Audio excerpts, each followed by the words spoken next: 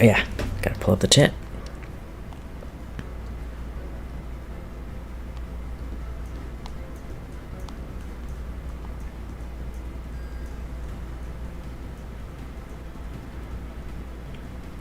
Alright, I know a lot of people are streaming right now. So am I expecting like many people to stop by? Maybe not. But I really enjoyed streaming yesterday, and so I'm gonna do it right now. We're gonna run Chica, and we're gonna run the cup cart. At least for this first map. We're gonna do... We still need FLAF news. That's why I'm in here. We still need FLAF news. I still want FLAF. So we're gonna run probably all 3 maps. Fazbear Hills first. And I'm just waiting. I'm waiting on that click team notification. You know? I mean, like... I could say, so far, it's been everything I wanted and more. But it hasn't, okay? We've been spoiled, right? But I want FLAF. Security Breach 2, FNAF World 2, I'm like losing my mind. It's like, it's unbelievable. Because when I heard we were getting a sequel, I was like, oh, by the way, if anyone's in here, let me know if, like, you can actually hear me. Or if I'm too loud, something like that. You know. But anyway, oh my god. FNAF World 2 and Security Breach 2, I was like, it's gonna be one or the other. I was like, both would be awesome, but dang. But we got both? Oh my god. Or we're getting both, right? I cannot believe it. Oh shit, okay. Ooh, by the way, barn right there. Tell me that's not a barn. Actually, do tell me if it's not, because am I hallucinating?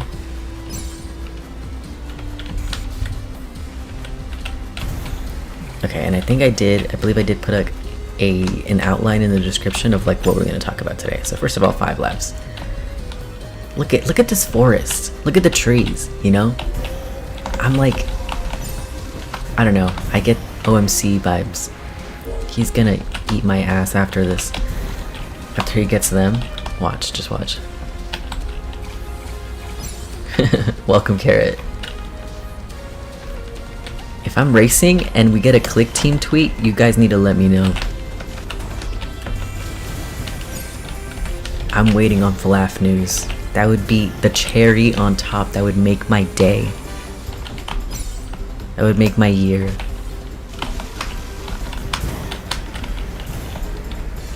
I did I did just like DM the account on Instagram, Scott's account, and I was like, hey Scott, 5 laps at Freddy's.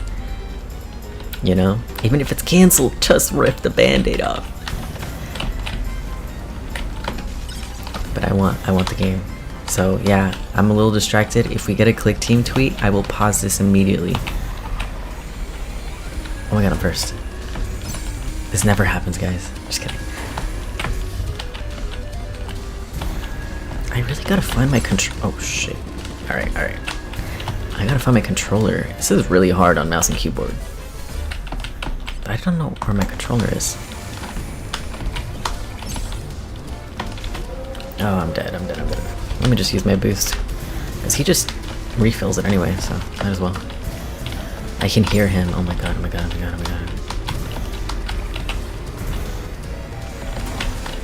Oh shit, I'm dead.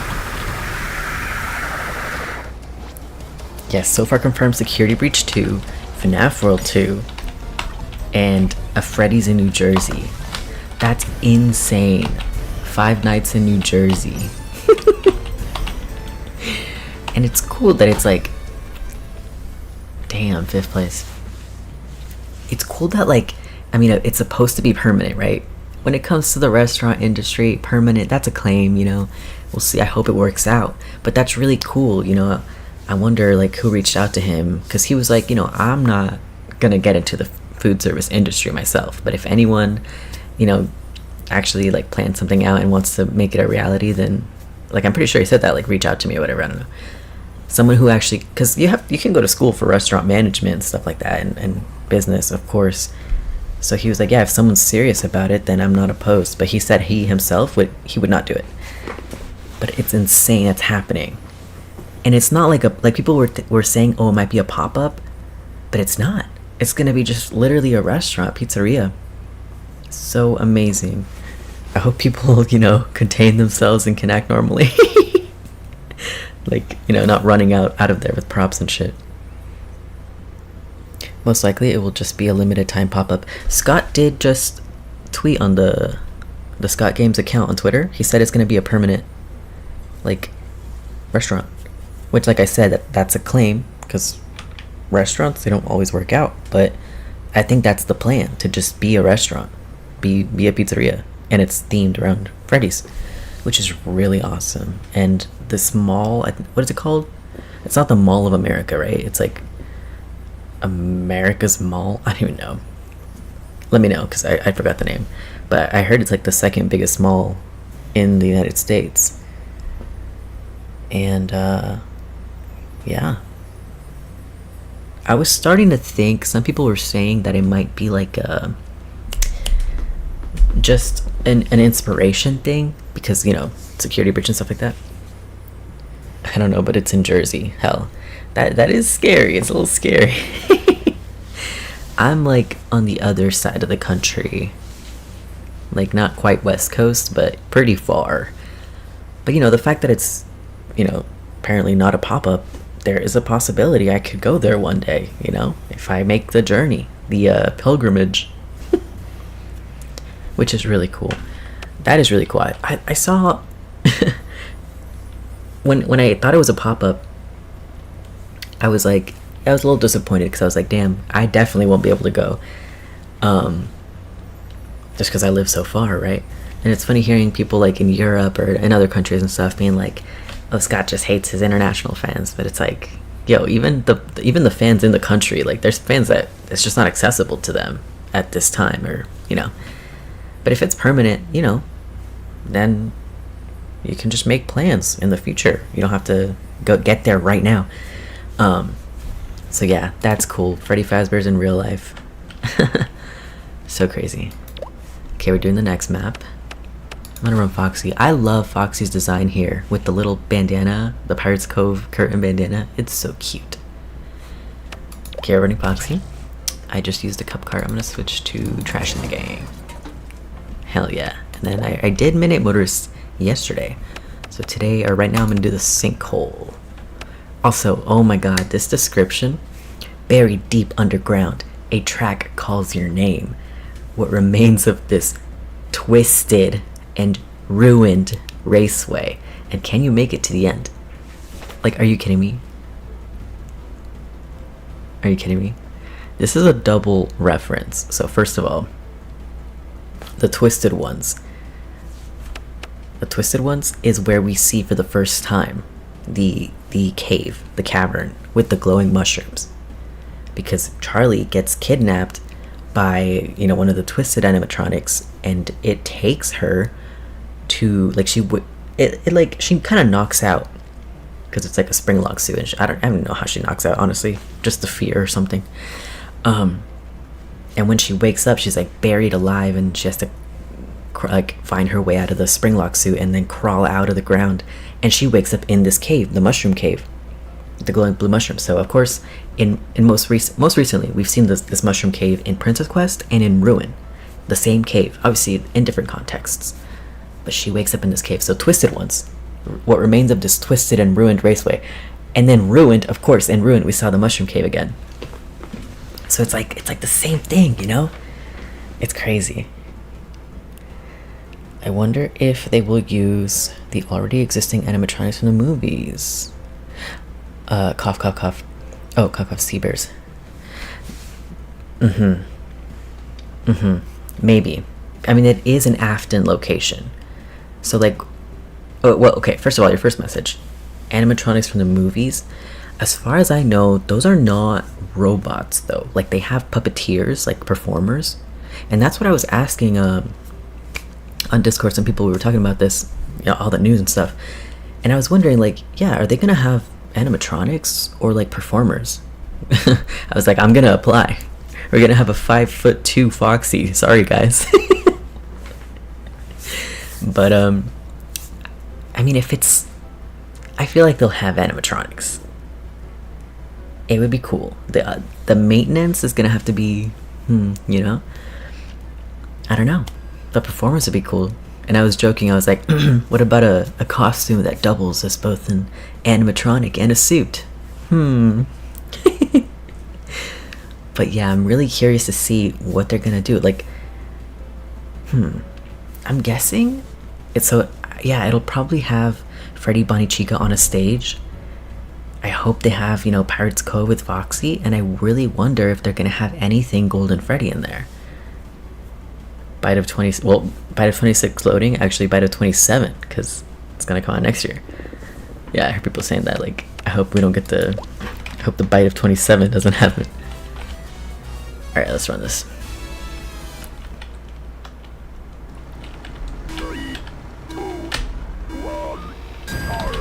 And then you said sea bears.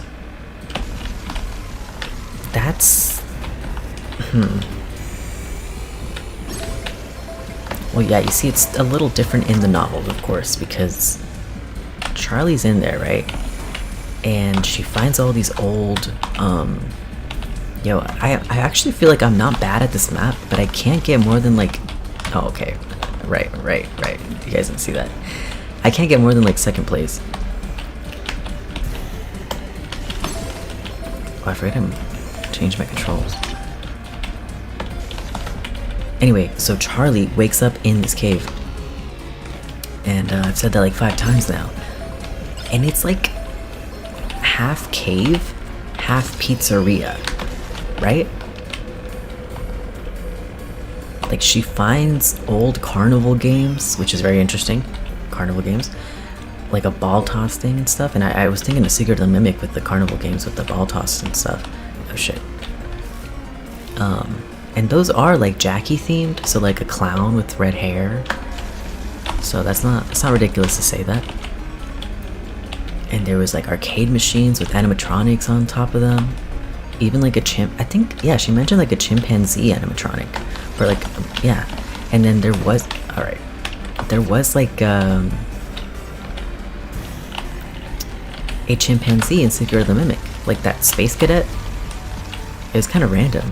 Because it doesn't get like a tagline or a poster, but it has like a cardboard cutout. A couple. One is in the, hold on. I have to check. Okay, it's just a group chat. Hey, Scared. How are you with all these FNAF announcements? You don't even know. Oh my god, I didn't cry, but I could have cried tears of joy. Seriously. FNAF World 2, Security Breach 2, like, oh my god. I was ready, when we got the Steel Wool teaser with VANNY, I was like, okay, like, I'm happy. This is awesome. Security Breach 2 is awesome. I feel like that would have the most appeal to people. You know? Are those good tears? Crying tears of joy too. I was like, yeah, people are going to be happy with Security Breach 2. Like, a lot of people. Because Security Breach was a big game. It was really popular. Versus FNAF World, at the time, not very well received. But now, like I said last stream, like, it's getting the recognition it deserves, finally. And we've been asking for it. You know, always been on FNAF World 2. We've been asking for it. But, you know, when we got that VANNY teaser, I was like, first of all, like, oh my god, VANNY. Oh my god, and we'll talk about VANNY. I just wanted to hop into 5 Laps just while people got in here, and then, you know, just because I still want 5 Laps news. I'm waiting on Click Team. It's their turn. We got Mega Cat, we got Steel Wool. It's Click Team's turn, you know? Anyway, we'll talk more about VANNY. Don't worry. Right, my son is so freaking happy. He called it at first teaser. And it literally, best of both worlds. I couldn't believe it. So yeah, when I saw the VANNY teaser, I was like, this is great. And, you know, sucks because I wanted FNAF World 2, of course. But I was like, oh well, Security Breach 2 is awesome as well. And then Mega Cat with the FNAF World 2. Oh my god, I was like, am I dreaming? I literally yelled. I literally yelled. Good thing I'm home alone, you know? True, they need to post for real. And I did. I just sent a message to the Scott account on Instagram, which is probably not the best way to reach him, of course. But it's kind of a shot in the maybe that's not the right way to put it, shot in the dark. A Hail Mary, but I said, "Hello, Scott. If possible today, I would love some news or updates on the 5 Laps of Freddy's game that Click Team was working on. Even if it's bad news, if the game is cancelled and whatnot, then at least we can mourn and move on. It's just killing me being in the dark about it. I would absolutely love for FLAF to come out. It looks like such a fun game, and I want to know if we'll be able to play it soon. If it's a lost cause, then I'll be heartbroken, of course, but it's just better to rip the band-aid off." And then I said, "Thanks for 12 years and all that." Both what? Check Mega Cat Studios' Twitter account. It's insane. I cannot believe my eyes. I literally yelled. It's like the best of both worlds, literally. Okay, I'm gonna keep racing. Oh, I gotta be careful here. Okay. Oh. I cannot believe it. Yeah, we're getting FNAF World 2. And you can see the text FNAF. I mean, obviously, they're cute versions of the characters. But you can literally see FNAF World, like the text for FNAF World, if you look really closely on like the bottom part of the image. And obviously, it's a big 2. Yeah. I'm so freaking excited. And yeah, even if it's bad news, then I don't have to be so hung up on it. And, you know, we got at least this demo with 3 maps. I mean, the Sinkhole, Fazbear Hills, and Midnight Motorist. And I still have to, I will hop on the Midnight Motorist map after this. I'll play all 3 maps, and then I'll hop on FNAF World. We'll talk a little bit about FNAF World. Because I feel like that's the next game. Because, yeah, we'll talk about it. I feel like FNAF World 2 would come before Security Breach 2 and would like kind of build up the hype for it, you know? And that's what I was saying last stream. I was like, FNAF World, like the first FNAF World, even from update 1, well, not the first you know, the one, not the mini game, the one that was actually, you know, the one that was free. Even from that, Glitch Bear, his dialogue, he says something terrible is coming, right? And he doesn't really expand on that. But then in update 2, you get Gray Man, and he says the same thing. Something terrible is coming. Her name is Baby. So the whole, like FNAF World as a whole, was teasing Sister Location. So we could get FNAF World 2 teasing Security Breach 2, and just, you know, building up the hype, and it's gonna be awesome. That's what I think. So yeah, after I run the Midnight Motors thing, I'll hop on FNAF World. I might start a new save just for the stream. And yeah, I could talk about that. Okay, 5th lap. I gotta lock in, and then I'll re-chat here in a sec. But like, holy moly. And like, I haven't actually completed FNAF World all the way. So I'm really excited to like play it more, and I'll probably just go live because I've been just playing it, right? But it's fun to just talk about random stuff, and people are gonna, you know, like I said, FNAF World was underrated at the time. Everyone knows this. Like, people were, they really didn't like it. I mean, it had its flaws. It has its flaws still, but yeah, I feel like now that FNAF World 2 is coming out, people are gonna want to catch up on FNAF World and actually give it the light of day. God damn it, got 5th last time too. Okay, let's see.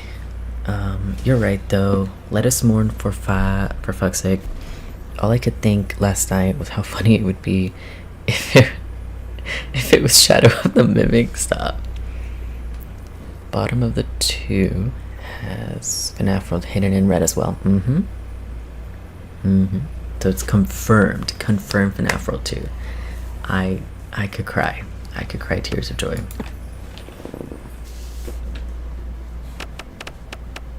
Alright, we're doing Maniplators. Oh, I didn't even finish talking about the sinkhole. Okay, one second.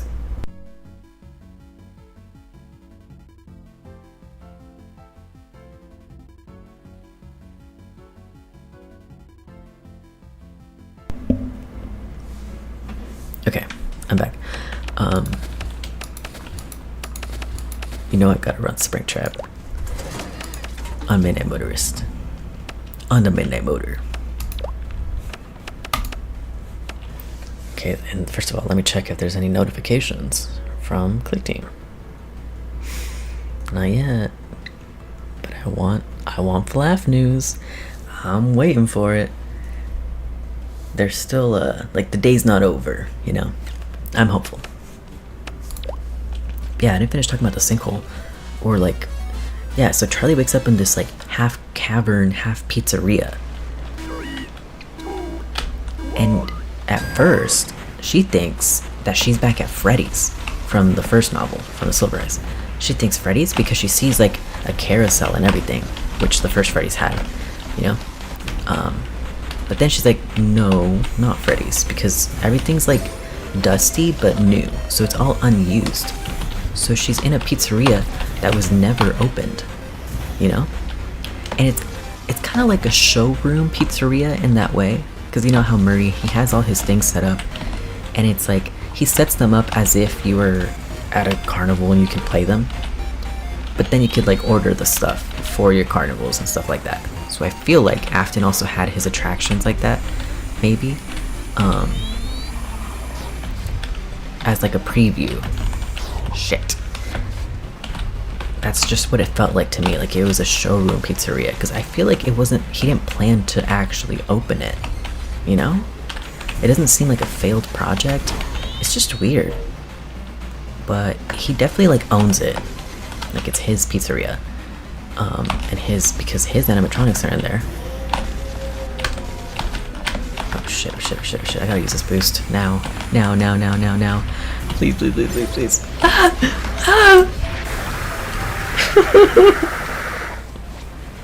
Oh, and Twisted Wolf. Twisted Wolf is from that book as well. That's the first time Twisted Wolf appears. Speaking of, you know, the freaking wolf jump scaring me. And that's very interesting. But yeah, it's not, I mean, in the novel, of course, it's not circus babies, because then in the fourth closet you get circus babies, and it's like a restaurant above ground and stuff. But it's like, yeah, it's a pizzeria, and it's a type of Freddy's. Like, I'm pretty sure she sees even more of the twisted animatronics, variations of the Freddy's mascots, twisted versions of them, you know. But it's, yeah, it's weird. And then there's the thing about that place is it's full of illusions, you know. It's kind of like you know, there's glowing mushrooms, there's a waterfall down there, but everything is an illusion. Like the mushrooms are fake, the waterfall is run by machinery, like it's like gasoline is needed to like fuel the waterfall to keep it running or something like that. So it's all artificial. That's a big thing in that area, in the cave, is that it's all artificial. Oh my god, again. I'm good. No, I'm not good.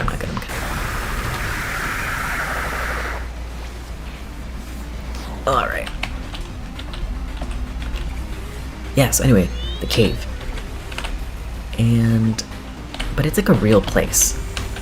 And then pretty sure the second time we see that cave is in Princess Quest. And in that case, it's not a real place because we're in a mini game, right? So it's a mini game, it's not real life. It could be like representative of real events in real life, whatever. But it's not like a real cave. Then we get Cassie in Ruin, and she finds the cave in real life. Very interesting. And then I guess I want to open this up to chat. Like, who do you guys think the princess is meant to represent? Or even if you think it's multiple people, or just the player, I don't even know. Any ideas on who the princess is? Because I think we can all agree that there's connections to Vanny, undoubtedly, because the third machine was found in her room. There's also, you know, when the sprite for the princess was called Cassidy, that's a thing. It was removed, of course. Alright.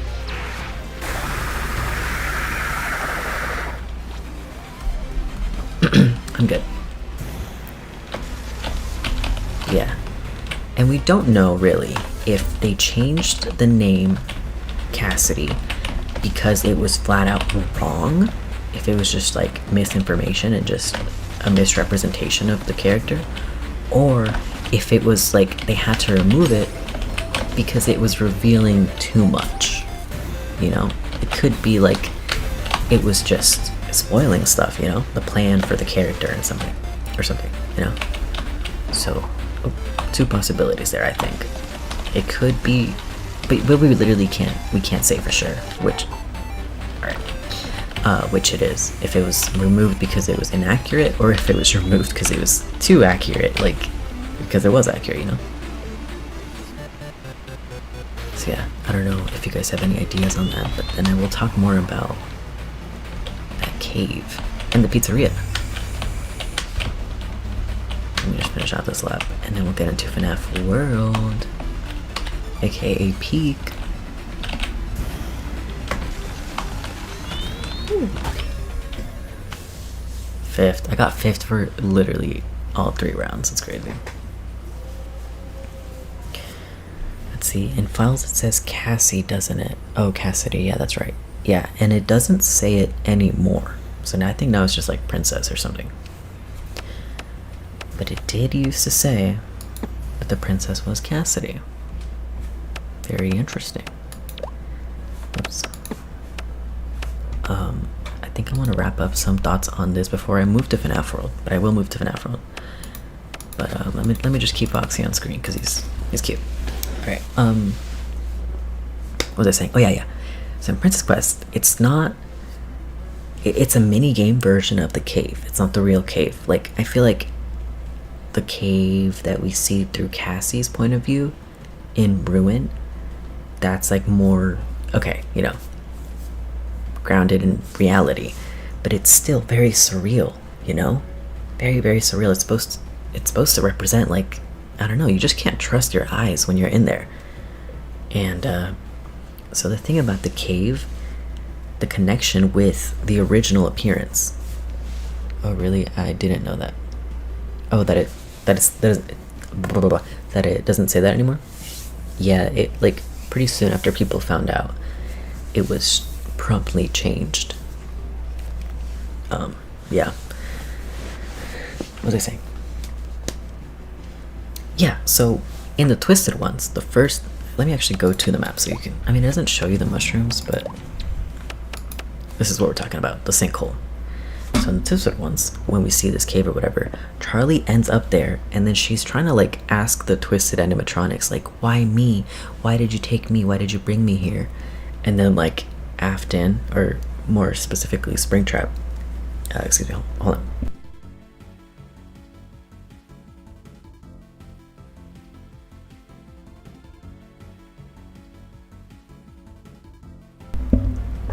Okay, sorry. Springtrap comes out of the shadows and he's like, they didn't bring you here, I did, or some shit like that. And so, and I've read all the novels in graphic novel form, and I'm going, as we speak, I'm reading the novels, like actually reading the novels, and I am reading the Twisted ones, and I'm in the cave section, like right now. I've got a lot going on or whatever, so I'm not really sure exactly, I don't remember exactly what he wants with her, but the point is that Charlie ends up at the cave because Afton brought her there. Not physically, of course, he sent the Twisted animatronics to go, the Springlock suits, to go pick her up, but the reason she's in the cave is because of Afton. Like, you know, that's where he brought her. It's like his hideout, it's like his workspace, his workshop, you know. And as far as I know, it is, I don't remember if it is underground, because again, I'm rereading it and I don't really remember from the graphic novel if it was like underground. Is that the cave with those glowing mushrooms? So this map that we're looking at right here, the sinkhole, also has the glowing mushrooms, and it's the same cave that Cassie, she walks through this cave in Ruin, and you see the mushrooms and you see the waterfall. So yeah, but that's the, and you see the reference here, Twisted and Ruined Raceway. So Ruined, reference to Ruined, where you see this cave, the sinkhole, whatever, and then Twisted, reference to the Twisted ones, because that's the first time the cave appeared. Like, Charlie ended up there, and that's what I'm saying, that Afton kidnaps her and brings her there. And in Princess Quest, which is the second appearance of the cave, well, okay, specifically Princess Quest 1. Princess Quest 1, the princess only has her little lantern, and she's walking around this, like, where does she spawn? She spawns, I think, in, like, the castle, right? And then she just kind of walks through more of parts of the castle, lighting up the... Oh yeah, you're right, that's gotta be a lazy river ruin.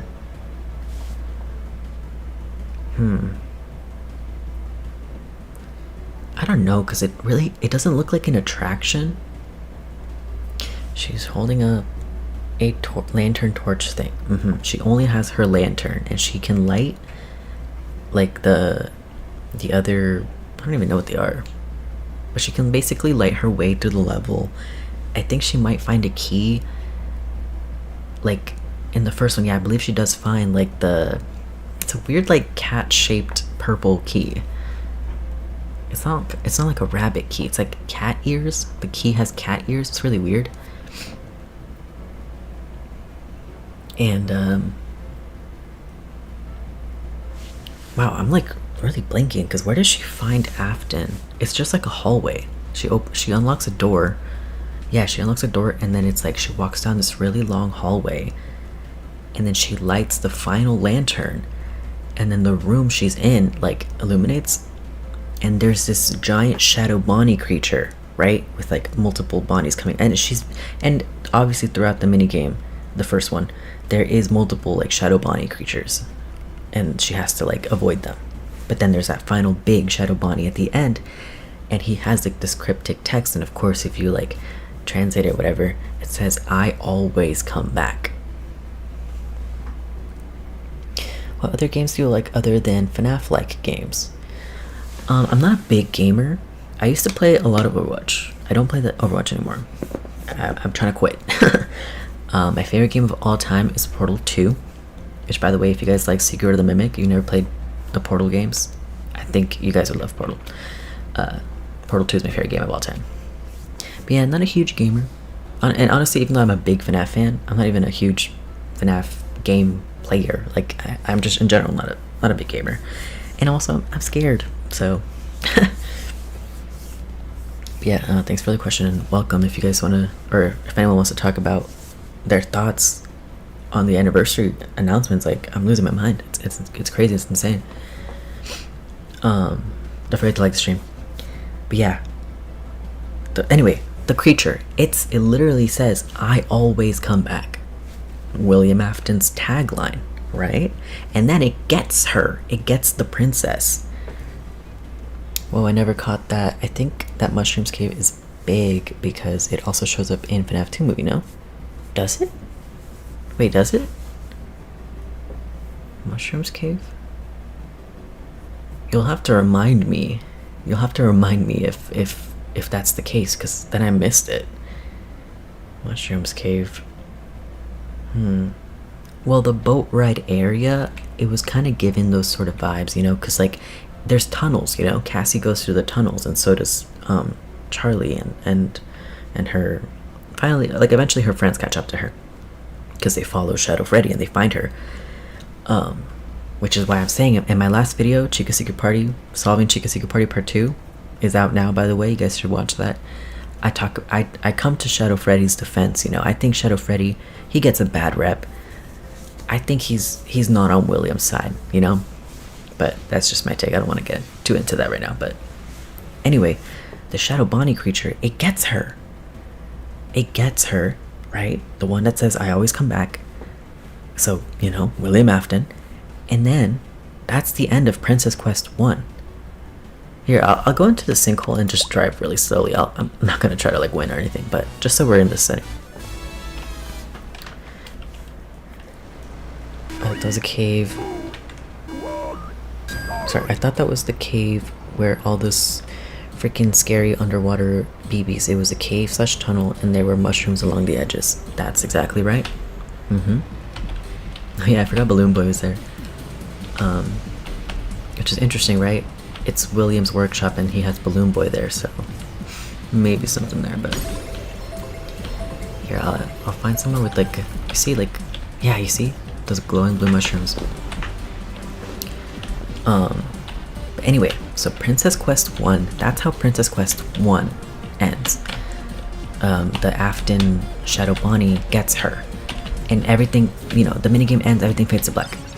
In the second Princess Quest, she wakes up here in the cave, in the blue mushroom cave, just like Charlie did. Charlie is kidnapped, like, you know, Afton gets her with the twisted animatronic, and then she wakes up in this cave.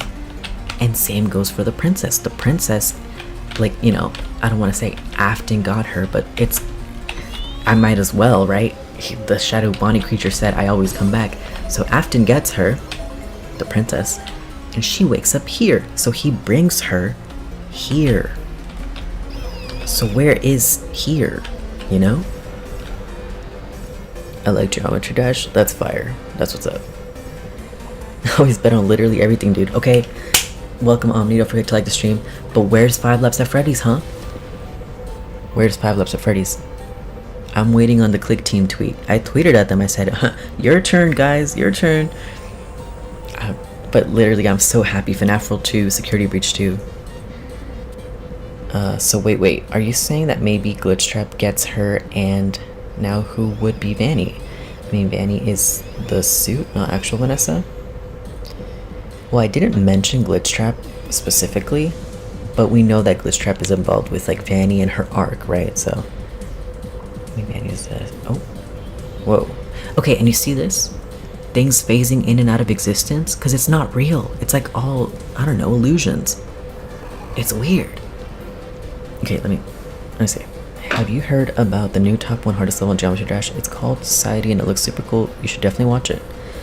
I have not heard of that. I've never played Geometry Dash, but I know it's really popular. Maybe I'll try it sometime. Strange. But what do you mean, who would be Vanny? Okay. Okay, that's a fair point, because, but remember, that's not the last Princess Quest. She wakes up, and in the second Princess Quest, she doesn't just have the lantern anymore. She has a sword, the Sword of Light. Oh, and Old Man Consequences is there. Old Man Consequences is there in the cave. Super weird. But okay, I know that I said he gets her, but just like Charlie, right? When Afton got Charlie in the Twisted Ones, he brought her to this mushroom cave alive. You know, alive in quotes, because we all know Charlie's situation, but she's alive, conscious. She's a being, you know, not a human being, but basically he doesn't, like, you know, it's, I don't know, he keeps her alive. So I feel like when the princess at the end of Princess Quest 1, like, if you want to call it Glitch Trap, I don't know, he looks like Shadow Bonnie to me, and he speaks like Afton. Right, he did. Sentient, yeah. So Glitch Trap, Shadow Bonnie, Afton, whatever we want to call it, you know. I feel like he doesn't, like, when he gets her, he doesn't kill her. I feel like she's more useful alive, but maybe the biggest part of her, like, the biggest part of her mind, consciousness, is trapped in this place, the Mushroom Cave. Like, because there's that whole digital consciousness transfer thing, right? So maybe Glitch Trap, Afton, Shadow Bonnie, whatever, he takes the driver's seat in her body or whatever, and so she kind of has to, you know, take the back seat, and her mind kind of ends up in this cave or something like that. I'm just kind of spitballing here, but if anyone has any other ideas, you know, be my guest. But it's just interesting because that connects both of those caves. Like the one that Charlie ends up at, Afton brings her there, and then the one that the princess ends up in, she wakes up there after the Afton like creature gets her. It says, "I always come back, let me out." Gets her, and then she wakes up here. So Afton, like basically this cave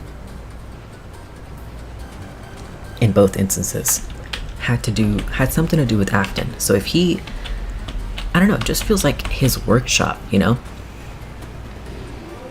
It's very interesting. And of course with Cassie and Ruin, it's a little bit different.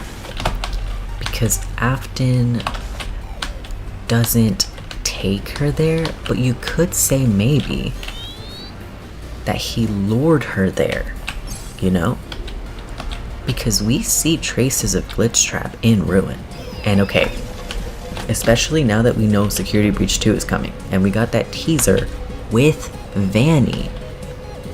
We gotta be real with ourselves, guys. We gotta be real. The Princess Quest ending was never canon. So VANNY wasn't set free. She's still VANNY.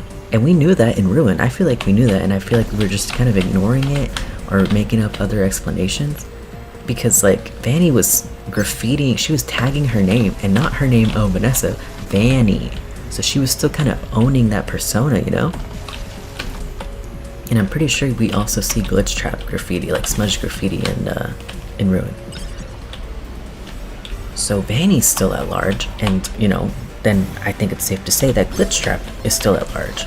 So Glitch Trap could have been the one, maybe, possibly, I don't even know, it's hard to say, luring Cassie throughout the Pizzaplex. Because Afton brings Charlie to the Mushroom Cave. Afton, or something that sounds like Afton, brings the princess to the Mushroom Cave. And then Cassie ends up in the Mushroom Cave. Right? And that's weird. So going off of that, the connection is interesting. I think that Afton got into VANNY via the mask, suit, etc.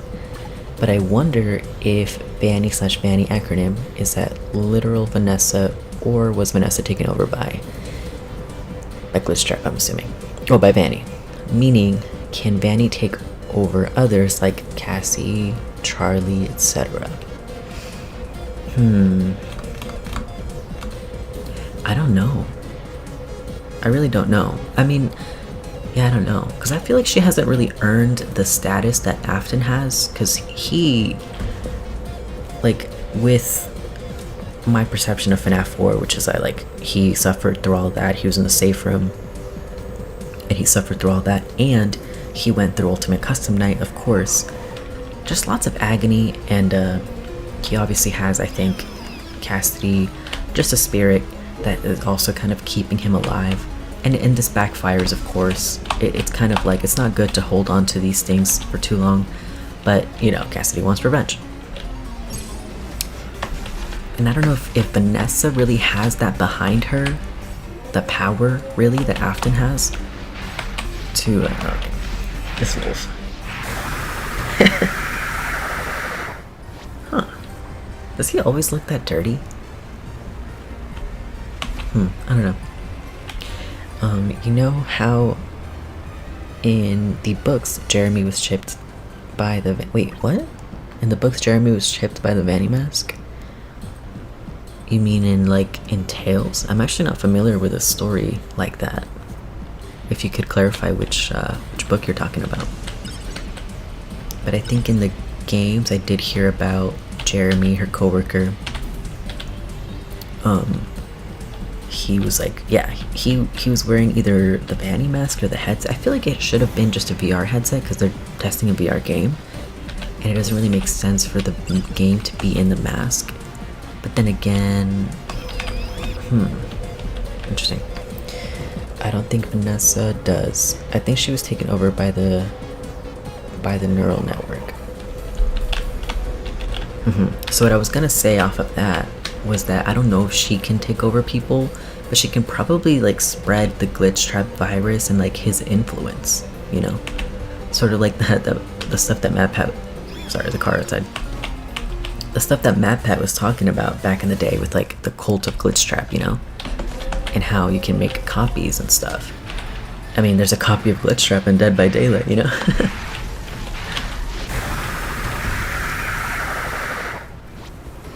Okay, I'm gonna finish out this lap and then I will hop into FNAF World. Let's see, it's a story, but also, oh, I just fell off the edge. But also in the VANNY tapes, he cuts off the mask. Yeah, heads it, but it was alluded to Jeremy was stuck and Cassie was chipped. That's true. When they put the masks on. Wait, it's a story, but also in the VANNY tapes, he cuts off the mask. He copied himself in Tales too. That's cool. Yeah, I mean, he's really like a digital entity now. And I feel like after FNAF 4, after Ultimate Custom Night, and because like there's so many FNAF World references in Ultimate Custom Night, so it's kind of, and just like FNAF 4 in my opinion, they're kind of aware that they're games, you know. And I feel like that's why I like, I forget if it was, I don't think it was in my own stream, but we were talking about like Undertale and stuff like that, and I like to compare Cassidy to Kara from Undertale. I mean, Kara's like more evil, you know, way more, oh shit, that actually scared me. Way more evil, but you know, in the way that like Kara is like a vengeful kid who has a lot of influence on the game of Undertale, because like it's a real, in the game, in the story, it's a real world with real people, real characters, or whatever. But then there's also these meta elements like Sans, of course, and Kara and Flowey. They're aware that they're in a game, and certain characters, because they have that like perception that they're in a game or whatever, they can influence things and they have more power. So to me, Cassidy is one of those characters that is kind of aware that it's all a game. And I feel like, I mean, that's my theory. I'm literally stuck here. That's crazy. That's my theory on FNAF 4, that it's literally a game made by Cassidy, you know? So like the original Ultimate Custom Night. You don't have to believe that, but in Ultimate Custom Night, it's like, it's hard to argue otherwise. It's literally a game by design, and all the animatronics are aware that it's a game. They're talking, I mean, they're not like alive, but they're talking as if it's all just a game, because it is. So with William, he kind of like has that power too, that insight. I don't know, I feel like, yeah, because then in Help Wanted, they're talking about all the other games like they're just games, and he's just like a digital entity now. Is FNAF the topic that interests you the most? Yeah, I would say it's my most prevalent interest. That's definitely the topic of today's stream. There's a bit in the description about what I plan to go over right now, because, you know, it's FNAF's birthday today, 12th anniversary, and yeah, so we're just trying to unpack everything. And first of all, let me check if there's any news yet. Nothing from Click Team yet. Ooh, I want 5 flaps of Freddy's news, please. Alright, let's see. I am very obsessed with cryptozoology. Oh my god, I can't speak. Cryptozoology, and just seeing those old photos of recently extinct animals made me more interested than FNAF ever could. That's cool. I love learning about extinct animals, especially the ones that have went extinct since 1900. That's cool. Let me see if I know any extinct animals. Dodo bird, saber-toothed tiger, mammoths. I think those are the most common that we know of. But let me see, any animals since the 1900s? Well, I was gonna say that blue bird from Rio, but I heard they actually managed to save the species somehow. Okay, let me switch gears into FNAF World, because I do want to speak about FNAF World. Because we're getting FNAF World 2. Holy peak. Holy peak.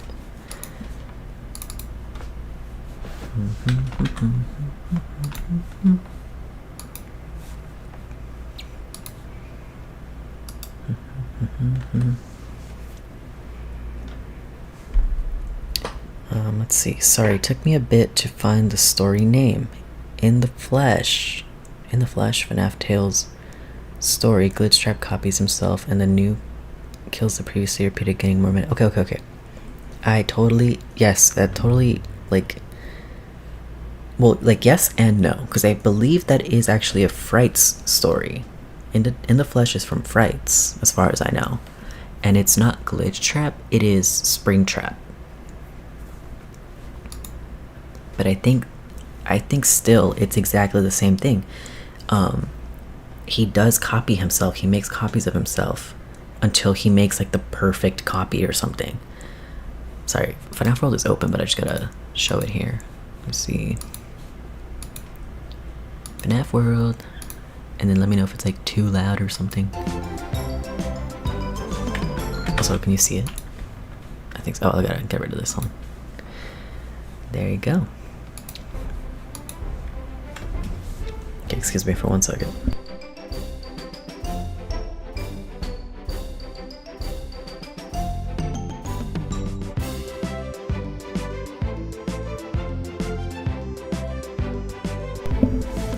Okay, I'm back. Actually, give me 1 more second. I gotta fix my hair real quick. It's kind of hurting my head.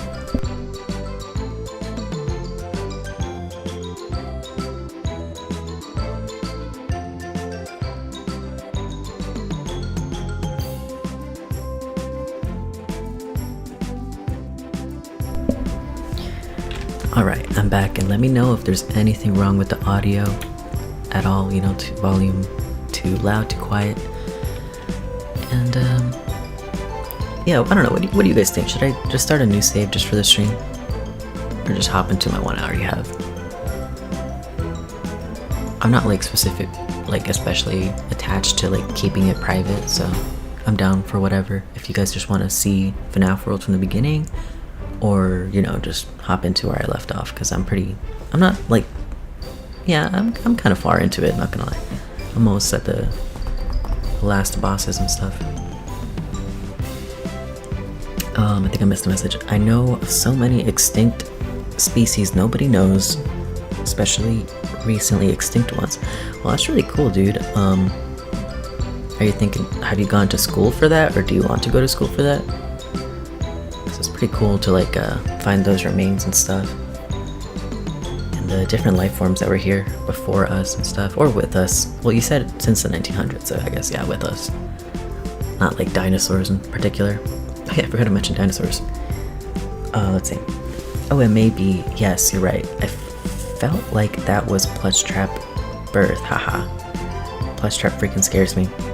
Plushtrap's birth. Well, like I said, it's specifically Springtrap. So like the full-size version. But you know, I feel like the theme of that story, it's the funny, you know, haha, male pregnancy story, right? it's a little out there. But I think, yeah, like we were talking about Glitchtrap copying himself and being able to infect others, and I think that's how he moves, you know. He has to like be on the move. He can't be in one place for too long, because that's how people, you know, catch him and stuff. And in the Flesh, like the main character is I'm gonna start anew, why not? The main character is this guy named Matt, and he's a game developer, right? And he's making this game. Actually, I have the book, the story, so let me go grab it real quick, just so I don't like, I don't know, it's just easier, I guess. 1 sec.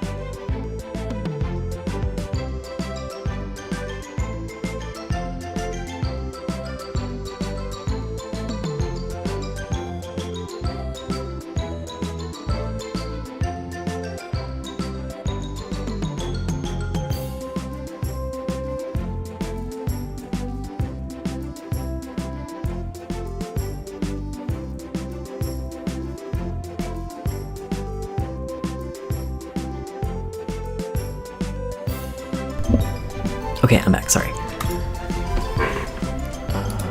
Wait, slot 3, right? Yeah, okay. Sorry, I thought I was about to erase my work. Let's do adventure mode. And yeah, welcome to Peak, guys. I'll do hard mode. Let's not be babies. And then these are the teams you start with, the core 4 from FNAF 1, and then, you know, the toys from FNAF 2. And we have both Mangle and down here, where is he? Where is she? There he is. Funtime Foxy. And this was the first appearance of Funtime Foxy, not Sister Location. FNAF World, because FNAF World was a big Sister Location teaser. So yeah, we got Funtime Foxy here. Pretty good. And yeah, I can't really choose anyone else, so let's just do it. I know you may feel like going out and taking a stroll, but something seems very wrong today. All is not well in Animatronica. Animatronic Village? Village-tronica? We're working on it. The point is that something is horribly wrong. There have been a lot of bizarre creatures roaming around lately, even some that look like us. We aren't prepared to deal with situations like this. Something bad must have happened on the flip side. Go see what you can find. Be careful though, our wood-cutting auto chipper has gone haywire. It has been jump scaring me all day.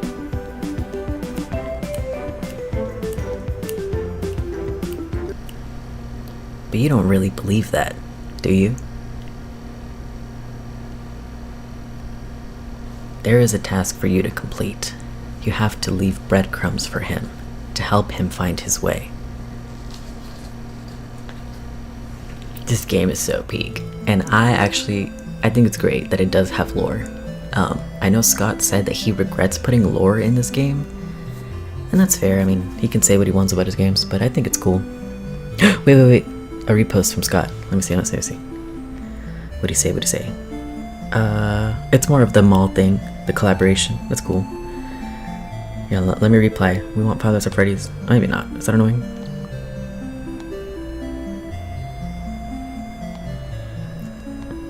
Let me just say it anyway. Okay, no, that's annoying. You know, as a FNAF fan, I'm gonna be annoying, but I don't want to be too annoying. Let's see. It defo is a theme to them being sentient and knowing they are within their game. Especially in this game, FNAF World is very meta, and the characters that you're seeing here, they're obviously, you know, video game models. Like they know they're not the real things. And I like it. Not everyone is a fan of meta storytelling, but I like it, and I know Scott said he regrets putting lore in here. I think it works. But, you know, not everyone's a fan. Oh, that's cool. I didn't know that about Funtime Foxy. Okay, I just came up with a good question. If FNAF 3 happened way after FNAF 1, then why did Michael Afton still have hallucinations of these phantom animatronics after decades? Any human would have partially forgotten about them, at least. Well, first of all, I don't think something like that, monsters attacking you, is something you forget. And that's if you believe that Michael worked at the FNAF 2 location, right? But also, we have a Fazbear Fright story, and good question, that is a good question. We have a Fazbear Fright story, what is it called? The one with Hudson. It's called What We Found. And in that story, there's like multiple Fazbear's Fright employees, and the main character, obviously, his name is Hudson. And I believe, sorry guys, I haven't had a chance to read that story myself, but I do believe he also sees like phantoms and stuff, doesn't he? And I don't think he has the background that Michael Afton had, so it might not be that the phantoms are his own memories, you know? It's just, and they're not exactly ghosts or spirits, but it could be the remnant of those. I know that word has a deeper meaning, but I mean it in the way that it's like the leftover, residual, like the traces of the spirits and stuff, you know? So And it could be that like Springtrap himself, he is like bringing those with him, you know, and emanating them, because he kind of bleeds out agony, right? Like he kind of, you know, I don't want to say infects stuff, but sure, because we know that like technology kind of is just iffy around spirits and around Afton. Even though he's not truly dead, he's kind of in between. He's like a zombie, I guess you could say, or he's like undead. So I guess, yeah, like a zombie, or maybe he possesses himself. It's like possession, but I don't know. Yeah, let me see.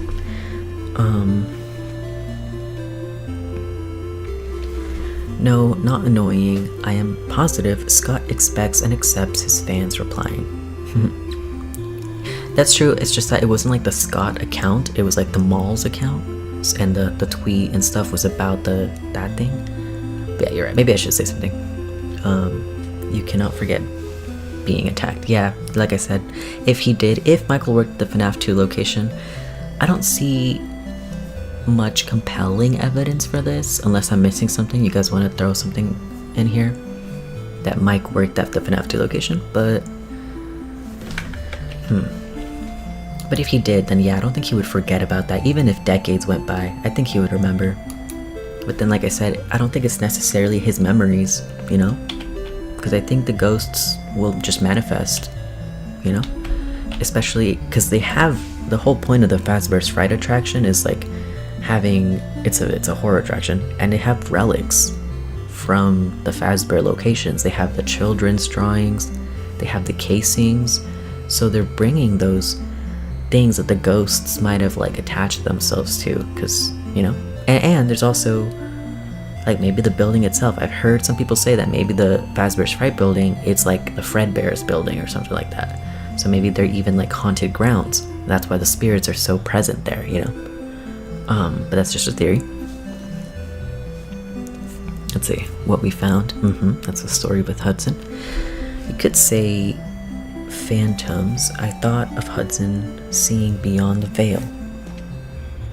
Do you mean spirit imprints? That, yeah, like, I mean, Spirits 101. Spirits can attach themselves to things, or, you know, or even like possess people in some instances. This game kind of lagging. It's weird. I wouldn't think this game would be the one to lag.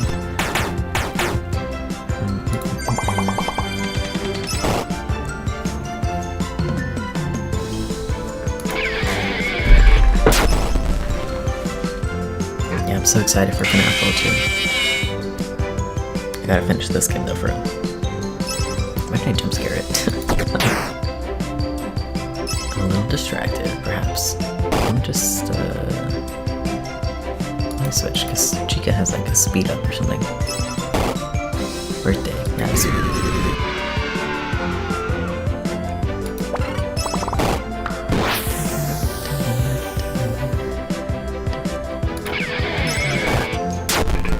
And these models are freaking adorable.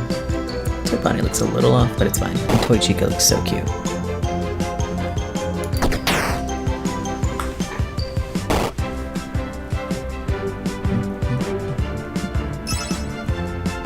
Oh yeah, so the reason I'm even in here, and I'm gonna get into Mimic, because if we get into Mimic and the whole time we're thinking about Security Breach 2, I feel like we could solve it. Which, that's a little ambitious, right? Let me actually drink some water, because it's getting hot.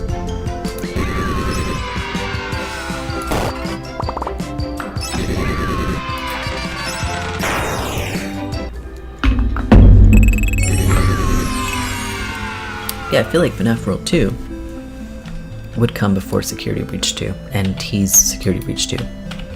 And I really wonder, because, I mean, let's look at, like, look. Let me see, 1, 2, well, 8, 2, 3, 4, 5, 6. 6 by 8 is 48? 6 times 8 is 48, right? And then UCN had 50 characters. So it's almost, I mean, not the same characters, obviously, but it's almost as many characters as UCN. But, you know, we're way in the future, guys. We don't even have sister location animatronics here, of course, because the game wasn't out yet. Except for Funtime Foxy. But even this Funtime Foxy is slightly different. Like this Funtime Foxy actually has a hook, you know, and the description for the character, which we might get. Okay, now we got Phantom Chica. But the description for Funtime Foxy in this game is it wasn't meant to last. No, that's Mangles, right? No. I got it right the first time. For Funtime Foxy, which by the way, Lolbits right here basically looks exactly like Funtime Foxy, just recolored. So for Funtime Foxy, the description is it wasn't meant to last. And then for Mangle, the description is kids can be so cruel, which was referenced in the FNAF 2 movie, which is so freaking awesome. By Michael Afton. I actually really liked Michael Afton in the second movie. I was happy to see him. I know we have 2 Michaels now, which might be confusing. But I think it works. I don't care. I'm happy to see him. And Freddie Carter. Yeah, we got lucky.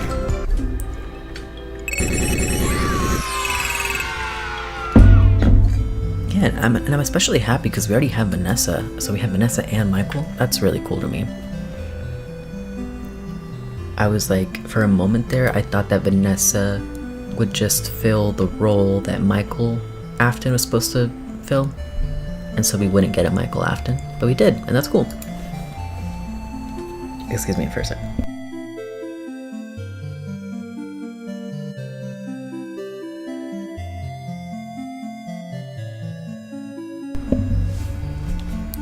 And I think, yeah, that was definitely the plan all along, because in the first FNAF movie, after Mike gets the job, like Mike Schmidt, he goes to Freddy's and he finds a tape at Freddy's and it's labeled Mike. And he's like, what the heck? And he plays it, and it's just a training tape for, you know, the security gig and being a security guard for Freddy's. But I feel like it wasn't meant for him initially. It was for the other Mike, you know, Michael.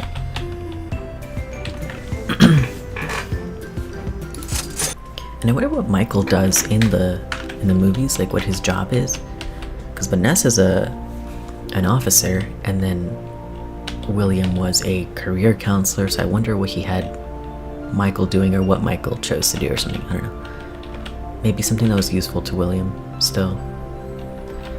Oh wait, oh yeah, he literally was a security guard. I'm slow. He was a security guard for one of the old Freddy's.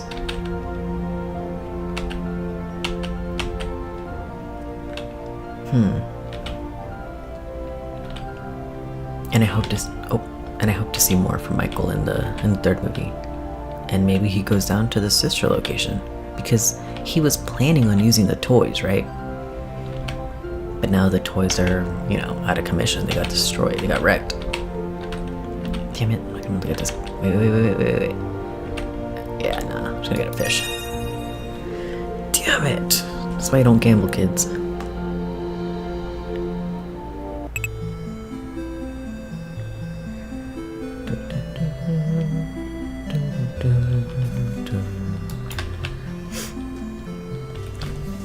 Let's see, another question.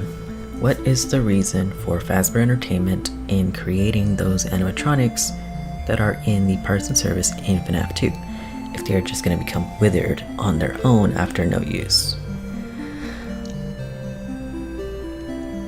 In creating those? Well, they did create them, but I don't think they made them for the FNAF 2 location. They tried to salvage them.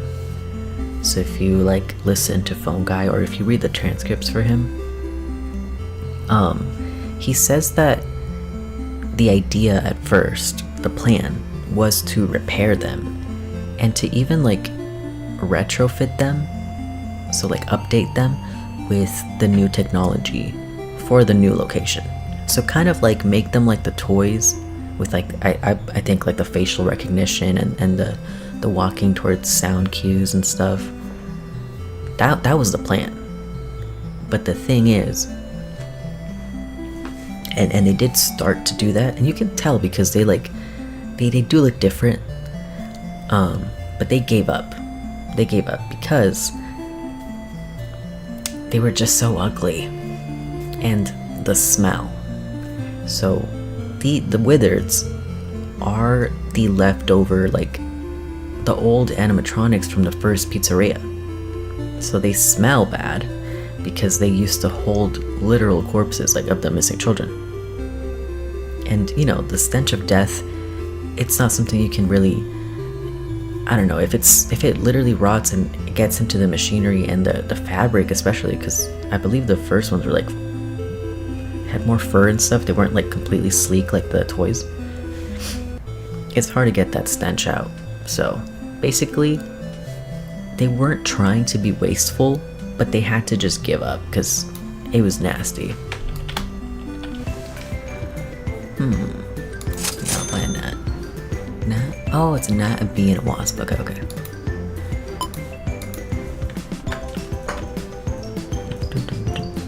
me see.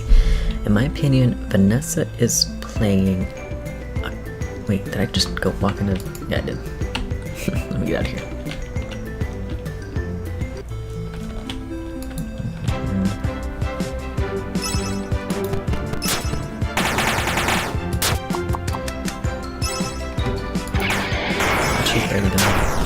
There you go. Okay, sorry about that. In my opinion, Vanessa is playing a cop. Because I don't see her spending so much time on Schmidt fam if she was a cop in that town. Wait, what? Maybe using the older parts? Okay, yeah, exactly. So they gave up on, like, fixing them, and instead they just decided to like, throw them in parts and service and use them for parts. So I think specifically, no, yeah. And that's why I think that the toys start acting up, right? Because we know that the spirits possess the animatronics. You know, we see that in Give Gifts Give Life, and we see that in the dream sequences. We see the animatronics starting to, like, animate. So Freddy, he wakes up, and then Bonnie, and then Chica. Of course, you see Golden Freddy, like, floating in the dining room. And the puppet. So we know that the spirits possessed the animatronics, and if you're gonna use those possessed animatronic parts in new animatronics like the toys, then I feel like this, you know, and this is literally a quote from the FNAF novels, the spirit follows the flesh. So those parts infect the toys and cause them to, like, you know, quote unquote glitch out and act weird, because to me it's all the same ghosts. And then we see the same thing in Sister Location with, like, the scooper. The scooper stands for scalable, what is it, creation of ulterior presence or something. So scalable, so you can have a little bit or a lot of bit. But anyways, you can, like, partition the remnant and possess multiple vessels with the same, you know, source of remnant. So that's what it feels like is going on with the toys. Because they use the haunted parts from the old robots, the new ones are possessed too. Not fully, but in a way, you know? As a previous apartment manager, finding dead tenants, you absolutely cannot get that stench out. Damn, that really sucks that you had to, like, find that and experience that. I would have to completely gut and reno the apartments. This showing my age, but it is what it is. Now you're good. We all gotta grow up sometime. Spirit falls, the flesh is very telling. I must say your voice is so soothing, I kinda like it. Thank you. That's sweet of you. Let's see. But yeah, they weren't trying to be wasteful, but yeah, like, I mean, we got a expert testimony here. It's really, I feel like they were just soiled, you know? You couldn't salvage them, so they just used them for parts. And especially with Mangle, because the kids, you know, destroyed Mangle. Yeah, you're gonna need those spare parts.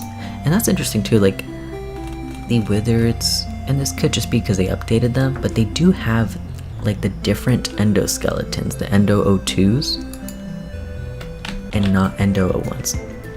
I think I found a clue as to what is happening. Look behind me, there is a tree that is distorted and glitched. You don't know as much as I do, but I will tell you that this is a safe haven, a sanctuary. Whatever has gone wrong, we have to fix it. It will be an adventure. something horrible must have happened on the flip side, because it's causing this world to fracture. Objects like the tree behind me have broken. But I think you can use these fractures to get to places you couldn't reach before. You have to go and find the source of these fractures.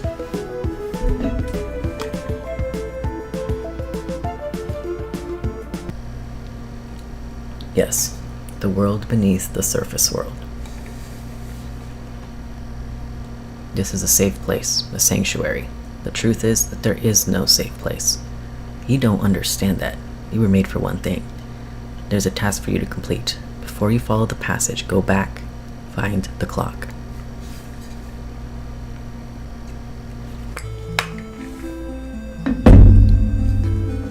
Right. Find the clock. I don't know if I ever found the first one. No, I feel like I did. So let me not go through that rock yet.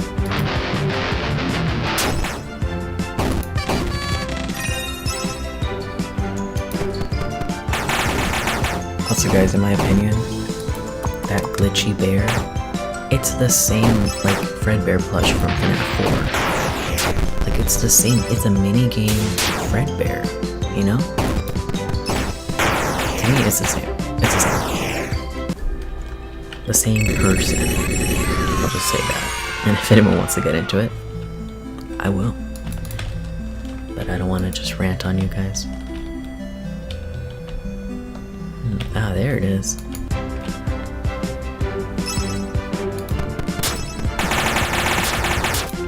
Excuse me.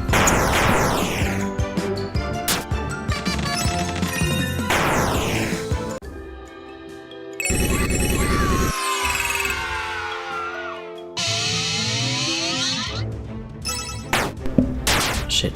I wasn't ready. That's okay. Oh shit, maybe not. Oh, maybe I should have healed. Don't worry, I got a whole nother team. Oh shit! Oh shit! I'm getting my ass beat. I'm just gonna switch. Munchies. Get her health down. What are those? Oh my god. If I die here, I'm gonna be so embarrassed. I mean, she's using unscrew, which is really powerful. Oh shit. What are those? Please. Clearly not. She's not even below 30. I'm so dead. I'm so dead. I'm so dead. Go, my little gnat. Go. I actually got her. Oh my god. Let's go. Let's go. Just like fight me a little. Whew. Okay, let's get this clock. The first clock of, I believe, 5. I am glad you won. Thank you. Yes. I mean, I saved kind of compulsively, so it wouldn't have been too bad. But then I wouldn't have gotten Chica, you know? Phantom Chica. Let's see her moves. Toxic Bite, Sludge, Unscrew is actually really good, so let me make use of that. I like Bonnie because Bonnie can heal and he can attack. Versus like Chica, she can only heal, pretty much. She was low-key fighting nasty. I know. So, I like Toy Chica better than Chica because Toy Chica has the speed up. Like with Birthday, you can speed up a little bit. So I'm gonna do... And then Freddy's fine too. Let me do...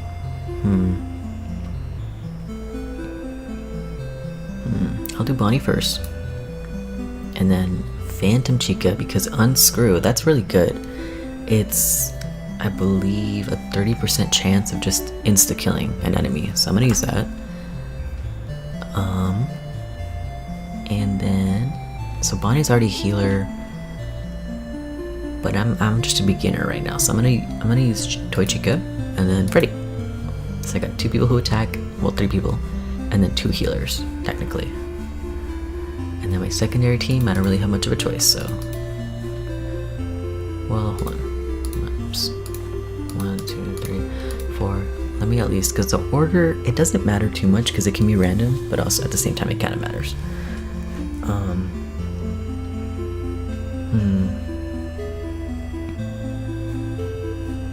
This one's kind of a no-brainer because I can just hook right away.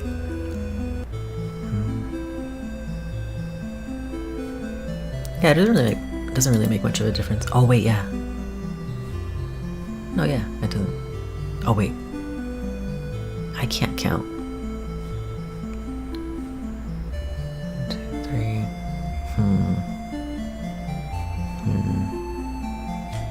I think I would rather have, yeah, an actual healer, Chica. Because I don't think any of the other ones can heal. Let me see. The music in this game is so freaking awesome. And like, well, not just here, like you unlock different areas with different music. It's freaking awesome. It's such a vibe. And by the way, this game is completely free, so you guys can play FNAF World for free whenever you want, and it's awesome. Just be careful, because if you play FNAF World, you're gonna get addicted and you're not gonna want to play anything else. Or do anything else. I'm kidding, but I'm also not. I played this for like hours straight when I first started trying it. Okay, I gotta make a choice here for real. So definitely Chica, but I don't want her to be the first in my team, second team. Let me start with... I'll start with Freddy. Then I'll do Mangle, Chica, Bonnie. Wait. God dang it. I should have done Foxy. Let me do just Foxy instead of Toy Bonnie. So, like that. Freddy, this one. Chica and Foxy. There you go. Okay. Took me a minute, sorry. Plush Trap, because the world needed a plush version. Okay, that's what I was gonna say. That Springtrap came first, and then Plush Trap. Plush Trap is a plush version of Springtrap, you know? So Springtrap had to come first, before Plush Trap. Well, let's get this clock.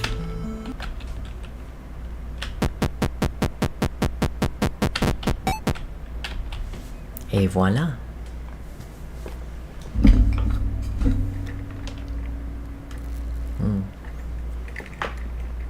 Nightmare on. Okay, now we can move on. Kinda. Maybe I should write a little bit. And, well, I don't want to, like, play the whole entire game, but I just wanted to talk about, I guess, predictions for FNAF World 2. Now that we know it's coming, I'm not sure. Because in the teaser, you don't see any new characters. You see, like, the classics. Because, like, you see Balloon Boy and I think Foxy, I believe Mangle, like, all the ones that were already in FNAF World. But there's like fan-made games for FNAF World where they add like the sister location animatronics, which is really cool. And like now we can even do like the glam rocks and stuff. And that would be not just really cool, but like relevant, because we're gonna get Security Breach 2. And we don't know if the glam rocks are gonna come back, right? But maybe. And that would be really cool to see them here.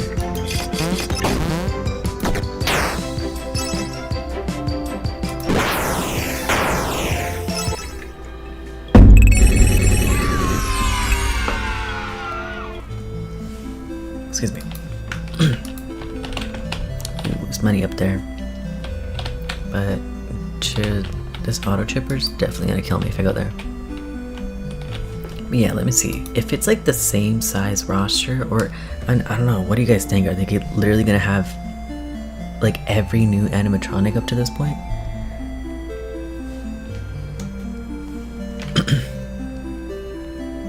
No news from Click Team yet. I'm getting worried, guys. I'm getting worried. One sec.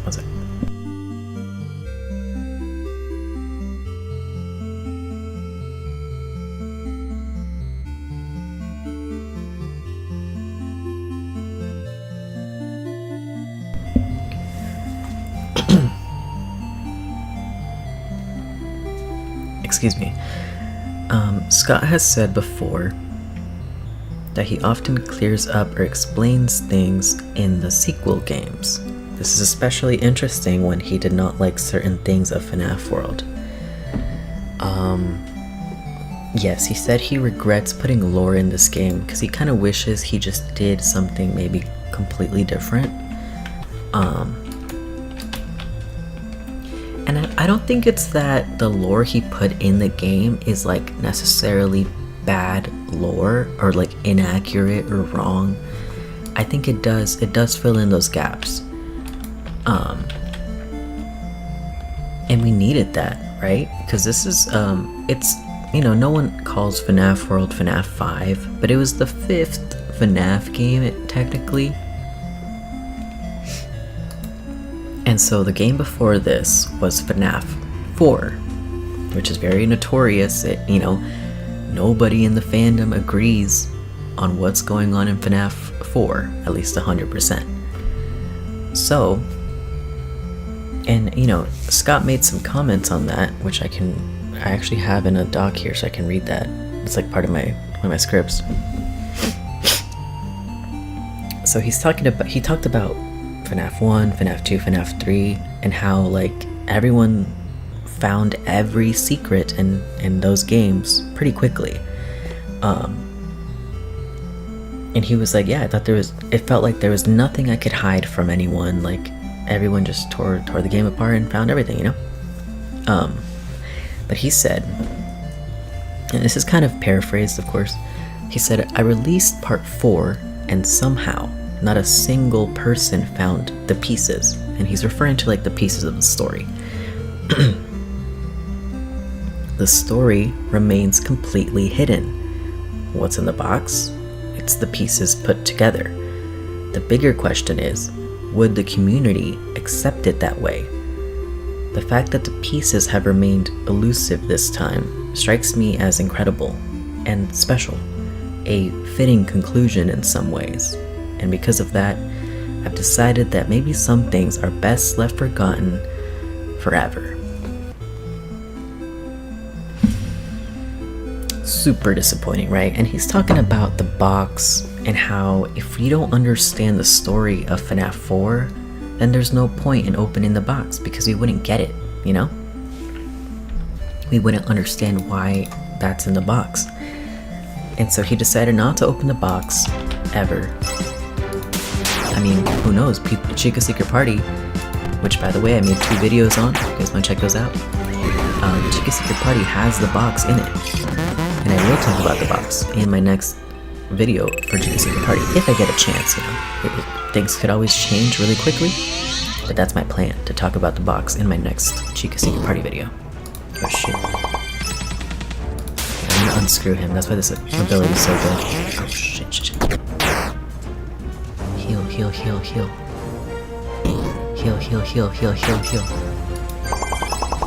Unscrew. Got him, you see? That one's so good. I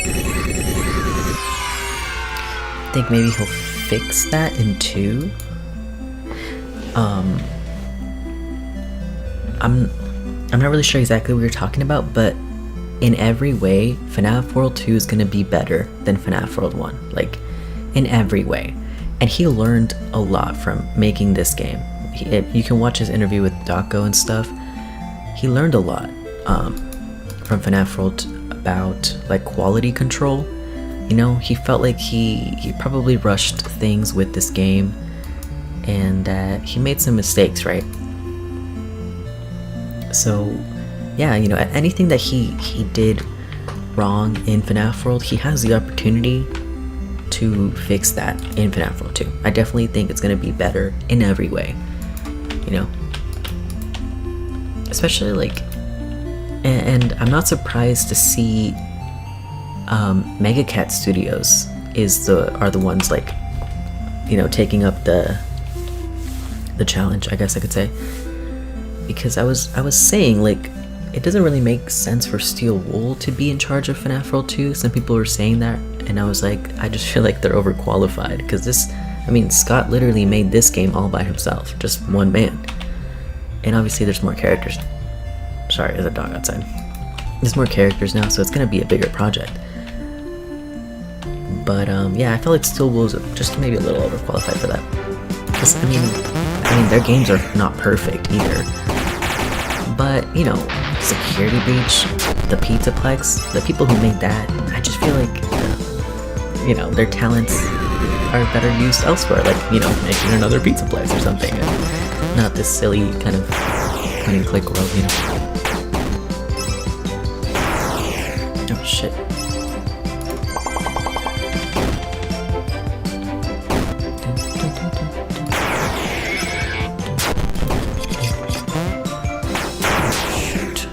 I got this.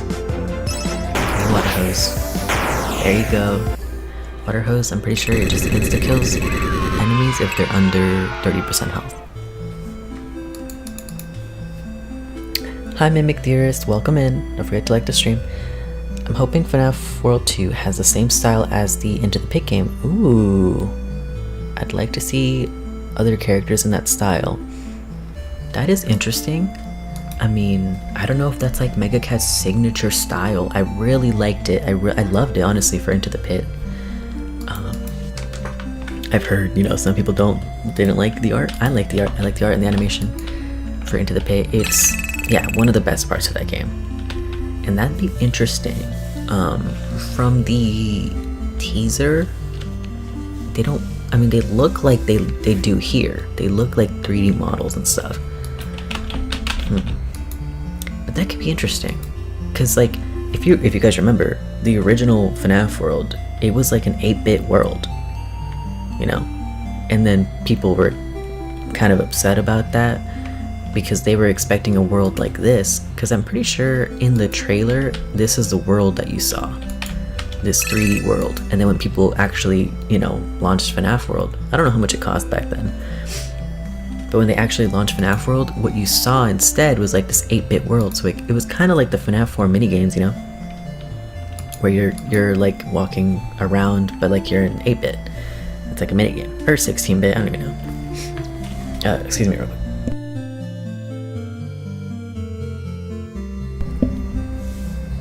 Sorry guys, I'm burping like every other minute, like, I don't want to do that to you guys, so gotta mute. But yeah, that could be interesting, but I feel like people's expectations would be more in this style. And it would be cool, like I said, people make fan games with the sister location animatronics, and in the same style and all, and it's really cute in the game. I feel like at least the battles, I don't know, that could be cool with the pixel art style. And I guess for now, the fetch game is not on the table.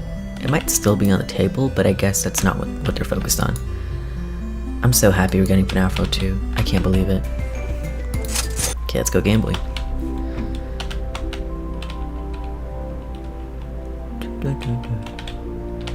If I catch this pearl, I get 100 coins, but I have to spend 10 coins to play. Ooh.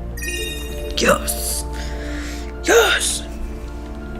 Jago Bonnie, not canon, but still here. I love this about FNAF World, like the the loading screens with the character. Oh wait, hold on. Okay, it's just a group chat. I got a notification. Guys, are we really not gonna get FLAF news? Yeah, let me upgrade. Or I'll just get both, because I can do 4. Funtime Foxy, see? It wasn't meant to last.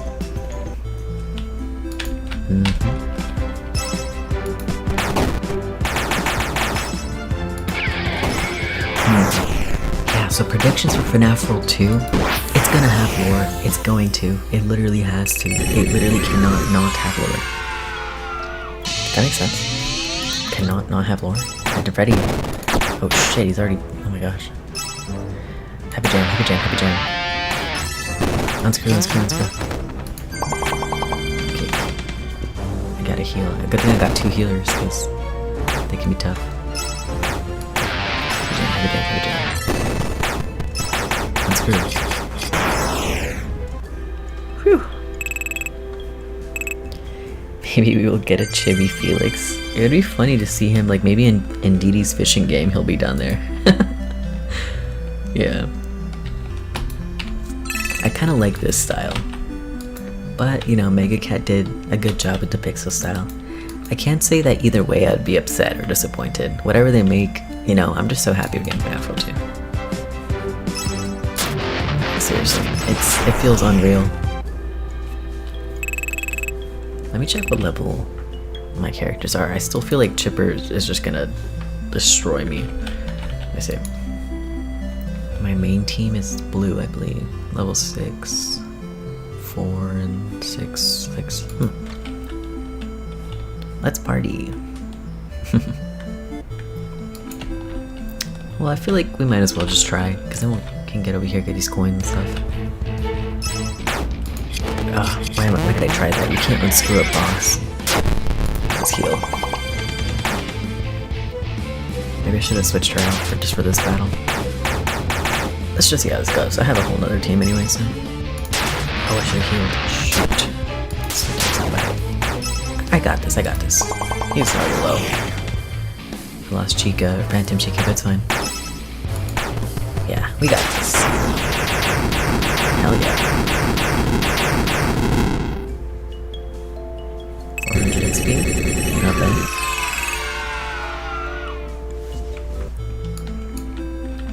Okay, let me try something. I know I left you guys in the dark, but... Let me just give this a second here. See if it pops back up automatically if I gotta go do it.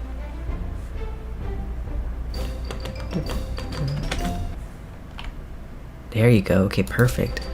Because, just a little hack for you guys.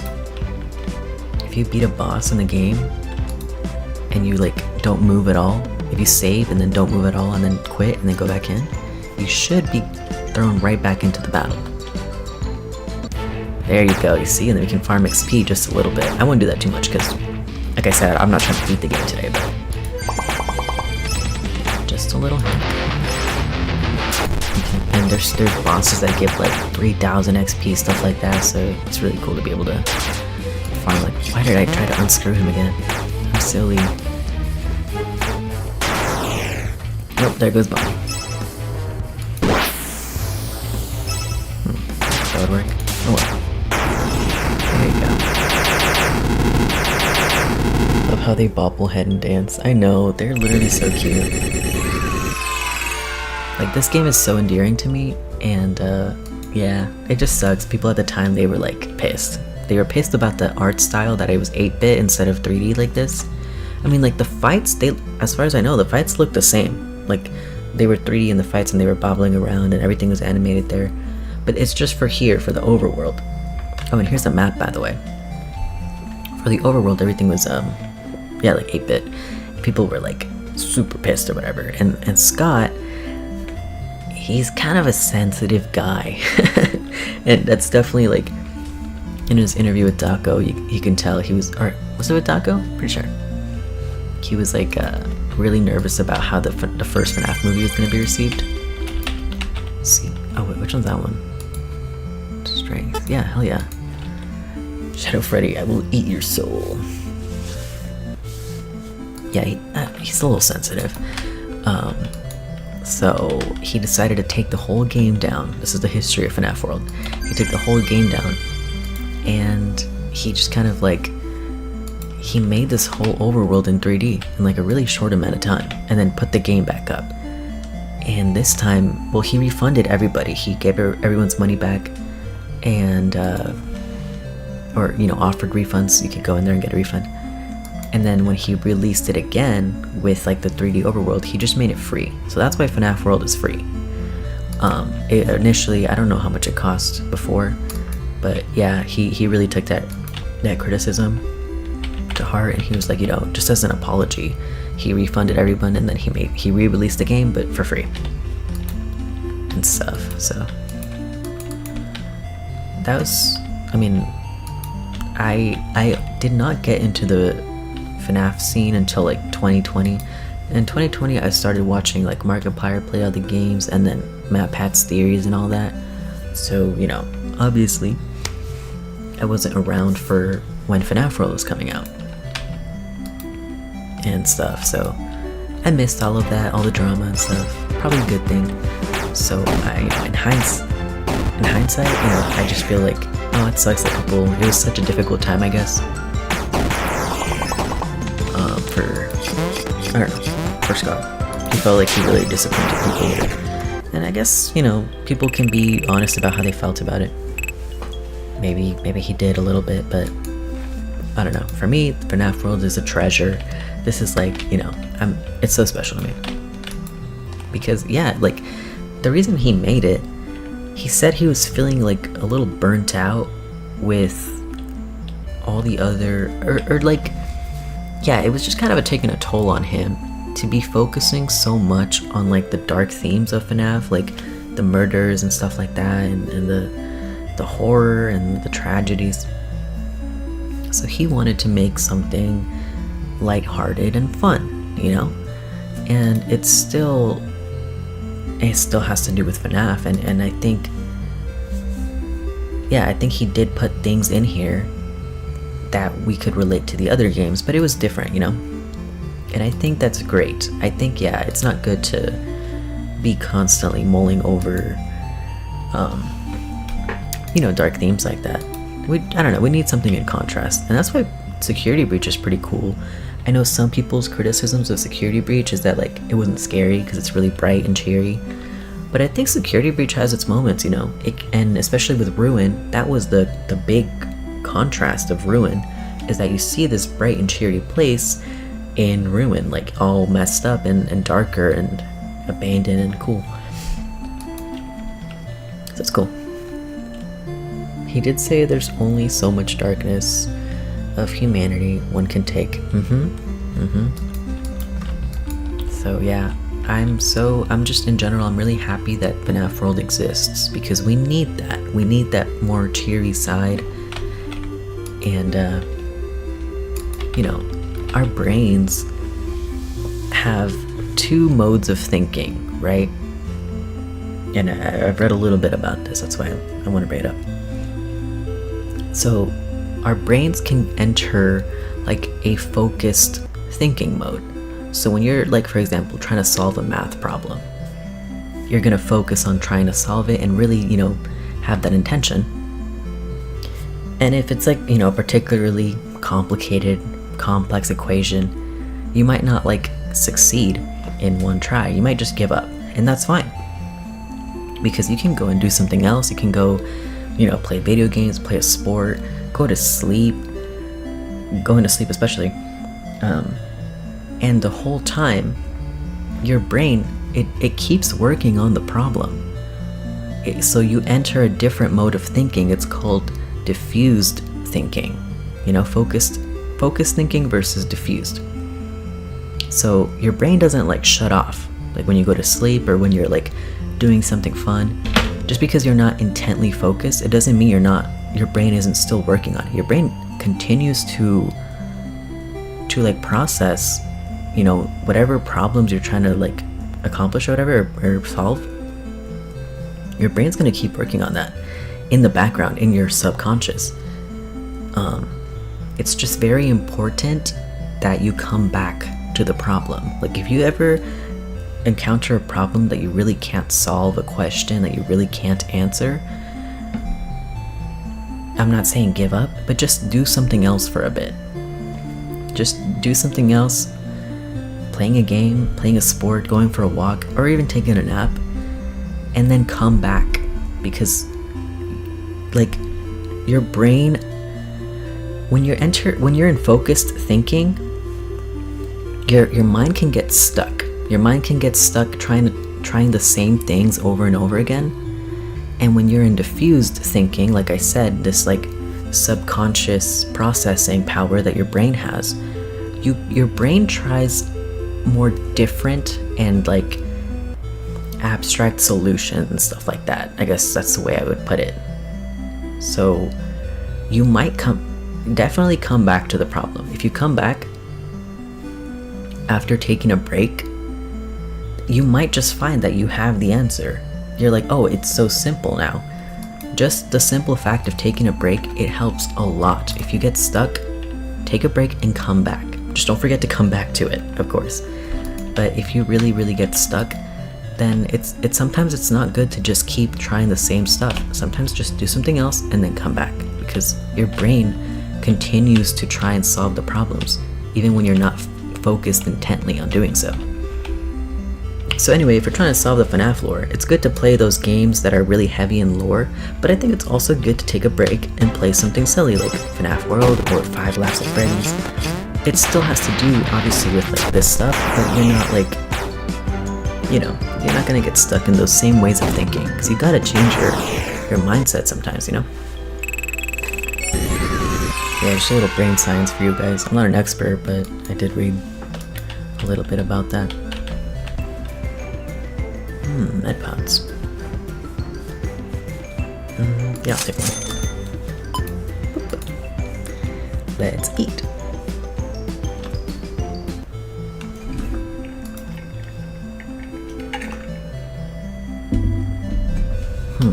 Yeah, so the story of FNAF World 2, dang, I don't really know.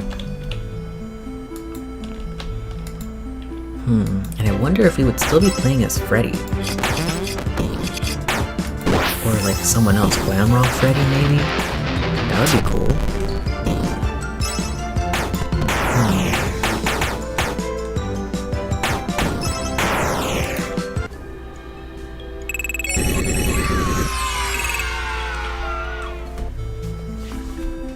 Okay, I should probably go to the other area. Or let me get the rest of the... Oh no, I can't go there.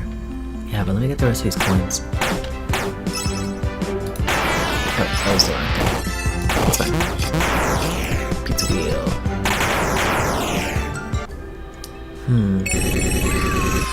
I wonder if Scott's gonna be in the second game too, the FNAF World 2. Because in my opinion, I mean, okay, everyone looks at this map, it's kind of like a Rorschach test, right? What do you see? It does resemble a brain. And people like to say that it's the crying child's brain, his mind, and that we're going through and finding these memories. And that's fair, but I feel like a lot of this game is kind of like Scott Cawthon himself plays a big role in like this world, and I feel like it's very likely that we're literally just poking around in Scott's mind, you know? And that might be unsatisfying to some people, because, you know, we love to connect everything to FNAF, but I feel like we might be poking around in Scott's mind, because the creatures that we find here, the enemies, some of them are from his older games and stuff, like stuff that he made, Scott made. And there's no reason for the crying child to know that, you know, that would be kind of odd. You could just write that off as like, it's just the game, like you just need enemies, so he chose enemies from his older games. But I just feel like, yeah, it makes sense for us to be poking around in Scott's mind. And maybe he's trying to like communicate to us his way of thinking, because the whole, well, not the whole point, but a big part of this game is clearing up the you were just talking about this, not a damn, so like clearing up misconceptions from past games. And I think what we were trying to clear up was obviously FNAF 4 and stuff. So Crying Child obviously has something to do here with his clocks, but then is this his brain? I don't know, it could be Scott's brain. He could be giving us a peek into his mind, because he's the one who made the games and made the story. So yeah. And so this game could be a way for him to show us, like, you know, his past, some of his past creations. We even have Chipper in this game, Chipper, and then all the enemies, the Chopper. I don't even know what I'm saying right now, but you know, it just could be a way for us to familiarize ourselves with his his tactics or whatever. And I don't know if you guys have ever read the essay. It's a really short essay. It's called The Death of the Author. And obviously a really great essay, really short read too. And I think what's really cool about this game, it's kind of like, we kind of see the birth of the author here. Scott Cawthon inserts himself into the narrative, but then, you know, spoilers, he like dies. So you have the birth and death of an author within one game. And I think that's really cool, because you kind of, you know, depending on your interpretation of the game, to me, because he inserts himself into the narrative, and then he, you know, quote unquote kills himself and exits the narrative. And of course later he appears again. But I think it's really cool because it's really important to be able to analyze a piece of media without thinking the whole time about, okay, but what did Scott mean by this? Did he have this planned ahead of time? Did he I don't know. You know, it's not really good to overthink Scott's point of view or like his role in the story, because like sometimes, and it's a quote Mr. Hippo here, but sometimes a story is just a story. You should be able to separate the story from the author and look at the pieces that you have without thinking about him and what he meant by that. Instead of thinking, what did Scott mean by this? Just ask yourself, like, just flat out, what does this mean? So that's really cool. Art, you know, everything's subjective, so that's what I really get out of this game.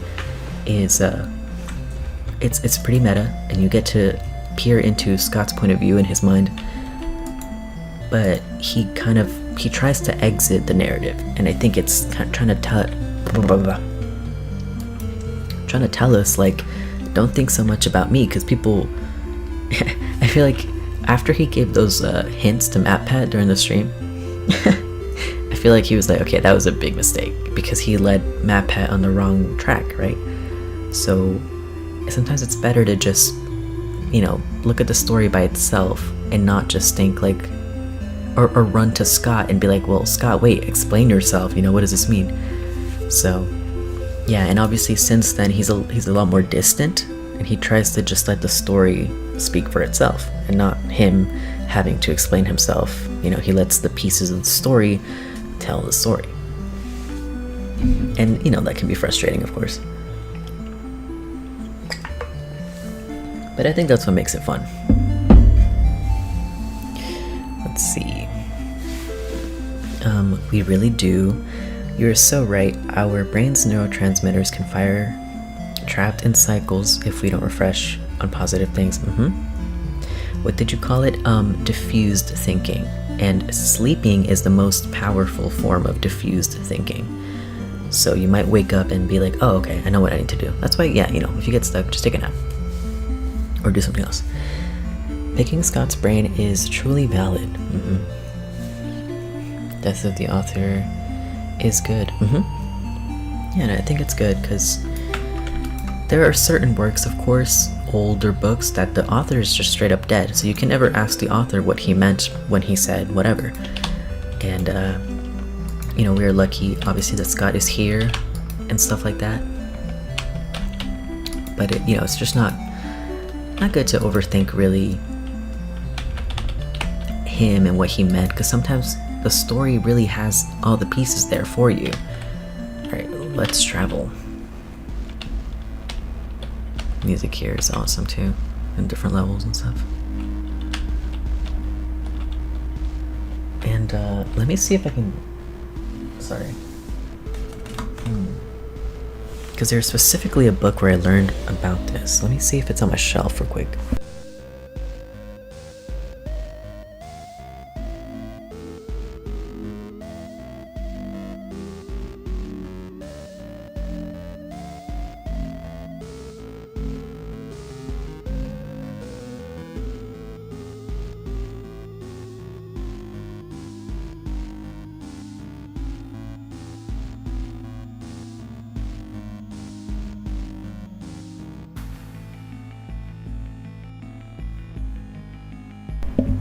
Okay, I'm back.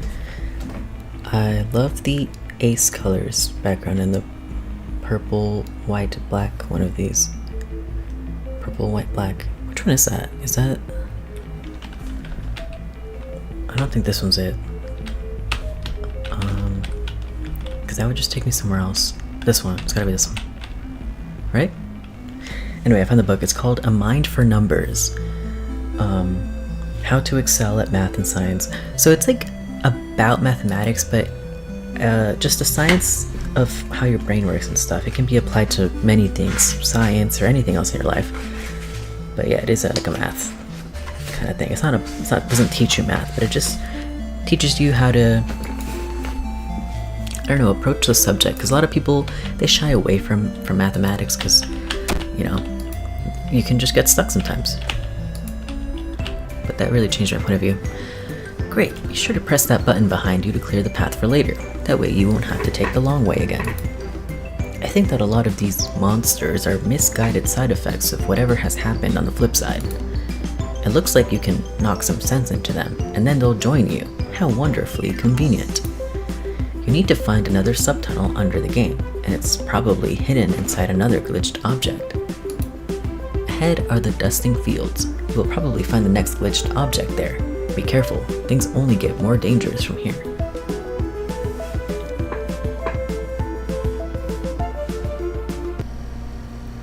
Things don't get more dangerous. You are being played.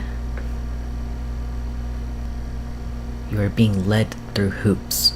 Meanwhile, the puppet master is laughing at you. You do need to find the dusting fields, but not because there is any urgent adventure ahead. Find the clock. Spooky.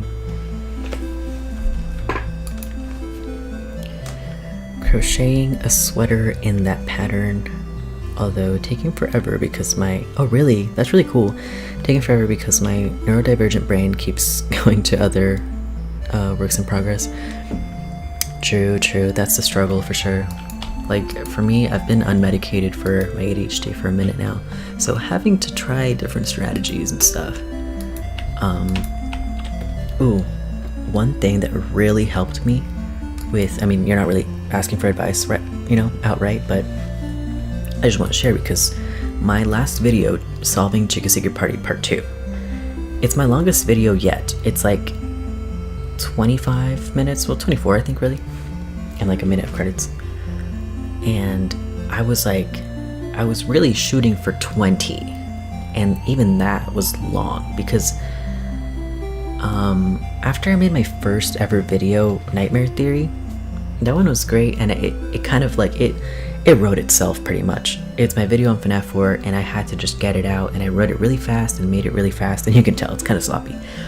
But after that, after I made Nightmare Theory, I wanted to make a video on the DCI, the Dead Children's Incident, that people, you know, think happened, and I don't think the DCI happened. I don't believe in the DCI. I'm a DCI denier, you know? And I have a lot of thoughts on that. And so I wrote this huge script, and I recorded a huge, you know, the voiceover for a huge video, like an hour-long video, just debunking the DCI. And that's like, you know, it was fine. I had a lot of motivation for that, and I got like maybe 20 minutes in editing, and it, you know, I'm honestly really proud of the content in it and how I edited it. But the thing is, the audio, it was such bad quality, and it really just was unsalvageable. So I had to, you know, kind of scrap it. It's still like, it still exists. It's in my, like, it's backed up in my hard drive. This is a really long, convoluted way to say what I'm trying to say.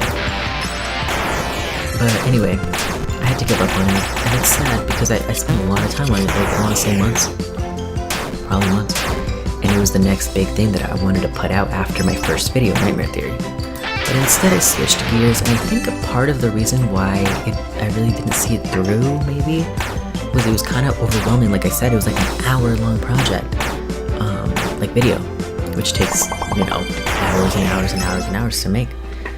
And so with my second video was on the Dead by Daylight and FNAF collab. And that video was longer than my first. My first video was like 11 minutes. My second video was like 15. But I think that was like 15, yeah, or 12, 15. But I think it was a much healthier length of video for me to tackle as someone with ADHD. And I'm not saying like limit yourself, because even if you have ADHD, anything, you're capable of anything. So I still feel like I could have finished that really huge DCI video, but I just think, you know, I learned from that experience, like I feel like it's more realistic to get a smaller project, like a 15-minute video done, and at least get better at doing that before I tackle like an hour-long project. So, you know, And then I made Solving Chica's Secret Party Part 1, which was like 15 minutes around that same time. Maybe less than that. I'm not sure exactly. But I still felt like it was decently challenging and, you know? So I didn't want to make anything much bigger than that.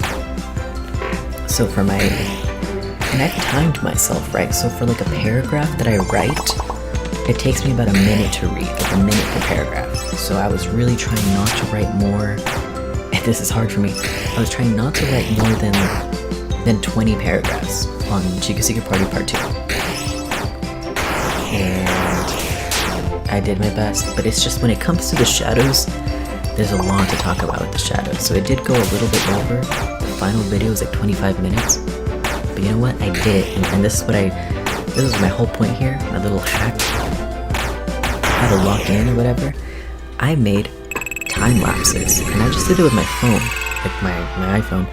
There's like, if you slide, a time lapse option, and I made time lapse. I just propped it up near, like, facing my computer screen, and I made a time lapse of me working on my video, and I would just lock in for like hours, and then at the end of like the time lapse or whatever, when I really get tired and I just stop, I end up with like 30 seconds of just, you know, super sped up, like it literally looks like I'm playing Ultimate Custom Night or some shit. Everything flashing on and off the screen or whatever.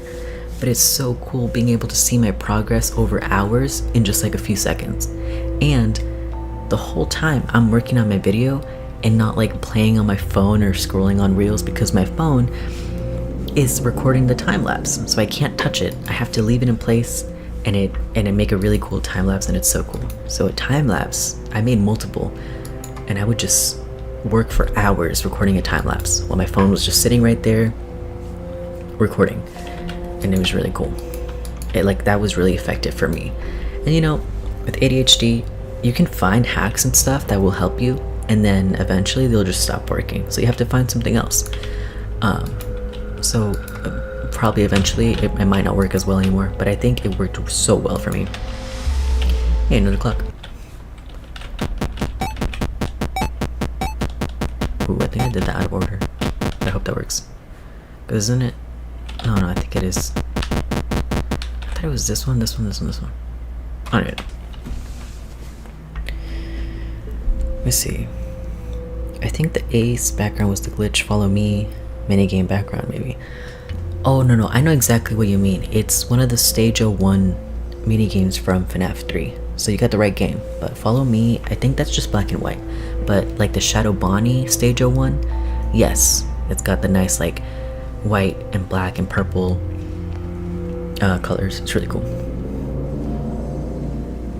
That is very true. Oh, wait, hold on. Yeah, that is very true though. With neurodivergent brains, we often find longer stretches just too overwhelming. Shorter spurts tend to be more fulfilling for us. The progress, I think you're still finishing up your thought there. Maybe. Oh wait, I gotta go here for that. I mean, it's just coins, but I'm on.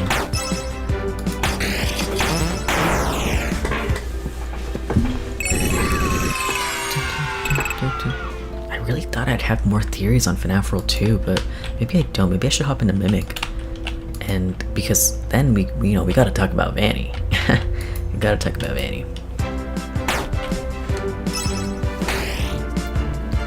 Yeah, I don't know. I just really wonder, like, if we're gonna get FNAF World 2, are they gonna keep these same characters, all of the old characters? Because they might not be too relevant for the new era, you know? I feel like people might be sad about that, not having the OGs, but at the same time, it's like I said, they might not be relevant. So instead of like these characters, we could have like Roxanne and Glamrock Freddy, maybe even Glamrock Bonnie. That's the perfect place to put him. I'm missing one. Monty. Yeah, that would be so cool. And VANNY, maybe. But I feel like they might keep her more mysterious. Gregory wouldn't be here. Like, it'd just be animatronics. But I mean, Gregory was in Chicken Space 3, but that was kind of, just a troll game. I don't know. The Progress can be seen in multiple sections while we are working in the long run. Yeah. But I just think the simple fact, specifically with this method, that I couldn't touch my phone because it was recording the time lapse, it was perfect. And also the fact that, you know, in the moment, working on something might not be very gratifying, but when I have the time lapse, the proof of my progress, it feels good, you know, and rewarding. And that's what ADHD brains kind of struggle with, is those reward systems. And actually, even though there's things you want to do, you might not like even feel motivated to do them. Even like your favorite hobbies and stuff, sometimes it's hard to get started on even the things you enjoy. The struggle is real, you know.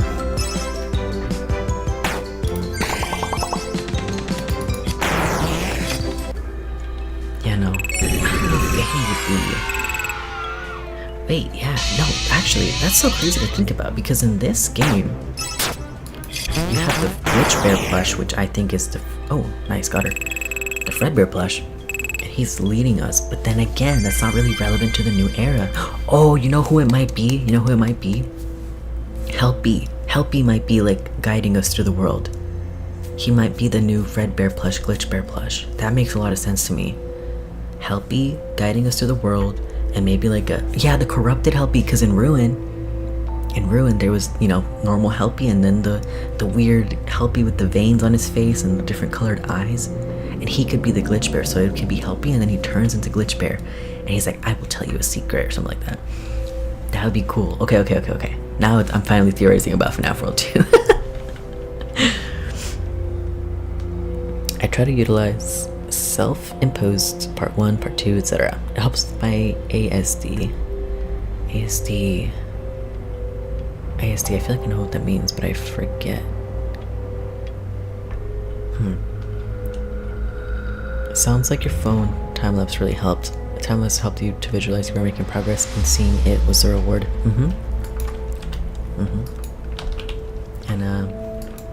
And you know, the results speak for themselves. I recorded like the last half of that video, Chicken Secret Party Part 2, in like autism spectrum disorder. Got it.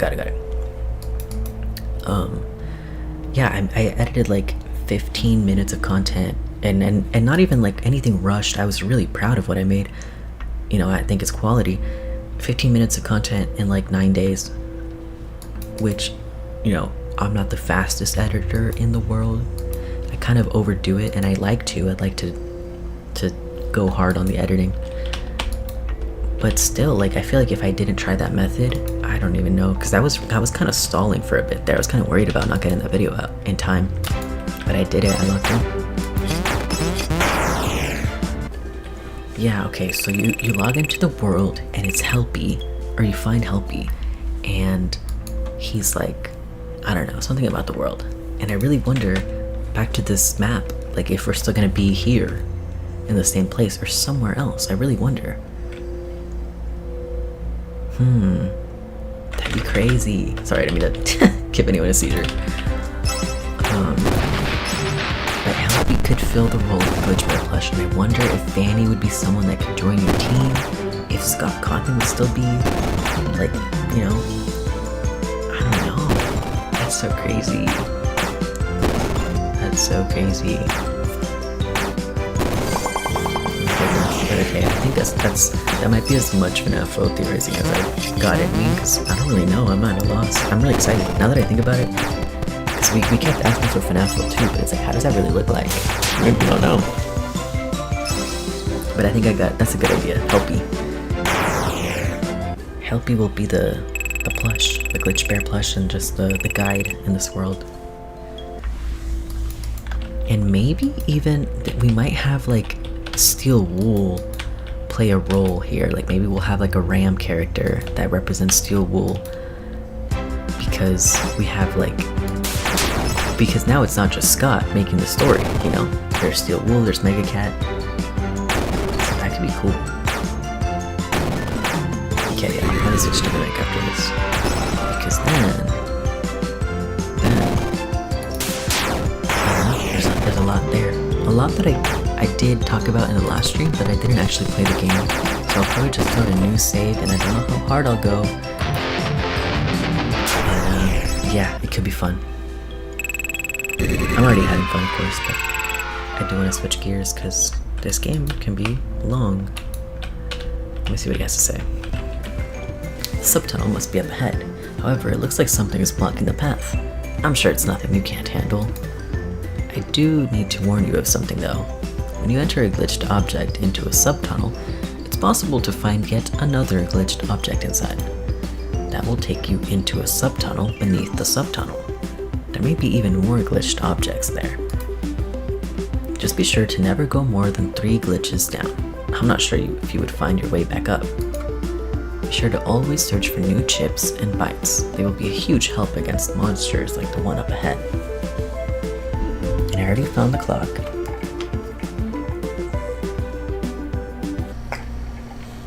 Play along for now. You are being pulled on a string for his amusement. Don't enter the glitch yet. You need to go into the mine. Find the clock. Okay, got it, but maybe on the next stream. Well, that's cool. And yeah, like I was saying earlier, I think the glitch bear, I think that's Cassidy, and it's kind of like a Kara from Undertale situation where, you know, Cassidy's aware that this is a game made by Scott Cawthon, and you can follow the path that Scott made, right? He's the puppet master, and he's leading you on a string and laughing at you. But Cassidy's like, no, focus. You gotta find the clocks. You gotta leave breadcrumbs for him to help him find his way. And that is the lore that Scott put in here to try to clear up like FNAF 4. That the party in FNAF 3... Wait, what? Oh my god, they just announced John FNAF 2, he's the exact same, but he's Twitch. Stop it, Omni. You got me excited. Cut that out. And it's already 4:30 and no FLAF news. Guys, is it over? Is it over? And my heart hurts because I know nobody else cares, like, but I care. Hold on, give me a sec. But it's getting late. Like, the day's not over, but it's getting late. And I don't have any notice from Click Team. No. Well, you know, at least we got FNAF World 2, Security Breach 2, and John FNAF 2. Yep. Okay, I'm gonna switch over to Mimic. Because that's where the real lore is gonna be. I said my thoughts on FNAF World. Let me see. I couldn't convince myself it's over if I tried. They tweeted these Secret of the Mimic teasers at like 10 p.m. Wait, I thought they tweeted them at like noon and stuff. It's 3 hours earlier for the Cali people. Earlier, really. Sometimes we're the same. Sometimes I'm like this. Wait, no, I feel like I'm... Are you serious? I feel like I'm either 1 hour ahead or 1 hour behind the California people. But I don't know. Arizona's weird. We're actually not weird. Everyone else is weird. Because Arizona, we don't do that. We don't change our clocks ever. As far as I mean, sometimes my iPhone does it automatically, but it shouldn't because we don't do that. Oh, okay. You meant you're in the East Coast. Okay. Cool. Okay, that... Oh yeah, so it's even later for you guys over there. Guys, that makes me scared. Not the posters, they had like a batch of teasers. Oh, the night before. Oh, like the night before the Secret of the Mimic release. Really? That was like at 10 p.m.? Huh. I feel like if I definitely remember that time, and I maybe just didn't process that because I'm always up late, so to me it didn't even feel weird. Oh yeah, y'all don't do the clock thing? What clock? Oh yeah, we don't. Yeah, Arizona doesn't do daylight savings. We don't move them forwards or backwards, we just keep it the same, and that makes sense to me. You know, less confusion there. Okay, let me open Mimic. You're about to hear my computer just rev up like a jet engine. Maybe. You're on CST, right? Currently where Scott is? I don't really know where Scott is based. Where is he from? If you know. Okay, let me change this to mimic. The mimic. The mimic. The mimic. There we go.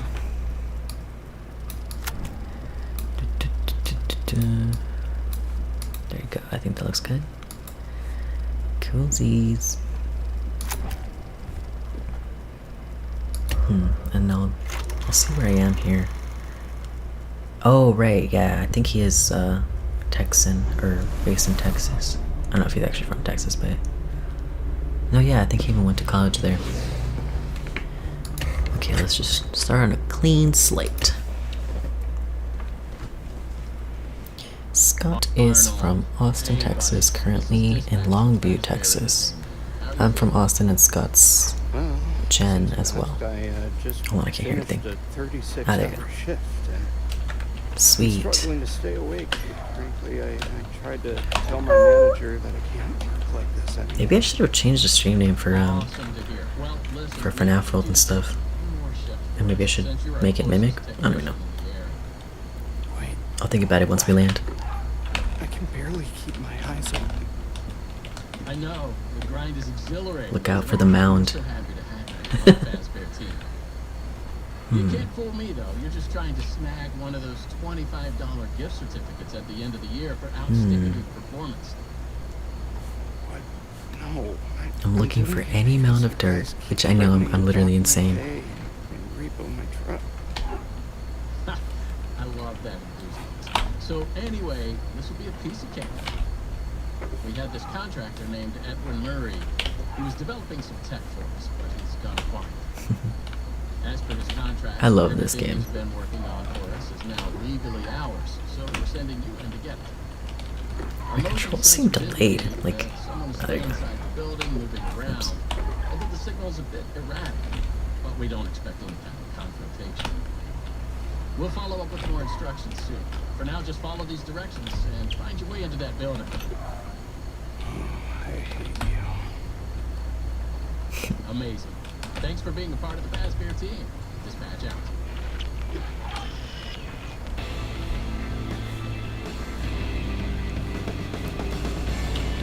Hell yes.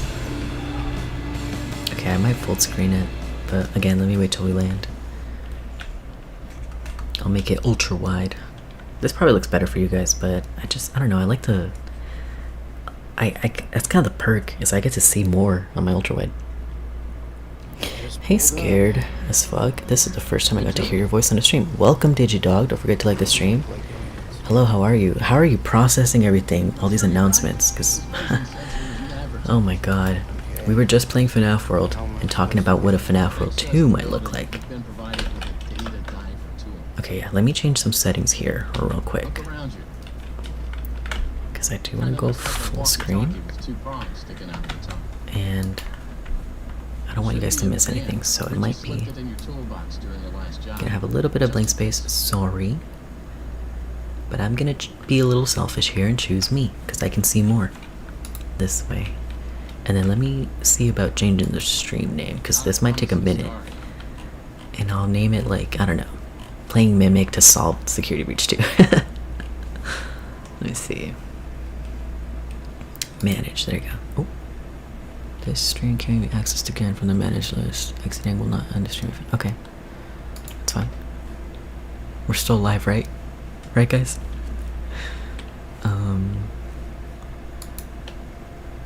There you go. Edit title. So Japanese birthday. Playing secret mode to solve Security Breach 2. There you go. Okay, and then now is the perfect time, I think. I mean, we'll probably get there with as we go and what we see. But I did want to talk about VANNY and Security Breach. Okay, sorry, let me see. Evil laugh. I know you love that, lol. Wait, what? Not a promising start. Alright, bro, stop being let's just grab this so he shuts up. Ooh, it's kind of clipping. Well done. That data diver is your master key to the MCM facility. Do not lose it. Our master key. Now get in there and retrieve our property. Over and out. Okay, let me see. Du-du-du-du. Graphics.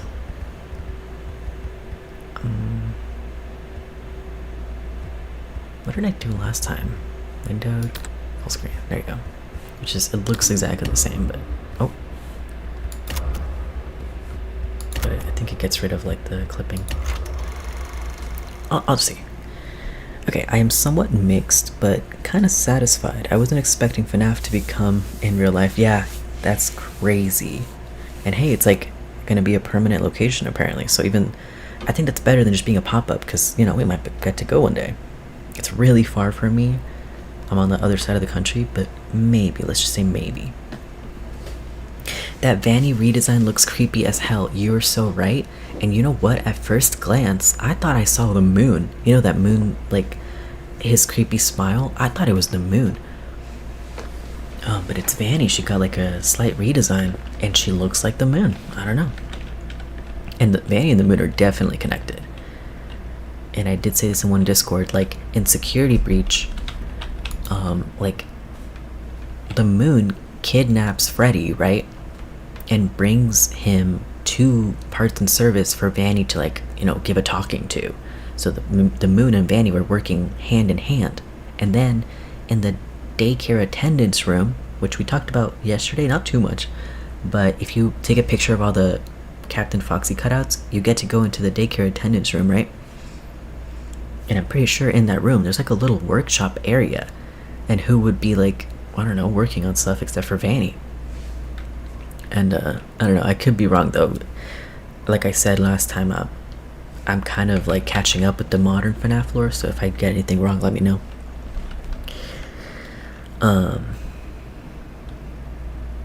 Yep, we got you live. Thank you for letting me know. And FNAF World 2, while I am not much of a fan of FNAF World, I will admit it does kind of look cool. I'm really excited. I love FNAF World. It's really fun. And it's free, you know, like, you know, cost you nothing. Who knows about FNAF World 2, you know, how much it's gonna cost, but I'm sure it'll be fun. This looks like a movie with the black border things on the top and bottom. Pretty much. Yeah, like I said, I just have a really big monitor, and I just get to see more this way, so I don't know, I like this better. Let me catch up and then I'll start playing. I've been mostly appearing on a bunch of streams for the last few hours, seeing how other people are doing on the anniversary. Yeah, lots of people are streaming today, which is, you know, understandable. I was saying, sorry, not a dance, it says, I was saying Shadow of the Mimic is my favorite. Stop calling it that. Just kidding, that's really funny. I was saying Shadow of the Mimic is my favorite game. I know you love that, lol. Oh, okay, I think I missed the other message. Shadow of the Mimic, huh? Okay. Again, we're trying to solve Security Breach 2 by playing Secret of the Mimic, so you guys can keep your eyes peeled. Anything you notice that you're like, VANNY, you know? Well, definitely the exotic beverages and stuff. I was thinking of Michael Afton and the Afton family, and the Spring Bonnie bobblehead, you know? So I went into this game, and I can't say I'm like, this is kind of giving box, not gonna lie, like the box. But anyway, it's still kind of clipping for me in the middle. Does it look weird for you guys? Let me check the stream.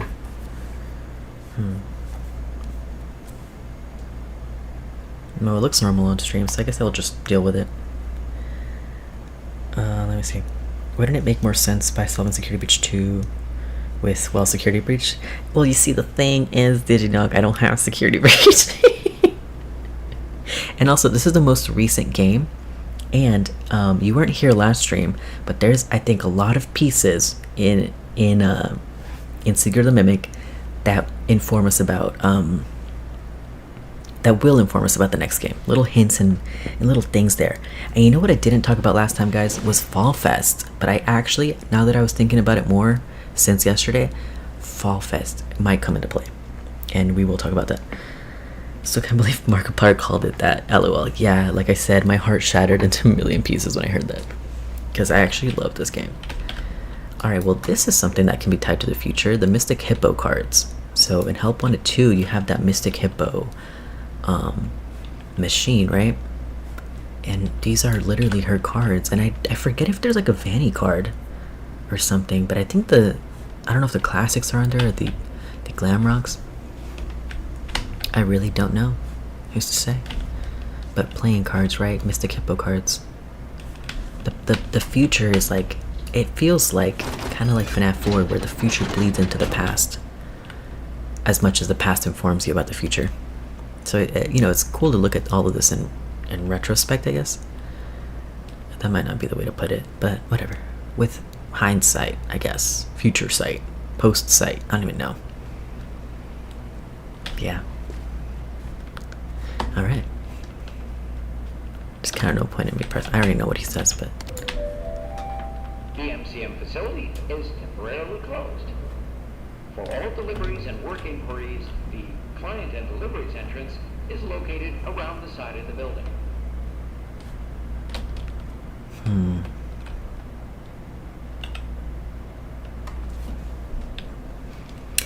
Still can't... Yeah, I heard the message. My son is so excited for Security Breach 2, but I know it's not my favorite game at all. I hear you. Let's get into Secret of the Mid already. Ah! Excuse me. Excuse me. This one's my favorite, lol. Yeah, you know, I kind of like Mimic. I don't know, because I feel like I like playing as Arnold better, and oh my gosh, like glitching out for me. And I don't know, experiencing this game from the perspective of a grown-up and adult, you know, versus like playing as a little kid and running around the Pizzaplex. Both are interesting, but I guess I relate more to Arnold, you know. So I kind of like, you know. Oh, and you guys know this is like the retail showroom area, right? Like this door is the same door. But then the windows don't match up, but I guess the windows inside are fake. And then these aren't even real, are they? Like they're boarded up, but then you don't see anything. About the 2 post, did anyone else see the endo or mimic in the curve of the 2? Looks kind of like below the curve of the... I did see an endo. Sorry, let me finish reading that. Like below the curve, the littles are looking up, scared at it. Huh. I thought I saw endo 02. That's what I thought I saw. But I can pull it up again. What about Michael? What about Michael? Like playing as Mike in FNAF 1? Like that's what's cool also about FNAFs 1, 2, and 3. You're like, you're at your job, you know, you're working a shift. And then FNAF 4, that's when you're put in the shoes of a child. But of course I don't think you're actually playing as a child. It's just a nightmare. But yeah, I don't know if I got what you meant though about Michael. What about Michael? It is not mad, offended. Yeah, offended scuff. Oh yeah, I literally love this game. One of the best, if not the best, FNAF games. Or FNAF game. And there's a Murray house slash Afton house. Because it's totally the same house. Like, especially if you think of like the Haunted Mansion from Curse of Dreadbear and stuff. Spooky Mansion. And of course, the level in the Spooky Mansion. You're walking down the hallway and you end up in the crying child's bedroom from FNAF 4. So it's the Afton house. You know?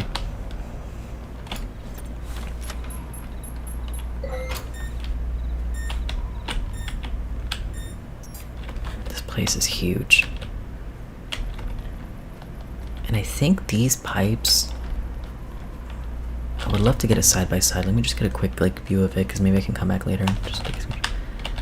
But I forget if we see these in the background of the Help Wanted 2 teaser for Mimic. Yeah, in the Mimic teaser, this building looked way different, but I think it was meant to represent the same thing. No. Maybe, because it said like masks, it said gifts, and that's what they have in the retail showroom, is a bunch of gifts and stuff. It's like of all the mascots, so you can buy like, I mean, hopefully we'll get there. I don't know how long I'm gonna go for, but you know, I feel pretty good right now. Yeah, totally the Afton house. Are you saying Arnold is Michael? Oh yeah, I missed the message. I mean, Who can forget Michael's most iconic line in the FNAF 2 movie? Break their bones, crush them. I loved Michael in the FNAF 2 movie, honestly. He was kind of goofy, like he was trying to be intimidating, but obviously he doesn't have the same aura as his dad, you know? Also, there's this random bike here, and it's like, I think it's like some basic asset. It says bike 3. It still says bike 3. Oh, and these barrels. Huh. Hold on. MCM barrels. These are like they have 1 million of these in the doll hospital. And they fill them with like the burning trash remnant garbage thing. But yeah, anyway, the Help Wanted 2 teaser with that building, it had a mailbox, right? But there's mailboxes all over in there, and also one here. So this is for the house. But then the Help Wanted 2 building, I think, is representative of this. And the address was 4625. Those were the numbers on the mailbox, right? That's one of the things, like, yeah, it was cool. Are those biohazard barrels? They're not labeled as a biohazard. They just say MCM. They're MCM branded barrels. But, you know, I think the stuff inside is very dangerous and unstable. Yeah, totally the Afton house. Oh wait, you're already with that. Did you said no, but the thing is, I know the whole Fazburger Faz plot is like popular and stuff, and I do see why people believe it, but I don't know, it just feels weird to me. Yeah, I don't think it's like 1-to-1. Like, I think it's like, I don't know, to just say, like, if you're trying to say one building is another building, and your evidence is just because of Fazburger, I don't know. I think people have to do the work and have to show their work and the evidence that they found that a certain location is connected to another location. Like you said, like, you know, you could see why people believe it, because Fazbear Entertainment, they own all these properties, you know, and especially, I mean, they even got the plot of land that the Murray house is on. It's not ridiculous to say that, but then I still think people need to show their works. Show their work. Are those biohazard? I already read that. Having nearly every location just built on top of each other, built on top of the same plot of land, is just weird to me. Yeah, and like, I feel like with FNAF 2, they, in their, you know, quest to rebrand after what happened at the first Freddy's, you know, they went and got a whole new building. Or they could have put up false walls and boarded up other rooms, but I do feel it's a different office, it's a different building. So it's not like they, like, I think they are, what's the word when you're like, what's the word when you're like, you make the most of what you have so you don't have to spend more than you need to. Like, I think if they could, they would reuse a building, but in certain instances they don't, and I don't feel like it's like, in some instances it's not smart to do that, you know? Like, do you guys think the next Security Breach game is gonna be back at the Pizzaplex, or is it gonna be somewhere else, a whole new location? Because Bruin, you know, we saw the Bruin Pizzaplex, it looks pretty bad, and they already started like demolishing it, so I don't know, are they gonna destroy the whole thing? Frugal might be closer to what I meant, but I hope you guys understood anyway, that, you know, cutting corners is just good business, as they say, but then there's some instances where that's not the best idea. Like FNAF 2, they had to rebrand and get away from the other location. They could not be associated with that, and, you know, apparently people were going missing in Security Breach 2.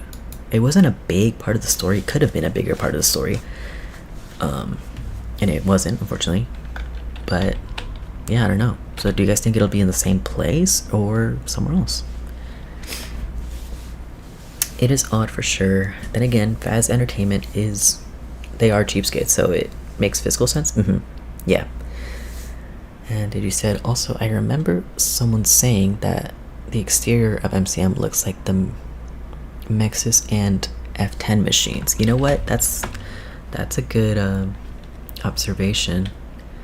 Let me get a quick look here before we enter the building. yeah, I mean, the pattern is definitely reminiscent of it.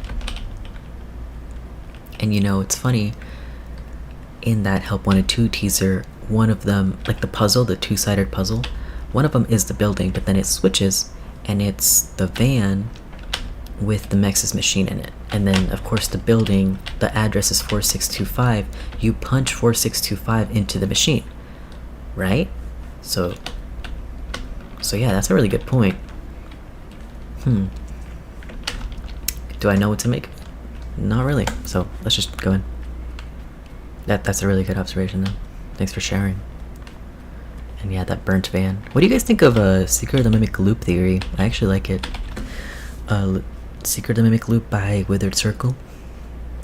I like it because, I mean, I made Nightmare Theory, which is the theory that FNAF 4 is a loop, which, believe it or not, came before a loop victim from FNAFology, but, you know, obviously not as popular. But I did make a loop theory about FNAF 4, you know, a while back.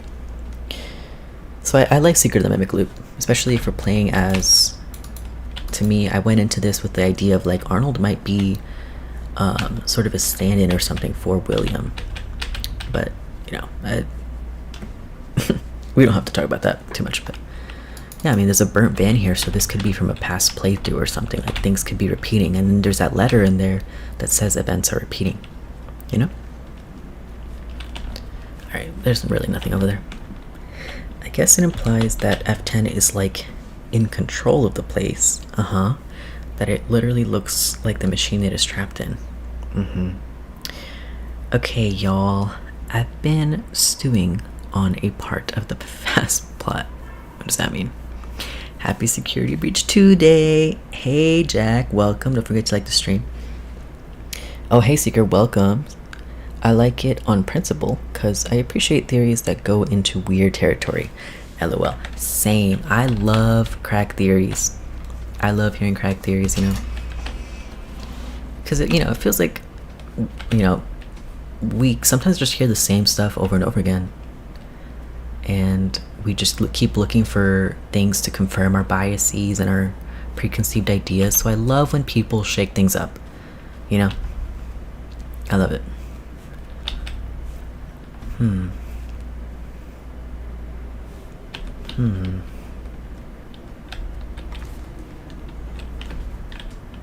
This is like a playground sort of thing.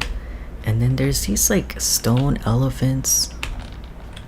They look like the same elephants on the carousel, you know? Oh, a fountain. Isn't there like a place in Moon that's called the Dark Forest Fountain? We're not really in the forest, but at the same time we are kind of in the middle of the forest, right? Exactly, helps break the monotony, LOL. I really love the New Jersey. Oh, New Jersey. I'm thinking about New Jersey because of FNAF Pizzeria. I really love the new VANNY design. Yes, and you know what? VANNY has a knife now. Or at least, I think I saw a knife. Like, there's different parts of where it glitches, and in one of them, a screenshot someone caught, she has a knife, you know? And as we know in Security Breach, she never had any sort of weapon, which is kind of lame. These seals, they're again little kiddie rides. Oh, and look, whole nother slides. And David has his playground, right, with his slide over there, his personal playground. But then this is stuff for like a mass entertainment sort of thing. And I was trying to figure this out last time. If these were supposed to be for Fall Fest, and I mean, everything's still here, so I guess this could have been the year that Edwin went missing. He like didn't come through for Fall Fest or something, and so everything's just here still. Because Security Breach is made for kids, I guess. And you see, that's why I like Mimic, because in Mimic, I don't know, you're playing as an adult and you get to see, I don't know, like you're really in danger and you could die here. And I don't know. Yeah, it's a little sugar-coated, I think, in Security Breach. You can't really get too much into like the horror part, which there is scary parts, right? But for the most part, yeah, it's really popular amongst kids and stuff. And of course, you're playing as a kid. Thinking the floor plan in sister location, they look like could be showing upstairs and downstairs with the white blocks being the staircase. Wait, floor plan distribution. I don't think I know what you mean. Oh, hey, there's another building over there. I never noticed that. Random. Well, anyway, let me move along. Yeah, wait, I'm not sure exactly what floor plan you're talking about. Vanny looks like she's holding a broken bone. Oh, wow. There looks like a crack or joint in the middle. Ooh, that's... Damn, that's brutal. That's crazy. And look, chairs for an event with lots of people. But I guess it never... Either it didn't happen or just didn't happen with Murray, because... And we'll read this mail that was left at his house, of course, but it doesn't really clue us in into exactly when he went missing. But I think there... I think it had to be... I think at the earliest, 77? But we'll find something in here. We'll find, like, order forms and stuff that kind of imply the MCM was still working on stuff in 76 or something. We'll make sure in here. Let's see. Well, since we are playing Secret of the Mimic, it is basically an obligation for every FNAF fan to talk about Tales from the Pizzaplex and the infamous Tales games debate. Well, I never believed in Tales games. Like, I always separated the book continuities from the games. That's my thing. I'm not one of those people who, like, writes them up. Some people don't like the books. Some people hate the books. I don't hate the books. I really like them. And, yeah, I think they're very useful. Especially, I think this game especially proved that, like, you can get some insight into either what's happened or what's going to happen by reading the books. And I think it's great. Like, if you like FNAF, the books are just more FNAF, you know? But, you know, some people don't like them. I like them. But I do hold, like, strongly that it's all separate continuity, you know? Always has been. That's my take. I feel like Vanny is probably going to be time skip Vanny. So, like, in the future. Yeah, I do think she looks like she's developing more. Like, I don't think it's a prequel. Some people have said that, Security Breach prequel. That could be informative, but I feel like we're moving on. Because, like, and I said this last stream, Cassie brought Sun and Moon together. Like, she fused them. So now we have Eclipse. And I just want to see what they do with that, you know, what's going to happen. And in Mimic, too, in the secret ending, you can, like, put yourself back together. Now you're Sun and Moon in one being. You know, it's super weird. Oh, you said shit. I mean Cassie. I somehow said Vanny. So you said, I feel like Cassie is probably going to be time skip Vanny. So you think it's Cassie but grown up? I don't know how that could work. But I was thinking it was definitely Vanny and not Cassie. Some people said Cassie, and you know what? I did think that for like half a second, because I saw like a flash of red, and I thought I saw like Cassie's red shirt. So I was like, oh my god, it's Cassie wearing the Vanny mask. And for a sec, but I definitely think it looks like a grown woman. So I was thinking Vanessa, but I guess time skip Cassie would be interesting. And then, do you think we'll see time skip Gregory, like older Gregory or something? She found Scrap Trap's missing arm, lol. That's funny. Yeah, she has like the pieces of Afton, so. In sister location, there's a floor plan or map. Oh yeah, in the break room. It is similar to a location map, like where you are in the location. Like where you are in the location. Wait, like where I am right now? Or like in the map, are you talking about the breaker room one with like, it shows you Circus Gallery, the control panel, Ballora Gallery, and Funtime Auditorium? The whole place? Or, I forget, because you know when you go into the entered private room area, whatever, it looks like there's a whole nother pizzeria in there, doesn't it? And I feel like a lot of people don't talk about that. We see some of it too in Help Wanted 2, because there's the sister location levels, and it looks like another pizzeria with its own security office. It's super weird. And that could be, if any of you were here earlier, and I think Nana Damsel has been here for a minute, that pizzeria that we see in the cave, you know, because it's like half cave, half pizzeria. Even in Princess Quest, it's like you're walking through a cave, but then sometimes it turns back into the pizzeria and then it goes back to the cave, you know? And so the cave could be an underground kind of metaphor for a basement or the underground facility, you know? Okay, I really gotta catch up, sorry. Seeker, if we get Tails games, we could get Felix. Well, Felix is Frights, don't forget. But I would love to see a Felix the Shark reference in the next game. Ooh, I do like Time Skip Cassie. That could work. Yes, like a decade later. She did get chipped with the mask, to be fair, yeah. And I've heard that idea that Cassie would be like the new Vanny. And that could be interesting. Digi said, I don't know about that because, like, that still leaves, like, what happened after Ruin. Yeah, no, that's true. What even happened? She's down there now, but did she get out? Did she die? I don't know. I remember I believed Tails games. I think up to Secret of the Mimic's release, or it might have been a little earlier, but I don't recall. Yeah, Secret of the Mimic with changing the details with like Fiona and stuff. People were like, oh yeah, Tails games is dead. That fits with like Vanny is anyone, not only Vanessa. Yeah, I mean, even the Help Wanted 2 player wore the Vanny mask. Oh, sorry about the sirens, by the way, guys. Yes, that's what I mean. Sorry, I'm kind of all over the place with my brain today. What I mean is that in the sister location map, so the breaker room and stuff. Not gonna lie, back when I was a Tails games believer, I used to think that Secret of the Mimic would be at Fall Fest, taking place sometime after the Mimic story, and the main character would be Mrs. Afton. Wow. We can dream, you know. The writing for women in the series is not the best, you know. I'm happy we're getting like Vanessa, Vanny, and even Cassie as a young girl. But yeah, I think honestly in the original games, the best explanation for Mrs. Afton and her absence is that she died in childbirth while giving birth to Elizabeth. Like, I think she had, you know, because those children didn't just get 3D printed or anything. Like, I feel like Elizabeth was a baby at the time of FNAF 4, and she had just been born, and Mrs. Afton had just recently died. And that's why the crying child's like, and Michael are alone in the house. They don't have their mom there, and their dad obviously is just a terrible father, and he's just focused on work, pretty much. Yeah.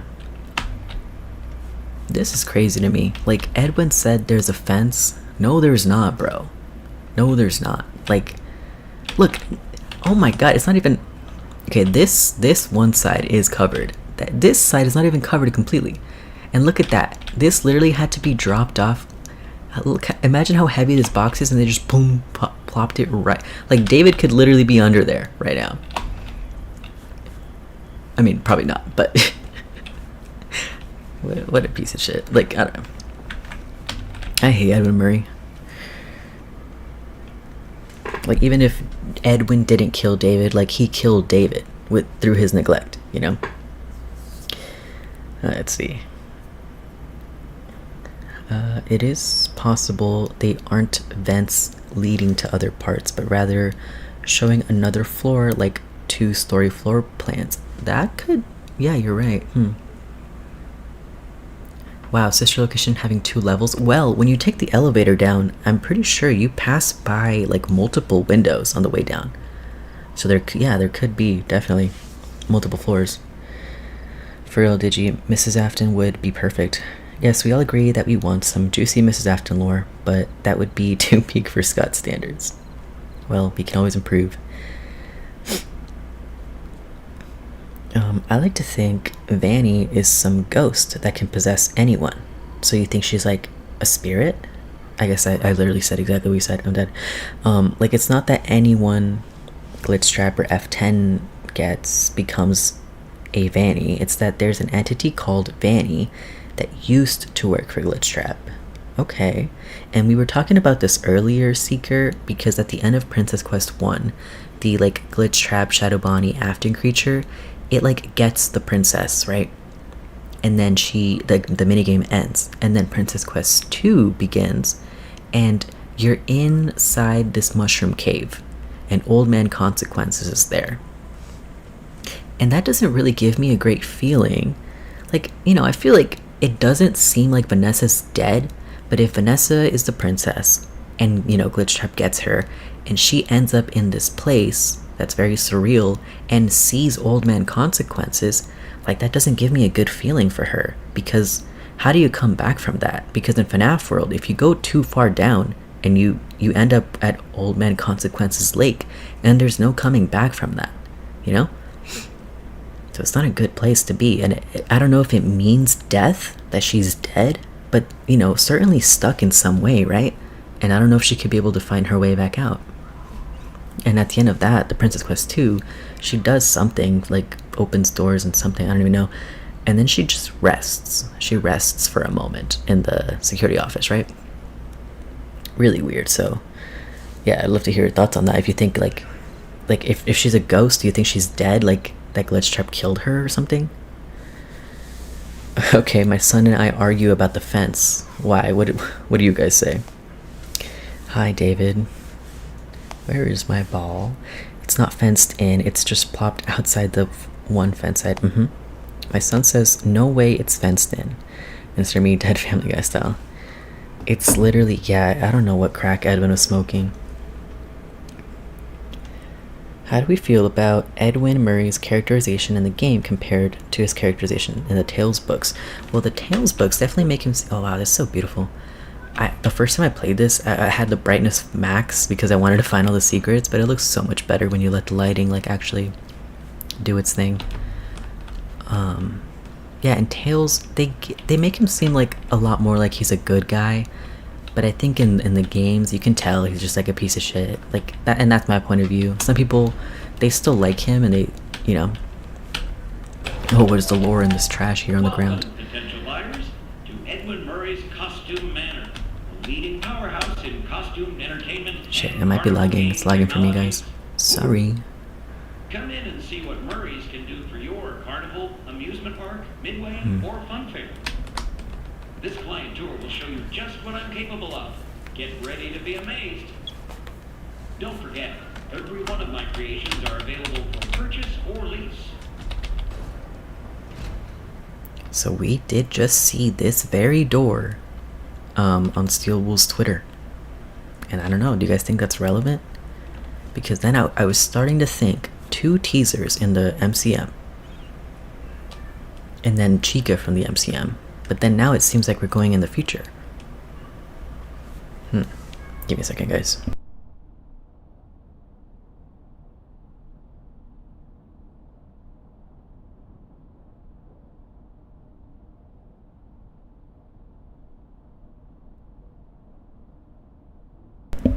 Okay, sorry, I was drinking some water.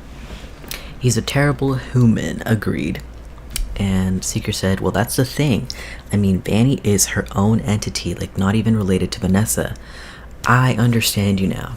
I understand you now. So regardless of what happened to Vanessa during Princess Quest, Vanny takes over her body at that time. Okay. That is very interesting. You know what? I will say that that's not ridiculous because, and I brought this up earlier, actually, I don't know if I brought it up earlier, maybe yesterday, but in Help Wanted, the first Help Wanted, the Curse of Dreadbear DLC, we have to go in to the corn maze, right? And there's 4 keys that you find, and then if you find the 4 keys, you can go, or yeah, I think you have to get all 4, right? No, or find 1 and then take the exit. But if you do find all 4 keys, then you can go to the center of the maze and find the 5th one or something, I don't even know, and enter the cellar. And in the cellar, it's like, I think it says happy birthday or something.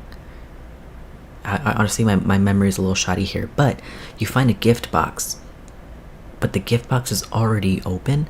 And anyway, you find the Vanny mask, and someone's already opened it. Someone's already like received the mask, so someone's already become Vanny, you know. And that's, and you know, the biggest detail here is that well, first of all, you are in a VR game, right? But we are in Fall Fest of 1983, so way in the past, a VR recreation of something way in the past, but we are way in the past, 1983. And Vanessa, you know, we get her email address that says like Nessie97 or something. You know, obviously way in the future, more to do with the modern era. So it seems like, yeah, like VANNY predates Vanessa, because VANNY can be linked to Fall Fest of 1983. So yeah, that's not a bad idea, Seeker. It usually lags a bit when I'm loading the welcome show. Yeah, I hope it doesn't lag too bad throughout the game. And you're right, yeah. When I first launched the game, it lagged here, but not really much in the other areas. And I'll get into this soon. Sorry, let me just catch up and then we'll listen to the welcome show. Did you? He maybe learned his lesson in the long time between Secret the Mimic and Tails. Thoughts? Yeah, we talked about that yesterday. Tails ain't canon. True. Ideas. I remember in one of the streams I was in that the redesigned VANNY could be Tape Girl from Help 101. I know people say Tape Girl isn't Vanessa, but like, isn't it? Isn't it just Vanessa? I feel like it's just Vanessa. Agreed. Virtual augmented neural network integration. That isn't Vanessa, but VANNY program. It is an entity. Yeah, it could be. That's a really great idea, guys. I've never considered that. Okay, let me get in here. Hello, son.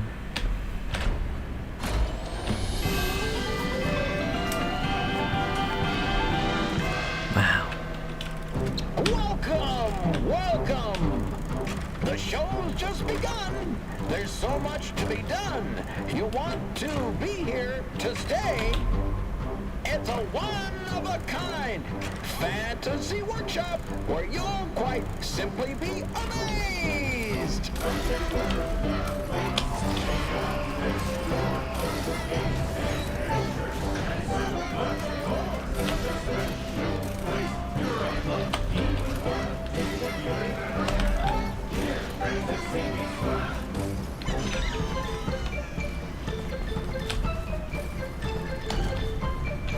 Identifying dive! Hit it, Mr. Octopus!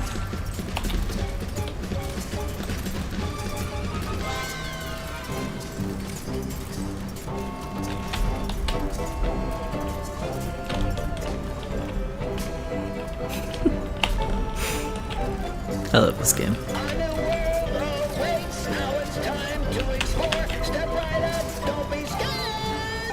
It's time to open the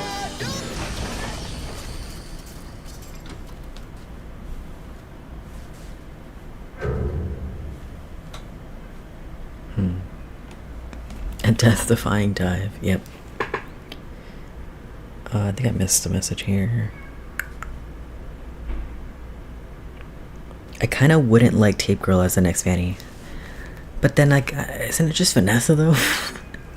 It would be too abrupt and random. Maybe. Maybe. I mean, yeah, I don't know. Isn't Vanessa who we play as in Help Wanted after Tape Girl has already been slimed by Glitch Trap? At least that's what I assumed was the case, lol. I don't know. For me, I feel like we're, you know, we play as the player. Which is the stupidest answer, right? But then I feel like we're kind of not there for what's happened. We're kind of just, like, she leaves the stuff for us, but she's the one who actually faced Glitch Trap, right? Like, they had this little back and forth. He attached himself to her tapes. She tried to, like, destroy him, and then maybe she tried like interrupting the consciousness transfer, and it seems like it didn't go well. And then, but I don't know, and especially we find the VANNY mask and then the Glitch Trap plush, and then we hear a conversation, but I don't feel like the conversation's happening as like we're hearing it, but we're kind of just, it's kind of like a memory, you know, replaying. But I don't know. That's kind of how I read it. I feel like everything had happened by the time we were there. Someone said that is true. A death-defying dive. However, we ain't sure if Tape Girl is dead or not. Let me see if I have the guidebook real quick. And I know the guidebook and its information, but give me 1 second, okay?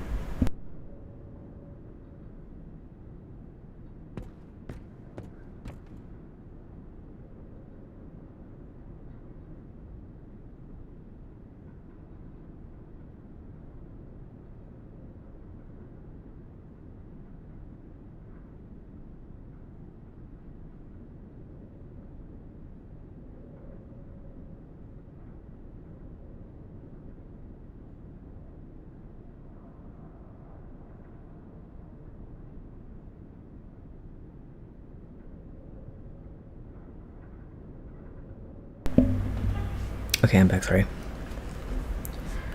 1 second.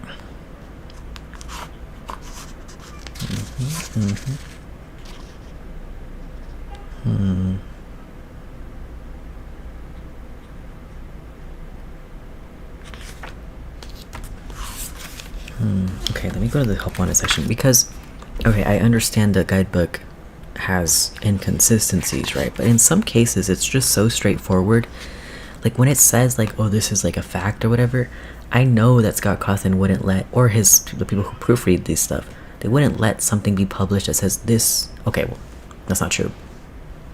I don't know. Sometimes it's so straightforward and so matter of fact in what it's stating that I'm like, it just wouldn't be written this way or published like this if it was like blaringly just wrong. And if I did point something out in my Chica Secret Party Part 2 with the shadows, it used to say, the shadow creatures, it used to say what we know for sure, like 100% for sure. And then it said that they help the children because Shadow Bonnie gives cake to the kid in his minigame, and then Shadow Freddy, he like exposes William where he's hiding in the safe room.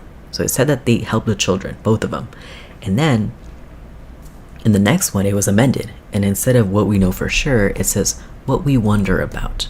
And instead of they help the children, it says, do they help the children, as it seems? And so you have to wonder, about one of them. But let me go to, what is it, special delivery? Okay. And let me see.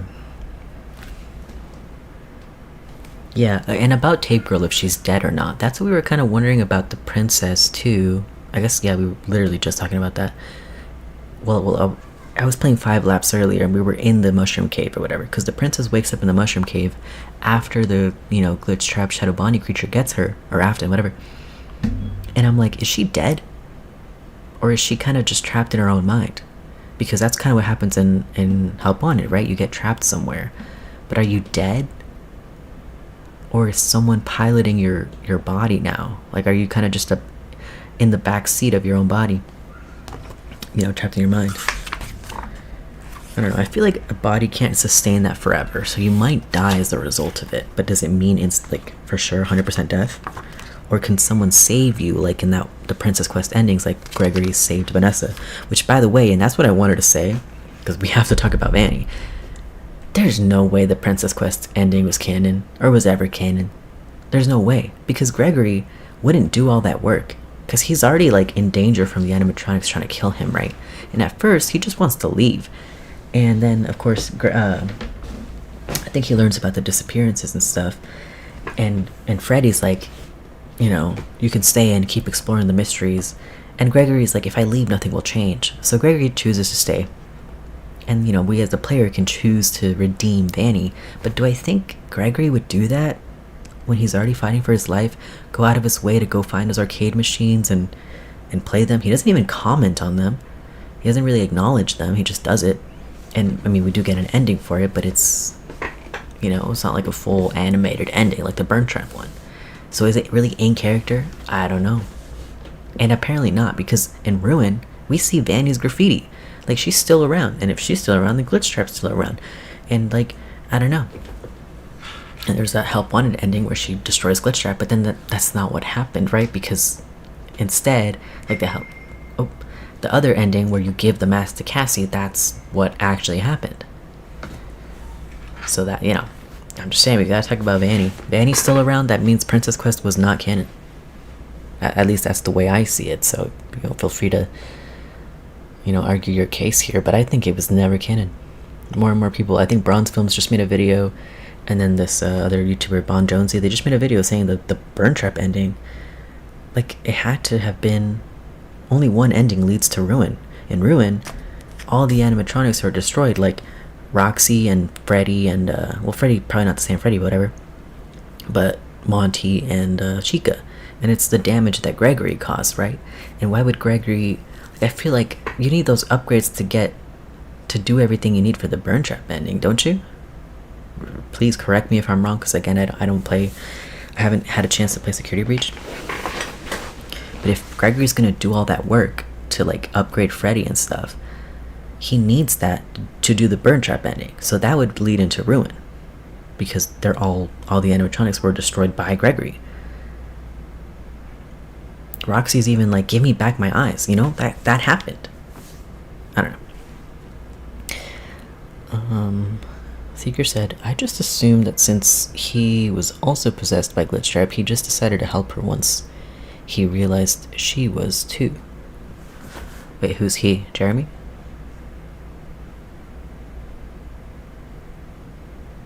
Oh wait, Gregory. Duh. But he doesn't acknowledge that either, which is weird, right? His whole, yeah. I mean, So there's, and John FNAF pointed this out, there's all sorts of arcade machines in the Pizzaplex that Gregory has the high score on. Ridiculously high scores, right, GGY? And so him being kind of like messing with stuff at the Pizzaplex, and yeah, he does mess not just with the arcade machines, but with the animatronics, you know?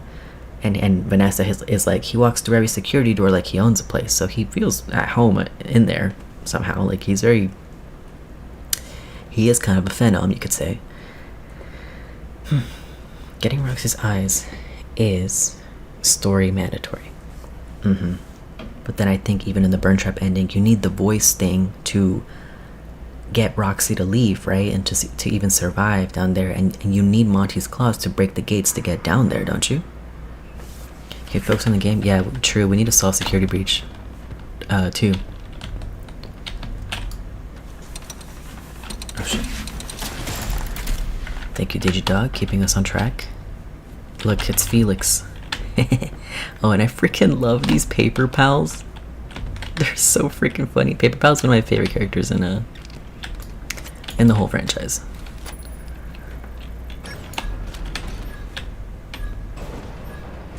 A new world awaits.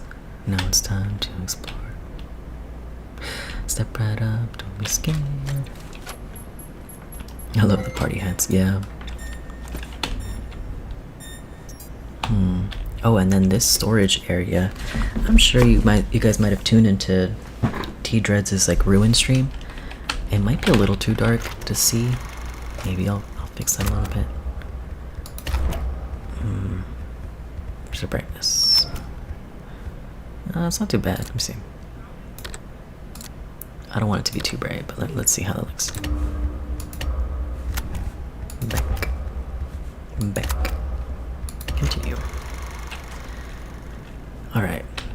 Yeah, like Cassie, when she gets down to the old area, this is like where she walks through and she finds like the boxes with the FAS tokens in them, and also Gregory's drawings. And the FAS token boxes, again, if you join T-Dreads' stream, you already know this, they have the 70s pattern from Murray's Costume Manor, so it's the same area, it feels like, or at least similar. You know, like, I forget who was saying earlier that Fazburger, it might not be as simple as that, but I think it definitely evokes this, oh my god, it's so creepy. It evokes this area, you know? I'll get that Roxy thing in a minute. I really like the welcome show camera too. Yeah, there's like a million of them in the doll hospital. Can we unfocus on the game? You guys fuck with Orville the elephant or not? Yeah, he's funny, I guess. He was kind of replaced low-key by Monty. Like, it used to be Orville and Mr. Hippo, but now it's Monty and Mr. Hippo. Like if you play further in Moon and you get back to the MCM, or into the MCM, whatever, you spawn in the welcome show and you see Monty and Mr. Hippo and Mr. Helpful. And of course, Monty was introduced in Security Breach. In Pizza Sam, he was not part of the mediocre melodies, you know? Wait, I'm slow. I'm a little distracted if you can't tell. Alright, let's do this. Sorry, I'll catch up in a bit, but yeah, let's progress at least a little bit, because there's much more interesting parts in this game. Hey, you made it. I knew you would. No one doubted you for a second, and those who did are now out $20. Not that anyone here at Fazbear Entertainment was wagering if you would survive or not. I mean, how immoral would that be? But seriously, great job. Now that you're there, and it would be very difficult for you to turn back, I should probably level with you. We're still detecting movement in the building that you're in, and we have a little bit of an idea as to what it might be. Old Murray made some neat stuff over the years, and unfortunately, it seems that one of his most creative inventions may have encountered some homicidal glitches in its programming. Now, these things happen, and I'm sure it's nothing to worry about, but you should probably worry about it. He was working on an endoskeleton that can adapt to any costume or character, large or small, with the ability to take on the persona of the character it occupies, with the addition of the aforementioned homicidal tendencies, of course. We'll be working on some ideas on how to neutralize this rogue endoskeleton, but in the meantime, just try to be quiet, careful, and focused on the task at hand. Always being mindful of the fact that this entity could potentially be inside any costume or character that you see. All right, take a deep breath and get back in there. Finish the job, and that $25 gift certificate is as good as yours. Right now, you should focus on finding a way to turn the power back on. It looks like you don't have a security level high enough to leave this office, or enter the power room for that matter. Use that data diver upgrade machine. It should give you clearance to open the door. It's very important that you update the data diver whenever you find an access station. This is not optional. Now go find that power room. Over and out. Alright, just wanted to let him finish up the speech, and also point out this like pizzeria looking pattern in the security office. Just interesting. And let's see what chat said. When we get there, can we look closely at David's party table? I swear there's an after party hat and fresh cake sliced on a table. You are right. Fazbear Entertainment pointed this out. And yes, I will. When we get there, if we get there, I hope we do get there. I don't know about the party hat though. I feel like that's the dog's party hat. There's like also the pig's party hat, or pig hat, I don't know. Can I say I'm a little mixed that most of it, if not all the stuff we know in FNAF, came from this one place. Like I get most of this wasn't made by Phasent, but this is like a bit much. You know, and that's why I was saying Digidog, and not a lot of people like this idea, but that this could be like an, actually Markiplier said this first, this could be like an alternate universe origin story. So, you know, I feel like maybe the story that we know, that William and Henry and stuff, I don't know, I feel like this could inform us about that by telling a different story, but a similar one. And not everyone likes that, I understand that. But it could be like a parallel universe explanation. Yes, there is. I love me Orville, elephant fan though. Welcome Show Camera is my third favorite character in this game. It is definitely cute. Welcome Show Dumont. Lol, play it again. Oh yeah, we will. Oh yeah, the Shadow Man. Has anyone ever solved who or what that is? I don't know if you know the theorist, the mimic theorist, but he made a video on the Shadow Man, and I like the logic that he used. And I honestly forget his conclusion, but I think what he said, and you should check out his videos, he was in here earlier actually, was that it can't be a real person, right? Because the mimic would kill him, and then Fiona never acknowledges another person in here. If anyone knows what video I'm talking about, and you remember what he actually said, then, no, you know, feel free to share. Okay, hold on. Let me catch up, and again, I'll make some progress. But I guess not. I like Secret of the Mimic loop, that it could just be Arnold from another playthrough, like we're literally stuck in a loop. Princess Quest reference. Sorry, my Sharpay hit my keys. I'm certain it is Edwin alive still. Could be, yeah.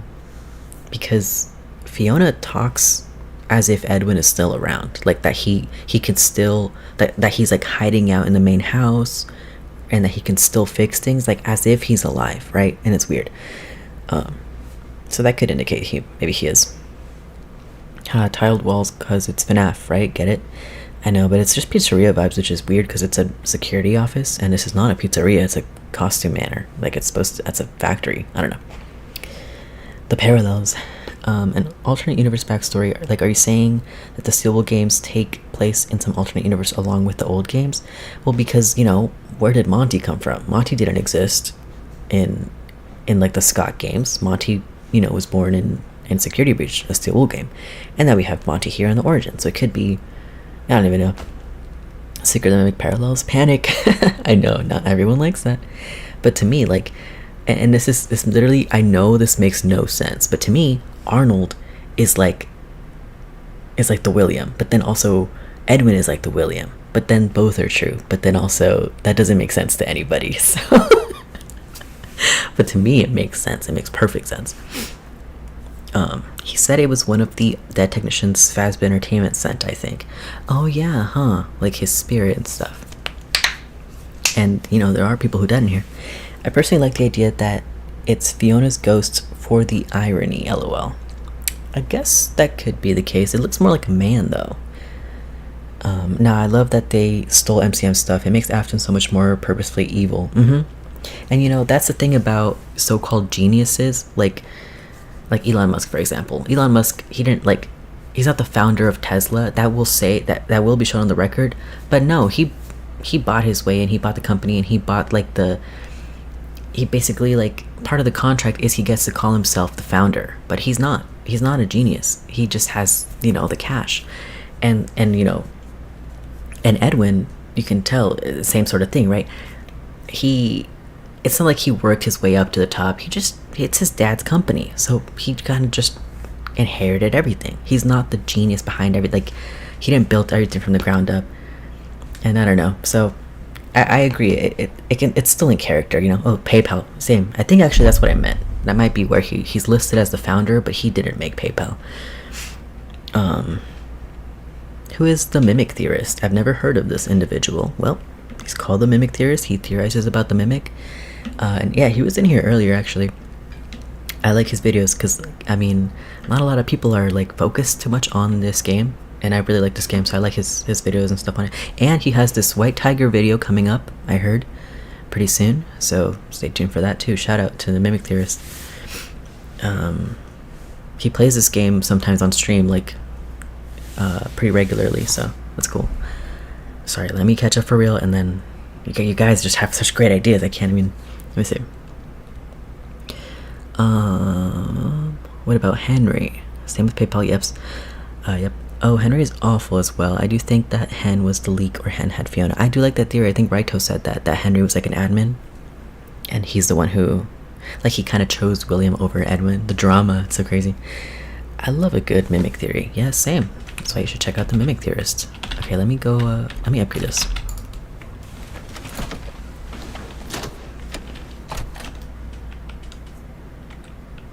Wait, why does it look like this? Isn't it usually higher up? Or maybe I'm tripping, I don't know. But yeah, I feel like, I mean, we did get some big theories on this game, but I don't think we went as hard as we could have. Yeah, why is it all the way down here? I fucked it up. Alright.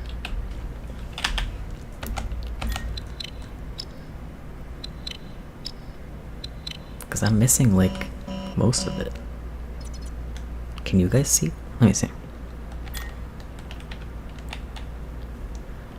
I lost it. I messed up the easiest security upgrade and did.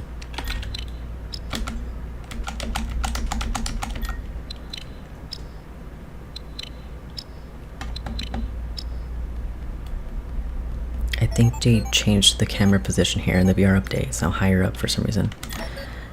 Yeah, it makes sense. I wanted to say this. Game Edwin reminds me of Novel Henry, and Game Henry reminds me of Tales Edwin. For me, like, Novel Henry reminds me slightly of William. I know William is a character in the novels, which is why, I'm saying, this probably doesn't make sense to anyone. But I feel like Henry is kind of sus. Like, even Charlie's afraid of him. In some instances, it gets kind of dark. Even though she loves her dad, and she trusts him, and she feels safe around him. In some instances, he's just scary. And just him as, like, this roboticist, right, who has his workshop and is kind of cold sometimes. It kind of does remind me of William. So yeah, Buck Henry kind of reminds me of William in some instances. That's so funky. I haven't seen this. See what? Also, you can click the buttons. Oh, the different, yeah. Also, you can click the buttons that pop out in VR mode, but in FLAF mode, really? Well, I couldn't even see them. Or maybe I'm not on the right machine. Yeah, okay, I'll try that. I mean, no point really, but whatever. I think Henry is Fiona's brother. I've heard that theory. And the wound first inflicted on me was directed at Fiona, and David, his sister and nephew, were killed by... And David, his sister and nephew were killed by Afton. Okay, that's interesting. But it's really Henry's fault because he was the leak. I don't know, like, you think he was asking for it? I think he was talking about Charlie, but also I think, not that he's lying, but that he's wrong. Because, I don't know. I don't think... Like, I think Charlie wasn't the first. I think she was, like... She could have been third, because to me, I'm one of the 2 or 3 Cassidy first believers in the world. And I wrote a little bit for Cassidy first on the FNAF wiki, but I don't really write there too much. But I do think Cassidy was first, and then the crying child died with the bite, and then sure, maybe Charlie, and then the core 4 MCI kids. But, you know, for Henry, his daughter, that's his world. So even if he knew about the bite, the big bite, which he probably did if he worked at Fredbear's with William, I guess it didn't really matter to him. So he doesn't consider that like a wound. And I don't either. I don't think, you know, it set William off and made him kill everybody, right? That his son died. And that's the wound that bled out or whatever. I think he is talking about his daughter personally. And that's a cool theory though, that it's like Fiona and David, he has more of a personal thing there. That's pretty cool. Oh, here's that dead body.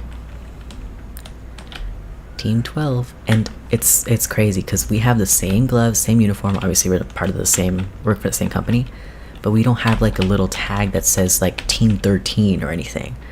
So that's why Loop Theory kind of has legs to stand on, because what if that's just us from last time the Mimic killed us? We just didn't make it very far last time. We didn't learn our lesson or whatever, or we have to learn our lesson or whatever. If there isn't a full... Don't call it that, bro. Don't call it that.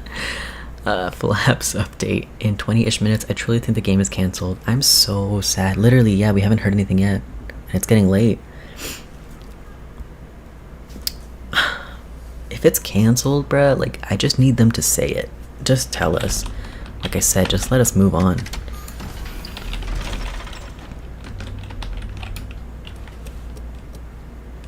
I don't want it to be cancelled, but if it's cancelled, just say it. Rip the band-aid off. Oh, I fucked it up. Hold on. Works? Yeah.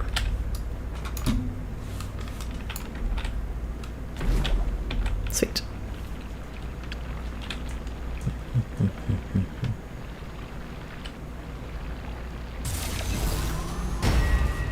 Check. Testing. 1, 2, 3. Great news. Power has been restored to this wing of the building. Overhead paging works. Come on back to the security. Do you guys want the captions on, by the way? Do you care about that? Usually I do have them on. We are seeing some strange readings in the area. You haven't seen anything unusual yet, have you? Actually, Great. Head back to the security office and I'll give you more instructions on what exactly we need you to retrieve for us. Arnold, can you hear me? Oh, jeez. Chill, bro. Okay, let me go back and talk to him so that he doesn't keep calling me. And I'll see what you guys are up to. Feel free to just talk amongst yourselves too, because... yeah. I guess I should be just gaming. Or primarily gaming. Hold on. Need a bit of comic relief here.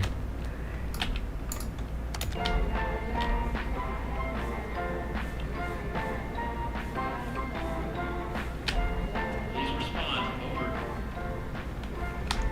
I know, bro. I'm coming.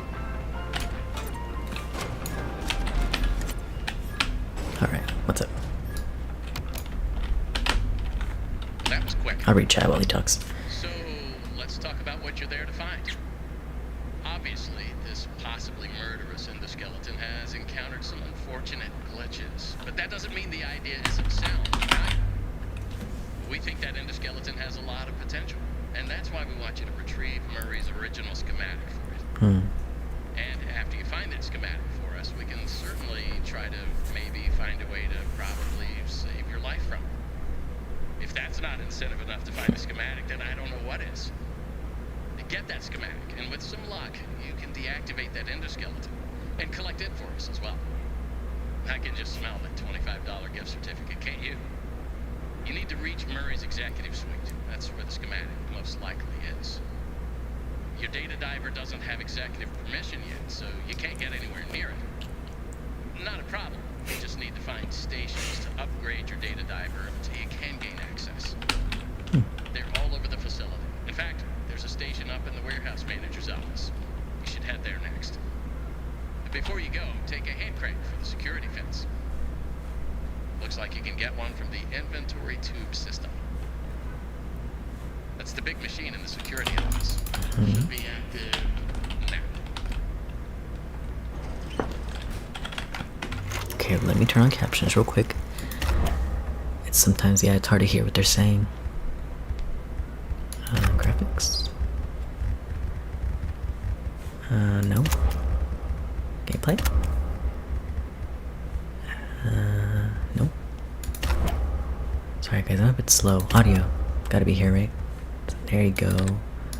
Let's do medium. Let's see how that looks. Let's do small. See how that looks.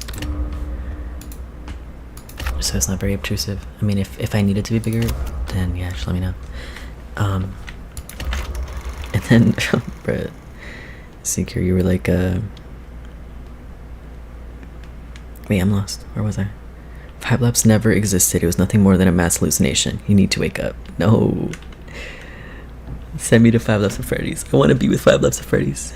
I don't want it to be cancelled, so FLAF'S marketing can be happy. They deserve to be happy. Is that like another account separate from Secret of the Marketing? That's funny. Don't lose hope is all we have. This is true.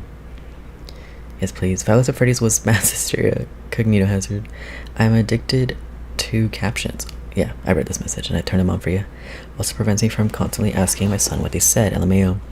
OMG guys, they ripped off Poppy Playtime, guys. FNAF ripped off Poppy Playtime. Yeah, FNAF ripped off the FNAF ripoff, right. The stand-up guys, the Talkie Buns, yeah, they did, yes. I don't know about that. But I can see the similarities for sure. What was I doing? Oh yeah, the crank. I gotta crank it. Wait, it's a tool.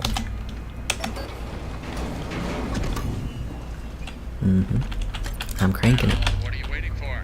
Keep on trucking. Oh, those captions are tiny. Holy yeah, you definitely can't see that. If it's even slightly, the resolution is slightly scrunched. Yeah, you definitely can't. Okay, let's try medium.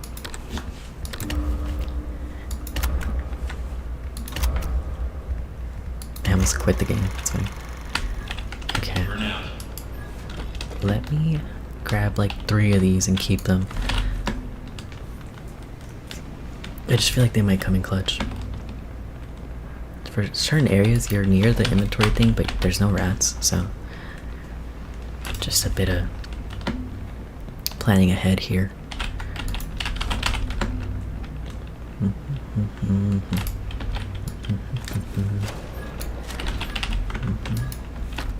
And then we'll go up to the manager's office. Okay. Oops.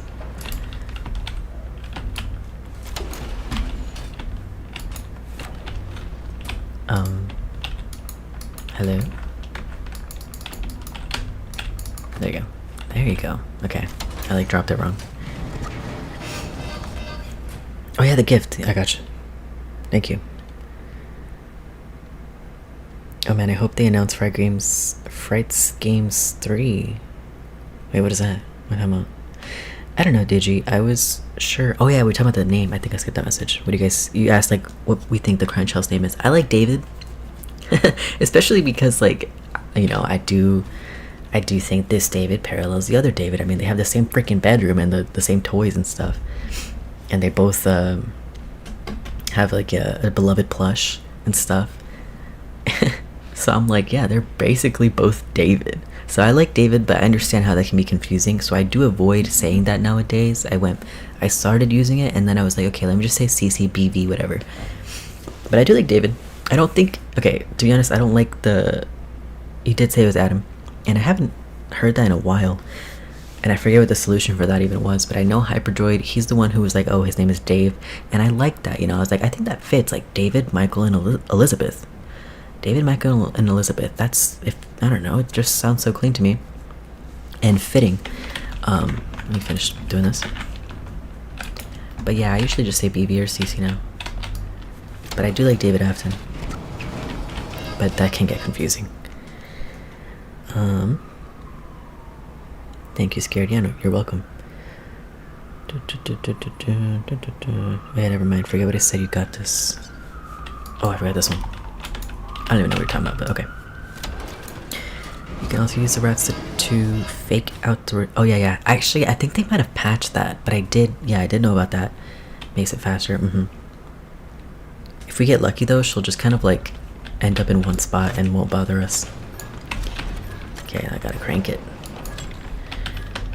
As for the bedroom, I always thought the bedroom from FNAF 4 was Michael's because we already saw by Victim's room in FNAF 4 minigames.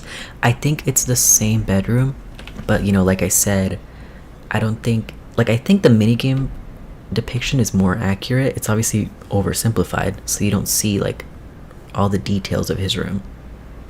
But I think in FNAF 4, like, okay, this has always been really weird, and I'm sure everyone agrees, that he has two doors on either side of the bedroom. And no bedroom looks like that. Like, okay, maybe some bedroom might look like that, but that's weird. And I think it's because it's not just, like, a nightmare version of the crying child's bedroom. I think it's, like, fused, like, it's a combination of both the crying child's bedroom and Mike's office from FNAF 1. Because, you know, the two doors on either side. But it's still the crying child's room. Like, if there's, like, a dresser on the side, the right side with a lamp, and it's like, it looks just like the one he had in his room. And obviously, like, the kid in the minigames is going to be the kid from the nighttime sections, but of course not exactly. It's complicated, but I do think it's the same bedroom. It's supposed to represent the same bedroom. It just looks different because it's a nightmare and things are weird in your dreams, you know. But yeah, other than Cassidy, I am basically neutral to all other candidates. Oh, you think Cassidy's a crying child's name? That does not make any sense to me because they literally talk to each other in the logbook. They're having a back and forth, so how, you know, he's not talking to himself. I don't like that. People stealing Cassidy's name and, like, basically erasing Cassidy and just saying that Cassidy always was the bite victim. That doesn't make any sense to me. The adding theory was from YouTuber JR Vanity. Interesting, and I don't think I ever saw that video. Adam and Evan and Dave were all from the logbook code, right? Yeah, just different kind of methods. And I was gonna say that I don't think Hyperdroid's method was, like, airtight, but then I just kind of liked the name and I was like, that really fits, and I'm just gonna use that now. So yeah, I do. No, Cassidy being CC is the one option I don't like. Oh, I think I misunderstood you then. Candidates for who then? What do you mean? I think I might have missed something. Okay, I gotta... Whew. Now that I'm actually gonna be surviving, let me adjust my hand.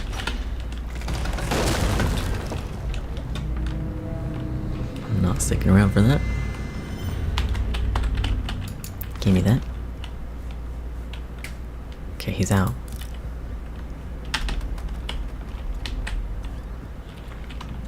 Did he hear that? I don't think he did. Okay, I'll turn my volume up a little bit. There you go. There you go. Run. Don't make any noise. Shh. Don't even breathe.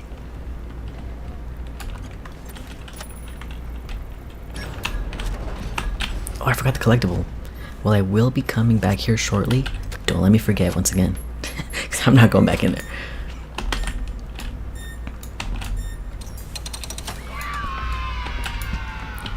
I freaking love this thing. When I go into Mimic and I'm not, like, recording for a video, I get so scared. Like, when I'm recording, or I guess now streaming, I'm like, I feel good because I have people with me. Or, like, theoretically people are going to be watching. But when I'm not recording, I feel like I'm alone and I get so scared in here. So I just grab the Sharpay plushie and it keeps me, it's my emotional support plushie, you know?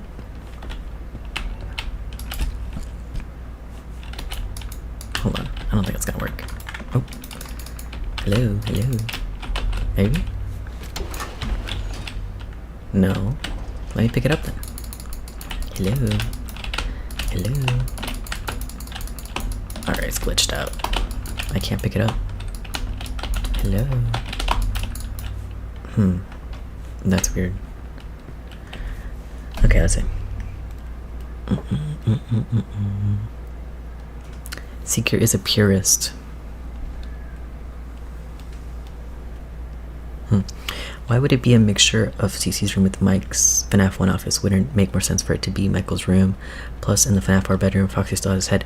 You know, I don't think it makes sense for Michael's room because it's clearly a child's bedroom. Like, it has little kids' toys, you know? And Mike was, like, a young adolescent in FNAF 4, the minigames. And, like, the timeline for FNAF 4, I think FNAF 4, like, it's teaching us about 1983, but I think, you know, as FNAF 4 is playing out, 1983 was a long time ago, and there's lots of indications about this. Like, I think that's the whole point of the random Easter eggs that aren't random Easter eggs, the Toy Chica missing her beak. You're supposed to think, okay, 1987 has come and gone, and then the FNAF 1 phone call, you're supposed to think, oh, Mike's already heard these phone calls, like Mike's already spent 5 nights at Freddy's. And then Plush Trap, oh, William's already been spring locked, because, you know, I hold strong that Springtrap came before Plush Trap. Plush Trap's a plush version of Springtrap. So that to me spells out exactly where we're, like, when we're playing. We're way in the future, you know? And that's what those details, those really weird out of place details are supposed to communicate. I forgot this code, but if anyone knows what it is, I'll go in here before I go to 2nd floor. Yeah, that's what I think those, like, little details are supposed to make us realize that, oh, we're not actually literally in 1983. We can't be, because details from years later, thank you for the code, are present. So it kind of breaks the immersion of, like, it possibly being that year. It's in the future, you know, and we're experiencing things in retrospect. And thank you to Digidog for the code. I know how to find it, but, you know, I don't want to go back. Oh, there's voice lines that play in here sometimes, so let me catch up on chat. We might hear some cool voice lines. And remember, guys, we're supposed to be solving security breach. Probably not much to work with yet, but, you know. Okay, let me catch up. The options people have theorized for CC's name. Oh, okay. Wait. Okay. Other than Cassidy, I'm fine with any of the other ones. Yeah, same. No real preference. Yeah. You know, if anyone calls him Adam or what's the other one? Evan. That works, you know. I guess I liked David when I heard that and I started using it. But I don't get, like, it's not really. Yeah, other than Cassidy. Yeah. And when people call the crying child Cassidy, that really gets me, because there's so much Cassidy erasure already in the fandom. We don't, like, you know, and then now you're trying to just say, I don't know, like, Golden Duo has, some variation of Golden Duo has to be the case for me. Like, one of them was murdered, stuffed in the Golden Freddy suit, Fredbear suit, whatever, and then one of them died from injuries from the bite. They're not the same, you know, their stories are not the same. Yeah, that's the one name I don't like for the crying child, Cassidy. Like, leave Cassidy's name out of this. Cassidy's, you know, his own person. Okay, my headcanon is that it's Mike's dreams, but he is reliving his tormenting CC whilst wearing his past work beam. I'm so sorry about the sirens and the helicopters, if you can hear that. I don't know what's going on out there. I do live, like, almost downtown, so sorry. But he's reliving his tormented CC whilst hearing his past work emails. That is the most common interpretation. I also don't believe that. I always assumed that when he was a kid, Michael had the same plushies CC would soon have. Okay, so, like, their hand-me-downs. And when he got older, Mike be so much more closer to the Foxy plush, took its head as, like, this is mine. I hate they misspelled Sharpay as Sharpay reader in my past. It is frustrating. Hey, what do you mean? And then thank you for the code. I'm grand status. I started Sharpay breeding. Oh, okay. But I think just the character's name Sharpay, you know? I didn't know it was like a breed of dog. I started Sharpay breeding when they were endangered to bring them back from extinction. That's really cool. It was to protect the breed. My soapbox ran over. And then Digi retracted a message or something. Not really sure. Or maybe it got auto-deleted. I don't know. I like that Digi. That makes perfect sense for why he took Foxy's head. Yeah, sure. He was like, I mean, I think it is his favorite, and that's probably why he's represented the way he is in the logbook. It's almost time for something, or perhaps nothing. Oh, would you look at the time? Okay, no voice lines so far. I don't think I've heard any. But let's grab his phone.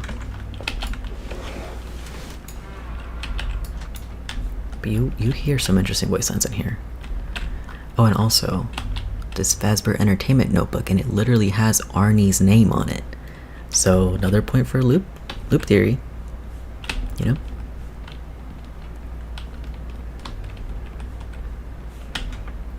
Also in the admin wing, they talk about this break room, like they moved Barb's birthday celebration to this break room. But there's nothing here that says birthday, but I think that's because the MCM just kept operating. BRB, alright. See you in a bit, Digidog. Thanks for joining. But yeah, they say that Barb's birthday party was moved here to the break room in the main hallway.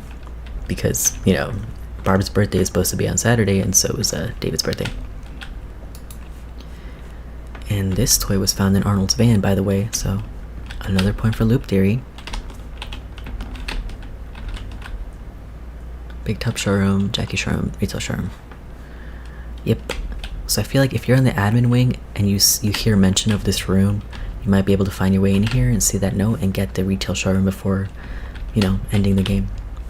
But anyway, let me get out of here. Let me, you know, go face Jackie. Wait, how am I supposed to deposit this when there's that plushie in there?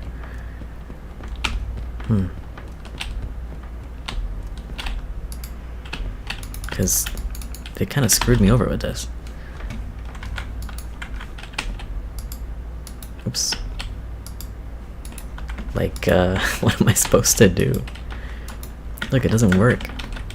And this didn't happen to me before. This wasn't glitching out before, but yeah, I bet that VR update really messed things up. Well, I'm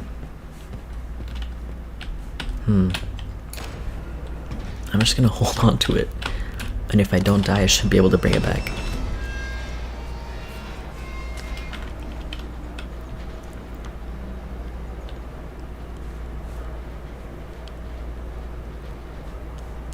Oh my god, it's taking forever to load. The world's longest second floor elevator. Alright. And there is an office over here. Yeah, let me try this.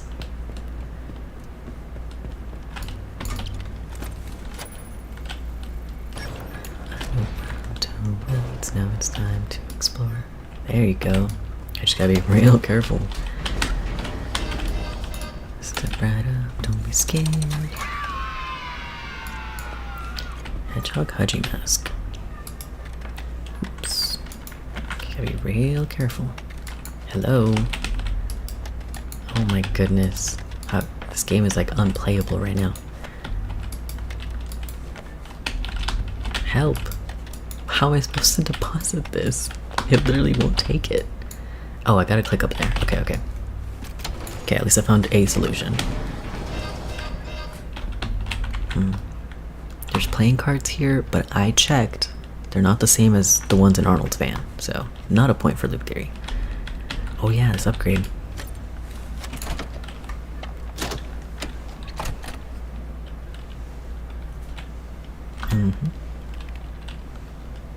No FLAF news, it's Jover. It might be Jover. Well, I'm sad.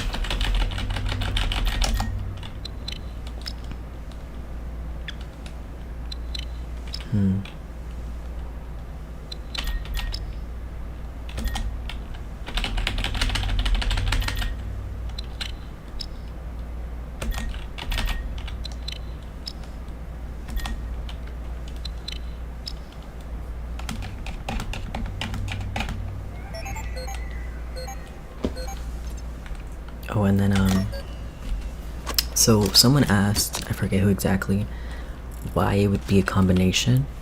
And, you know, I think it's because, I have a very specific theory about FNAF 4. It's called Nightmare Theory. And I don't think that the protagonist is the crying child or Michael, but I think it's in the Afton family. Like, for me, my opinion is that it's William.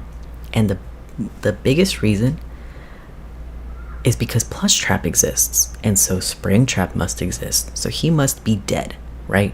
And I was thinking about Springtrap, and you know, people always attribute, when they think of Springtrap, they think of FNAF 3, and whenever that's supposed to take place, like 2015 or 2023.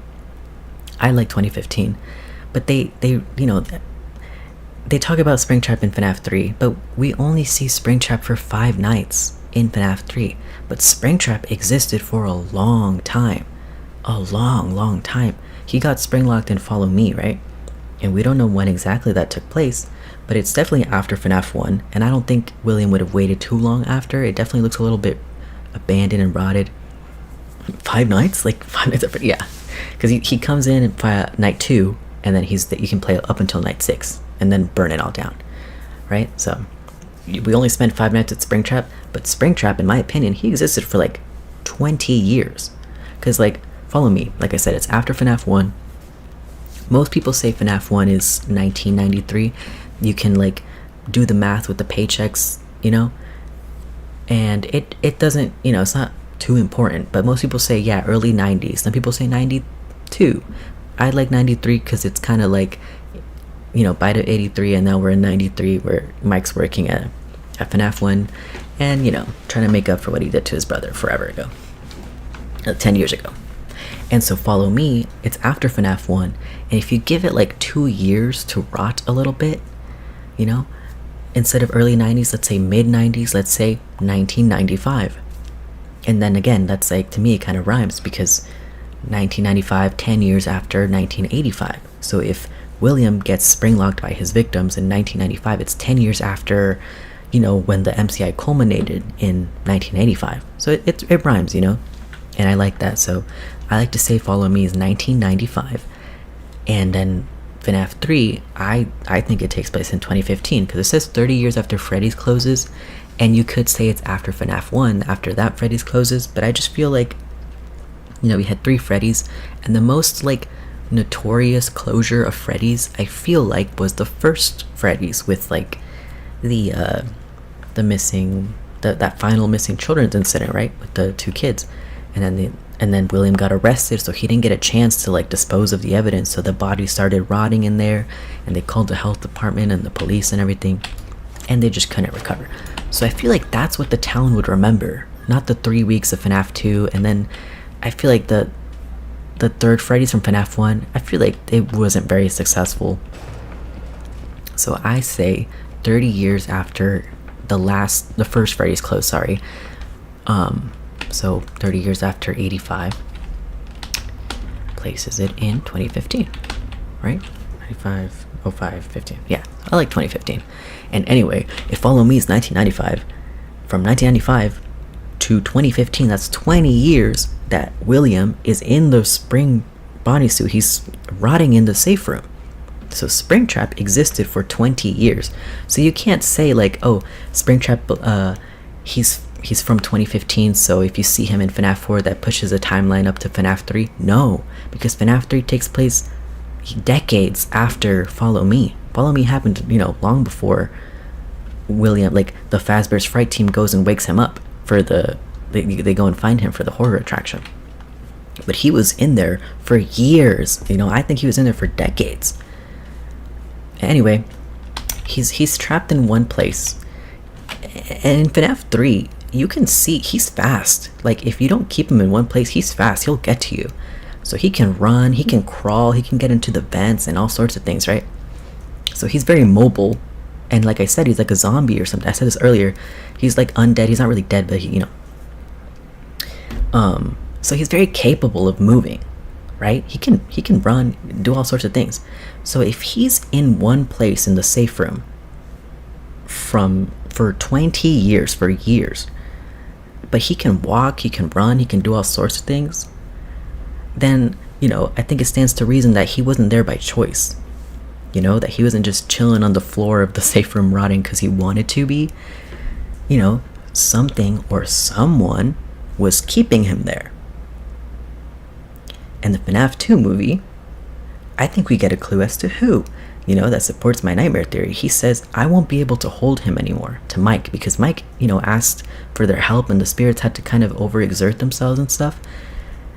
And, you know, I think Cassidy kind of lost that, like, the movie Cassidy. You can call him whatever you want, Cassidy, Golden Freddy Kid. he wasn't able to keep him, you know, subdued or whatever. But I think in the games he was, at least for a while. Like, I think there's so much room there between Follow Me and FNAF 3 that there's so much room for something to happen. And especially in Ultimate Custom Night, we got this characterization for Cassidy of like wanting revenge. So I'm like, and Man in Room 1280. If Afton has a vengeful spirit who can keep him in one place in a hospital room, in room 1280, in a hospital bed, in a coma, right? That's what he's in the safe room. Basically, he's in a coma. He's not dead. He's kind of asleep, you know?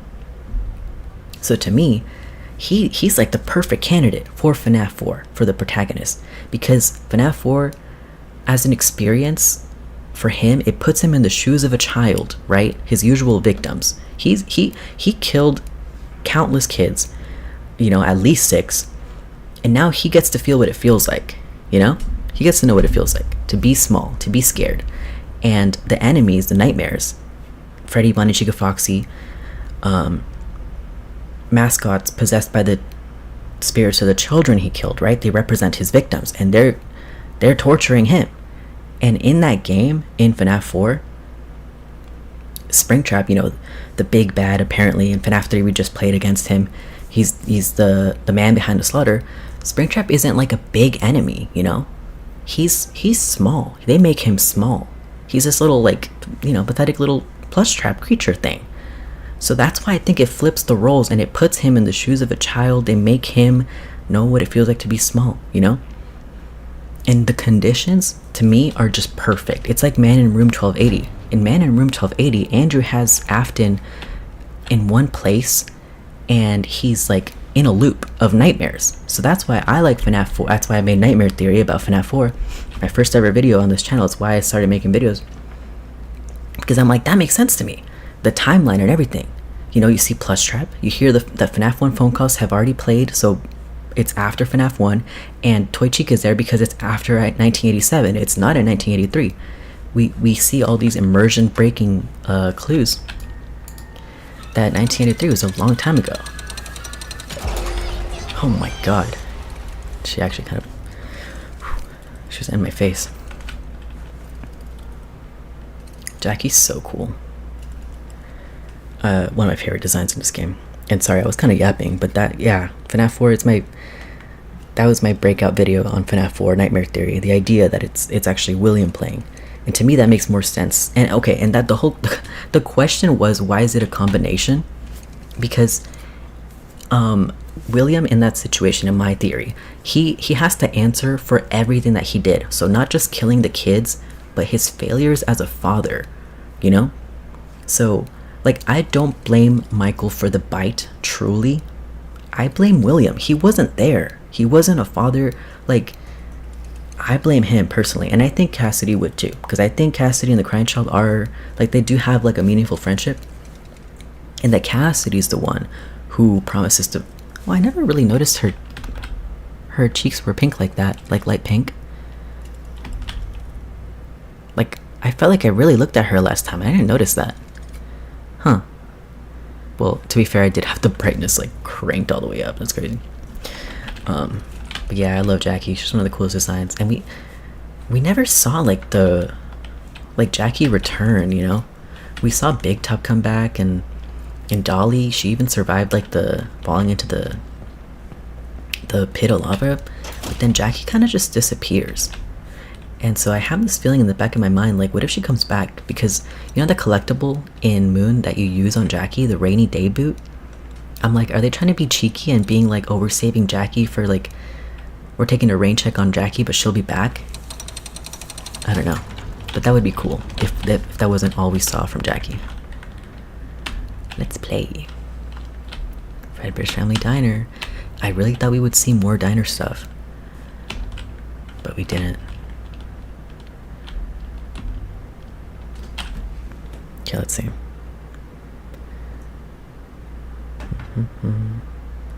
I just realized there will be a night guard at the IRL FNAF location. That's so funny to me. Yeah, that's true. I was thinking, like, wait, are they hiring? But yeah, I'm really far from there. I can't work there. That'd be cool though. She's so scary. Clowns are creepy. I like clowns. I actually really like clowns. I like to like do clown makeup sometimes. It's just for funsies. And then I also have like little clown dolls. Jackie is backy in Security Breach 2. Wouldn't that be cool? I don't know. And then you can get kind of like people. I feel like Circus Baby.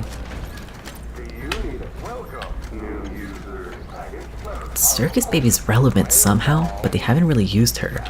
And Jackie's not Circus Baby, right? But she looks similar. Mail call. Wait, where did? Oh no, I did. Okay, I forgot I deposited the film. I kept thinking I was like supposed to hold on to it. Okay, she's about to get real, guys.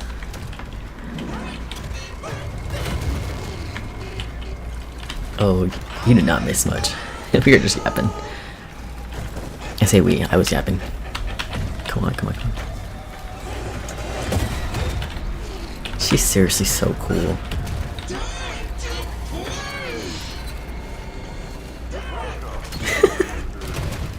This always kills me. Oh shit. Oh shit.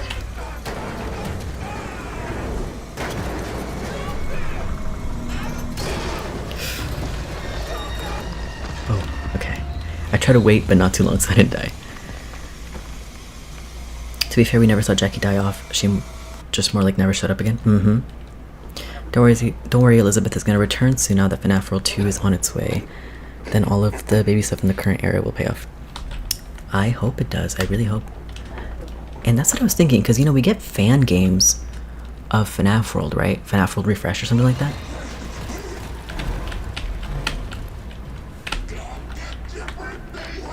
And people have added the sister location animatronics to FNAF World. Whoa. And I guess we could be seeing them in FNAF World 2 if we're leading into Security Breach 2, because, you know, the Blob had Funtime Freddy's head, the Tangle, you know, and yeah, and like you said, there's little bits of the circus, like the plush baby specifically, and then that interview that Stu Wool did with John FNAF, they had a giant circus baby head in between them, and they're being cheeky about that. J-Tub was being cheeky about that. He was like, you know, we know why this is here, but you don't. And I feel like we haven't had that payoff yet. You know? Oh, look at the stripes on her arms. She gets like the Nightmare own darker sections. It's really cool on her arms. I forget who pointed that out, but I definitely didn't notice first. But it's so cool.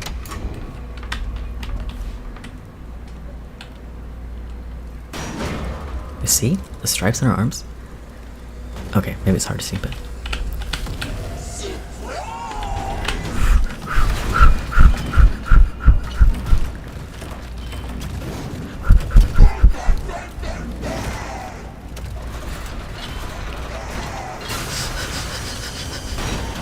sorry, she gets me. She's still kind of scary, you know.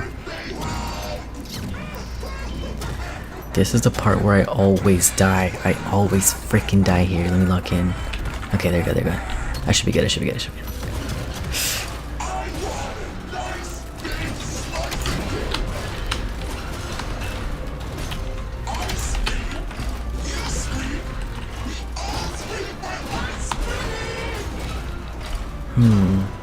And you know, speaking of baby, and you know, Vanny, Vanessa, it's weird because she's not Elizabeth, right? She's Vanessa. So it's not the same. Okay, I got it. And I really wonder if we're gonna get any like Vanessa circus babyisms or not, because you know, she's a bunny, and in the movie she's a puppet. It's weird. I'm gonna finish this whole Jackie chase before I start reading chat, okay? Oh shit.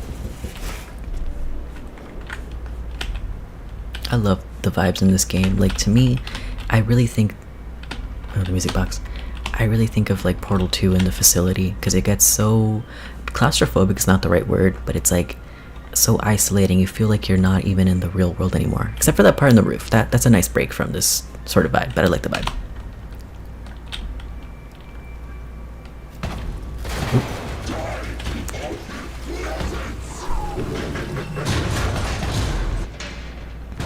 If you can hear me, pick up.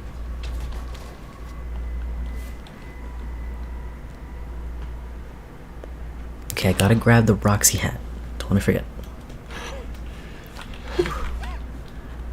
Yeah, you see, no Jackie. But like, we fell together, so where'd she go? She escaped, she got away. Over. I don't know. I mean, the Mimic never wears the costume again, because it's probably too far gone, but... Okay, let me talk to him.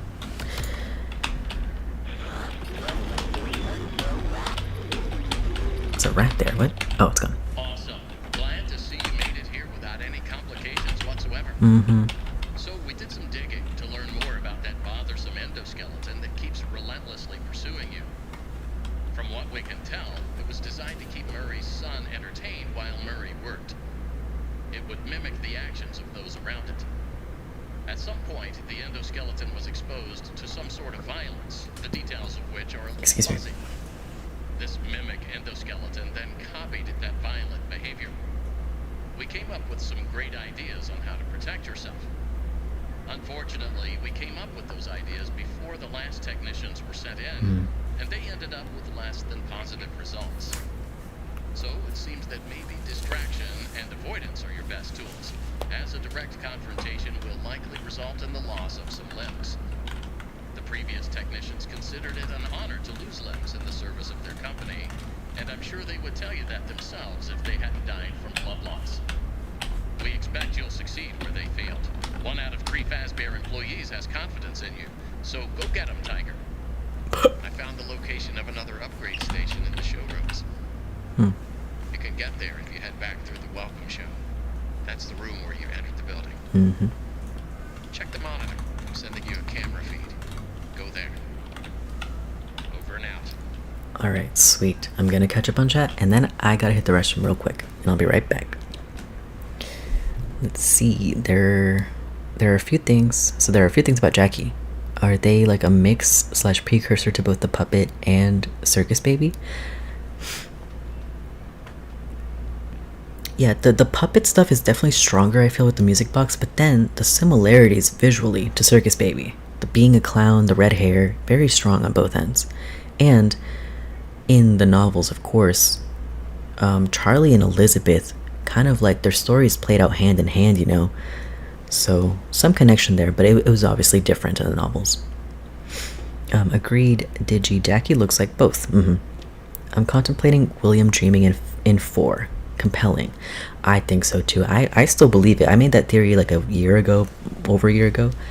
And you could, you know, people say Mike Dreamer or BV Dreamer or something like that. I don't like to call it Will Dreamer, but that's technically what I'm saying, right? That he is the dreamer. So I call it nightmare theory because, I mean, it's kind of a play on dream theory, because Matt Pat, he got it like, he pretty much said the opposite of what I'm saying, because I think FNAF 4 as a whole is a nightmare. Like the whole game, even the minigames, everything, Fun with Plush Trap, Balloon Boy, even the between night minigames, because like I said, there's those little, like Plush Trap is also in the minigames, and Toy Chica, of course, so it's not real. And I mean, you should know it's not real because they're minigames, they're not real life.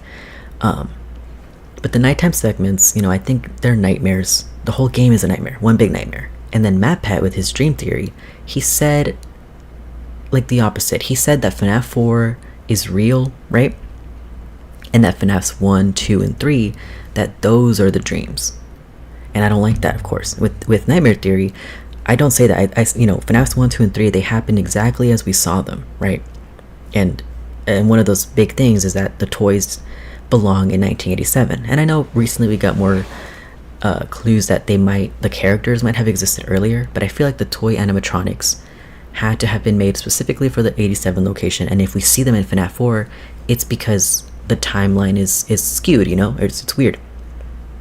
But yeah, so yeah, that video is up on my channel. It's my first ever video on this. And the audio quality, so ass. And it's funny because I'm using the same mic today and in my latest videos as I did in my first video, but I just did not know what I was doing. But I did get better. And it's only like 11 minutes. I'm still really proud of it, and stuff. But it's not the most popular idea. Obviously, most people say that Mike is the dreamer, and that does have very strong evidence. I definitely think we're in the Afton household, and to me, it just, I think it hits close to home for William. Like I said, he pays for what he did to the kids and his own children, like his failures as a father and the evil that he did as the man behind Slaughter. Told you clowns are fucking scary. Okay, yeah, Jackie's scary. Second thing is that I always thought that Jackie in the early trailers was gonna be like what Ennard used to be. Definitely getting Ennard vibes too. And Ennard and the Mimic are so, I think, similar. Like, I don't know, Ennard's being a combination of all the other Fun Times, and the Fun Times had Mimic tech, Oh my god, we can talk so much about this. And we're supposed to be solving Security Breach, but yeah, we can talk about Sister Location. I don't think we'll get into this Security Breach stuff until like maybe the theater. That's when I think, for sure. But yeah, like I said, let me just catch up on chat. I really gotta use the restroom. Vanessa is an Elizabeth bot twin. It's crazy. I feel like I might have missed some. Yeah, I did. Don't worry, Elizabeth is gonna return soon. No, I think I did read that. You did say that. Okay. Yellow Eyes. Oh, Raven pointed the arms out, I think. Okay. No, Raven, that's cool. Yellow Eyes will return, and it will be confirmed she's Elizabeth. I can feel it in my soul. I know you believe that, and Seeker, I actually have something to say about that, but I think I'm gonna wait because I do gotta go to the restroom. Told you clowns are fucking scary. Yeah, I did read that. From the trailers, I assume Jackie would have a much larger part in this game. Same, and that's why I think it just would be cool if we saw more of Jackie, because she was the first boss, or boss, whatever, and then just kind of went away. So you're saying she got the Vanny treatment? Exactly, I do think so. Neural network initiated. That's funny. Motherfuckers made it seem like Jackie was gonna be the main villain for real. I get it. They didn't want to spoil much of the game, but it's like, damn. For real, Jackie big bad. I was sure. It would have been cool, at least if she came back at the end of the game. I don't know. Okay, I gotta use the restroom, guys. So enjoy this camera feed, I guess, and I'll BRB.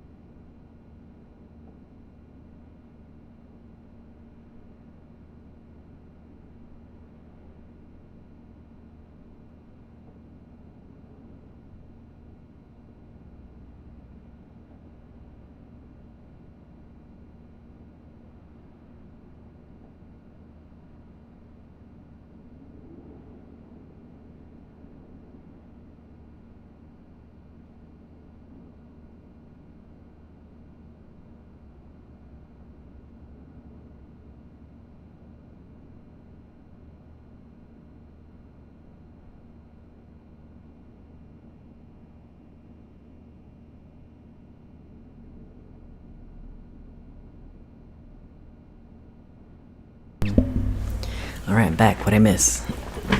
Numbers 2. What is next after this? We got Jackie, now we have to go to the welcome show, right? Alright, let's see. Am I the only one who thought that the puppet was a Henry-made creation? But thanks to Secret of the Mimic with Jackie and the puppet designs and the puppet design and the parachute ending, it's put to question.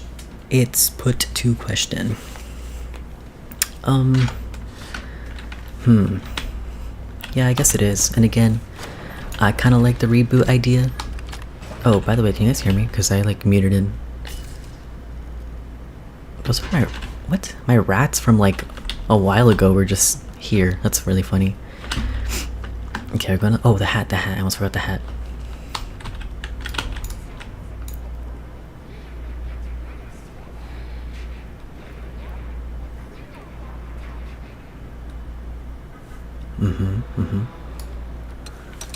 I love the cool voice, like the ghost voice lines, whatever. That's what I do think the Mimic's possessed. And it's like a ghost. And it's like everywhere. Okay, let me put this away and then I'll go to the welcome show.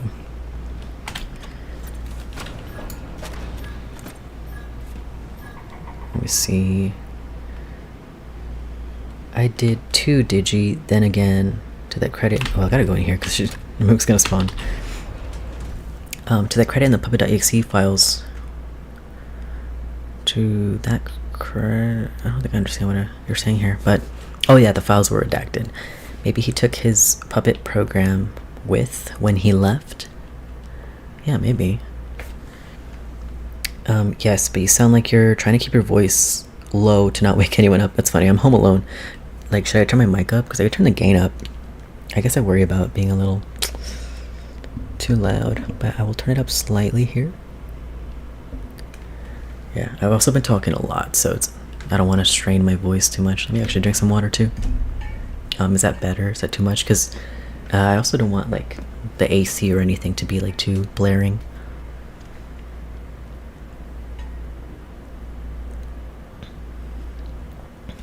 Deji asked, unrelated, are you a boy or girl or other?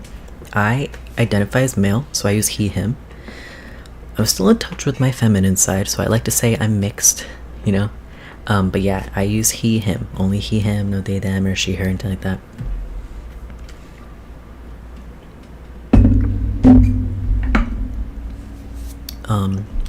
I did start like HRT, testosterone treatment, and my voice dropped, which is really cool. Basically went through puberty 2.0, right? And I really like my new voice. It's a lot more affirming. But you know, my hair's still pretty long. I haven't had top surgery or anything yet. It's in my future. But yeah, thank you for asking. And not said can't hear you. That's great. Thank you for letting me know. Okay, let's go.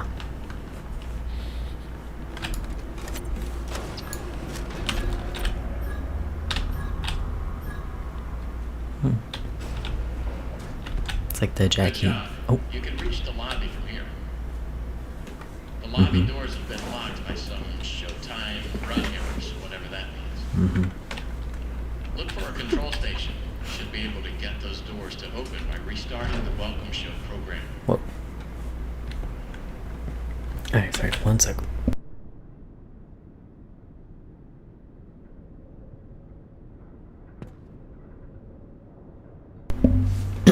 Alright, pardon me. Let me grab this. Excuse me. Let me grab this Monty.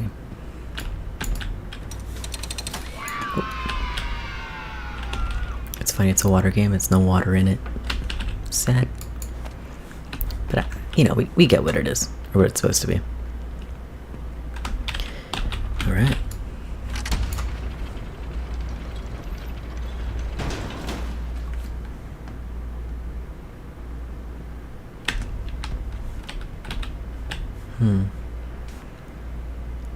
So this seal thing was one of the like mascots outside the welcome show here, like for whatever event that was. And I'm not sure if it's for Fall Fest or if it's for the Big Top Carnival, you know, not entirely sure which one's which sometimes, because like it seems like Edwin has his own thing with the Big Top Carnival, and in the Big Top Carnival area there is like an ice cream thing, which might just be a funny reference, you know, I want some ice cream. But then I feel like nah, like and like these, like, I feel like it was a summer event where you would buy ice cream, the Big Top Carnival, and like one of the few floats that Murray was working on, one of them was like a 4th of July thing, and it's a parade float, and in the Big Top like show area, and we'll get there, I'll show you, it says that like it has parades like during the event, or a parade, I don't even know. So I'm like, it could be in the summer, in July, around Independence Day. So not in the fall. So in the fall is Fall Fest. So there's two different like carnivals, the Big Top Carnival and Fall Fest. So I'm like, I don't know, some of these mascots, I'm like, which event were they made for? Or maybe both, because I know, I mean, Fazbear Entertainment, one of the animatronics in R&D was Monty. So he probably started as a Murray character, but then they wanted to like buy him or rent him for certain stuff. So yeah, it's unclear sometimes.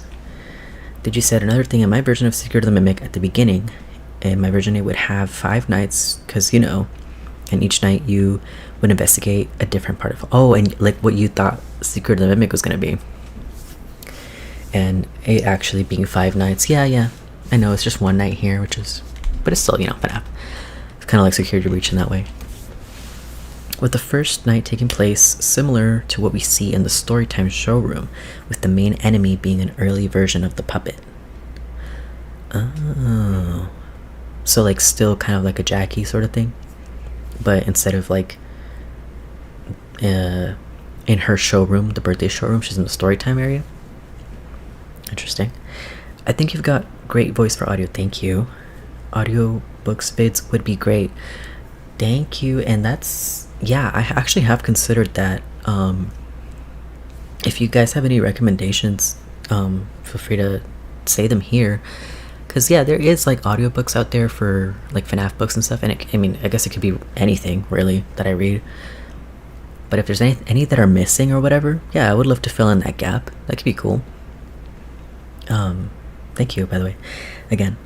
And let's see, I think the things we saw outside are meant to be things MCM sells to who invests or something. Yeah, like, but you don't think like they were getting it ready for something? Well, that's the whole premise of this place, and especially in the retail showroom, you can literally fill out a form and then order certain parts and stuff. So like, yeah, that's fair, but I don't know, I'm getting like event vibes, because all the chairs, you know, and it's like they don't specialize in chairs, they specialize in animatronics and costumes. So it's like if they have chairs ready, it's like they're anticipating people and hosting an event or something, right? But I don't know. Well, all the costumes and characters are available for purchase and lease. This is true. So they probably leased out the Monty character for Fredbear's. There's this really cool game. I don't know if it's called, like, if I'm mixing them up, because I think there's one called The Flip Side, but then there's one called Meanwhile at Fredbear's. But I just saw a really cool game where it's like Fredbear's with Monty and Bub. Do you guys know which one that is? Because that one looked really cool. I haven't played it, but I did see some gameplay from other people, and it looks so cool. But at Flip Side, there you go. Okay, I think I mixed them up. Or however that works. Yeah, honestly, I think we could make so many changes of this game from the ground up. Yeah, sure. I mean, I'm not into game development, so I wouldn't even know where to start. But you could always write like fan fiction or whatever. That'd be cool. Or just theorize. FNAF Flip Side, yep. Yes, I know those. The Flip Side. It looks really cool. Considering Edwin was all about sales, that would be my guess too. They're items to be sold or rented. I had forgotten about the parade float. Yeah, it's like an Independence Day one, because it has the American flags and like the sparklers. But that might be a bit of a reach, but I will show you guys, and maybe it'll be more convincing if you actually see it. Meanwhile, at Fredbear's is going to be so good. Okay, it's coming up. I guess I got the names mixed up. I can't really visualize what Meanwhile at Fredbear's actually is. By the way, earlier I think you mentioned you had something. Oh yeah, to say about your Elizabeth theory before you left. Both Meanwhile at Fredbear. I will say something. Sorry, you might not have all day, so I'll get to it. Don't worry. Both Meanwhile at Fredbear's and the flip side are just FNAF fans' dream Fredbear's game. Yeah, we've been dreaming of a Fredbear's game for a while. Too bad Scott wouldn't make something that peak. And that's why I feel like if this is an AU, then isn't this our Fredbear's? But like not really, in like the most indirect way. I don't know, but you know, whatever. Okay. So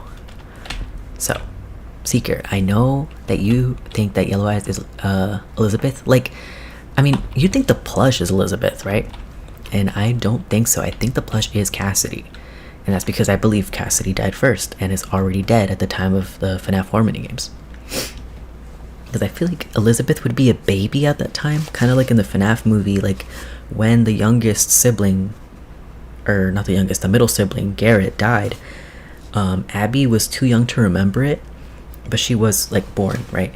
And so so I feel like Mike and Elizabeth, Mike and Abby, did I say Elizabeth? Abby. Mike and Abby in the movie, that would kind of be like how it is in the games, you know? I gotta blow my nose real quick, give me 1 sec.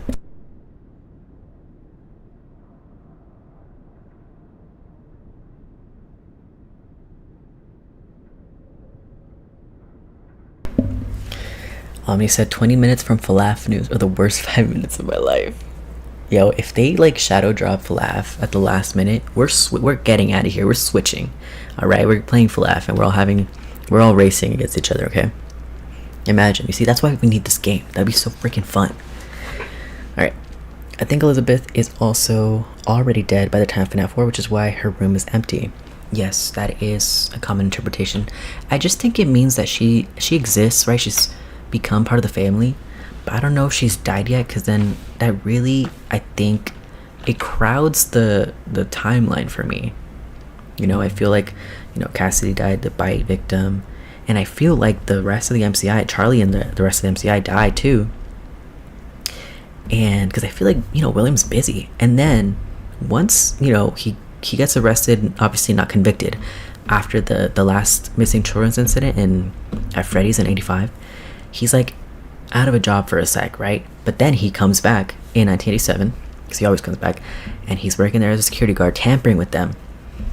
And I think what he learns in 87 is, honestly, I'm going on a tangent, right? But what he learns in 87 with Mangle, the taken apart, put back together, that I think that's what sets him off on this idea that, oh, I can make my own pizzeria, it'll be bigger and better, and I can do whatever I want. I can use the spring locks, I can use, you know, I can go further with that idea of take apart but put back together. So I feel like Circus Babies he starts making after they find him out at the 87 location. It's cool, and I don't think we talk about this enough, at least in this context, but like William canonically spent 5 nights at Freddy's in FNAF 2. Like, he was the night guard the week before us, right? He survived 5 nights at Freddy's, right? 2. And so he learned how to subvert and subdue the animatronics to, like, that light would disorient them, and just different tricks, right? Oh, that he could like trick them with the mask, you know? Focus on the game, bro. I know, it's just the song's gonna be loud. Let me see. I wonder if the Midnight Motorist Band will have something new. Oh, now? I think I missed some messages. Omni said true to the Elizabeth thing. I cannot wait to see the full Security Breach 2 Vanny design. Same. I honestly thought she looked a lot like Moon. Like, I thought it was Moon for a second that he flashed at the end, but it was Vanny. It's already one of my favorites. So cool, especially if she keeps her knife. Let her kill people this time, you know. Digi said, I believe Eliza Toy Girl. I've heard that a lot too. I wonder if the Midnight Motorist Man will have something now. Was that a fan game? A bite at Fredbear's? I'm not sure. You mean a bite at Freddy's? Gonna start talking like FLAF will be out within the next 2 hours. Hope is all we have. Digi says focus on the game. I'll get there. Liz a toy girl. Yep. I think she lives with Miss Afton, and that's why her room empty. And she says, "See you at the party." I think the fun times being created early is what this game is hinting with all the orange remnant, like Goo and Dolly, looking like fun time. That's fair. Yep, that's it, Digi. And the mimics being a way for William to learn about supernatural stuff. Yeah, I mean, I honestly connect the mimic to Cassidy. But I think that he doesn't learn about, like, I honestly still think, even though I don't think Charlie died first, I think Charlie's death and his murder of her with the puppet possession, I do think that was special. Because I think Cassidy knows how to lay low. Because, you know, obviously I think Cassidy's the plush. Okay, I will finish this thought and I will start the welcome show and I'll keep moving on. I think Cassidy's a plush, right? And I just think Cassidy reaches out to the crying child, right? And nobody else seems to perceive it, right? It knows how to just, you know, because clearly something's wrong. He's saying, like, go find someone who will help. You know what will happen if he catches you. And he's talking about Fredbear, the animatronic, because I feel like Cassidy's death involved the Fredbear suit and, you know, foul play with the Fredbear suit. So something is wrong, and so Cassidy's reaching out to the crying child to go find someone who will help. And basically, you know, and that's why I don't think, I really don't like Will Push, because I feel like their interests, like, contradict, because it seems like the plush is trying to blow up the scene there, like, you know, bring in the police or something, versus William, if he's, you know, killing people, and I think he is, because those rumors didn't come out of nowhere, then, well, at least one person, one victim, then he wouldn't want the police there. He wouldn't want his child going and telling stories about people dying and their bodies being hidden and animatronics coming to life. And I don't think William knows yet. I think William, I do read him as just like a psychopath or something, someone who kills because he has just a disdain for children and stuff like that. So anyway, I don't think he really knows at first that Cassidy has possessed the Golden Freddy suit. So I think, and especially even with the crying child, with the bite and stuff, because I do think his spirit is left behind, but I don't think he picks up on that. I don't think he realizes what he can do until he kills Charlie, because he doesn't even stick around to see what will happen. He doesn't do that on purpose. The puppet, like, goes and gets Charlie, right? And it's kind of just this miracle of circumstance, a miracle in quotes because it had unintended consequences, right? But William wasn't trying to get Charlie to possess the puppet. It kind of just happened. But if he was working at Freddy's, which I think he was, he definitely noticed after that. And that's what I think motivates him to kill Susie, Gabriel, Jeremy, and Fritz. You know, the mascots at Freddy's. I think that's what sets him off. And then he thinks, I can recreate this, you know? In the novels, he tries to recreate, you know, that one instance that he wasn't responsible for. Not really. It's kind of an accident. But yeah. Okay, let me start this welcome show. Oh wait, that's just a thing. We need to update the Swing Bee. He's shorting out every third show. Can you also get Mrs. Helpful in here? There you go.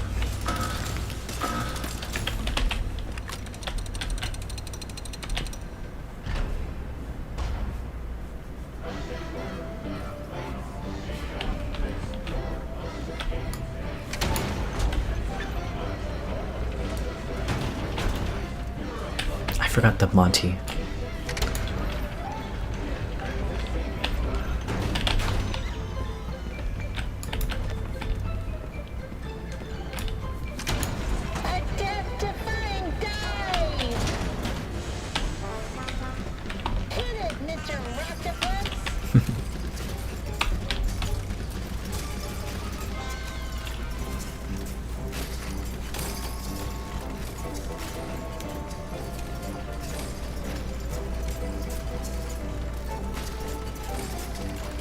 A new world awaits. Now it's time to explore. Step right up. Don't be scared.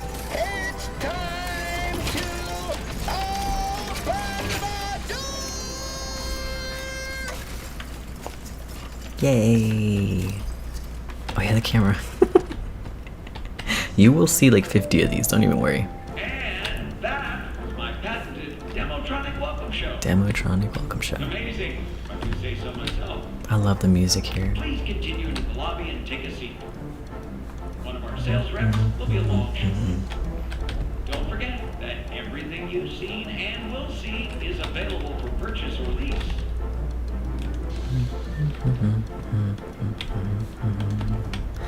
Alright, let's go.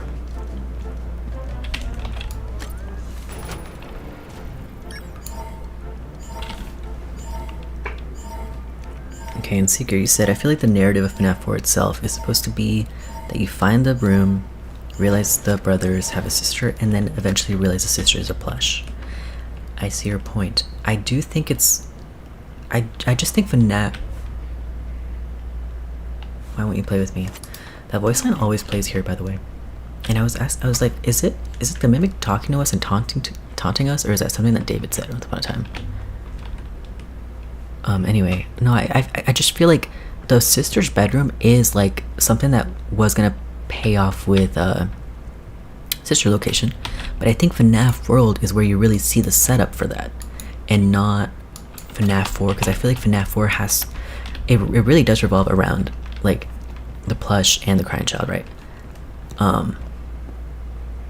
But I really think it's like a golden duo sort of thing, because it's like it's a plush, it's something, and I do think it's possessed, something manifesting as Fredbear, and it's separate from the crying child. So once the crying child gets bitten by Fredbear, he does, you know, eventually die from his injuries.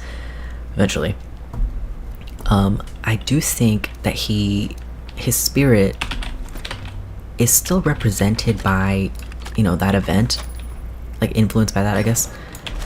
So when I see Fredbear and the purple accessories, like Fredbear the animatronic, I think of the crying child.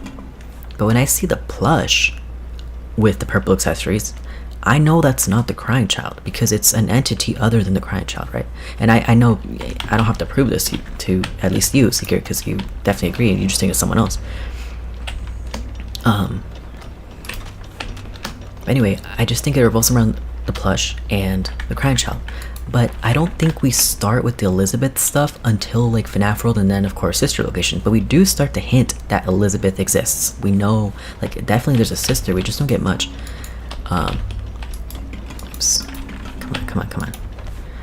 So I think what we're wrapping up, because it's 4 games, 1 story, right?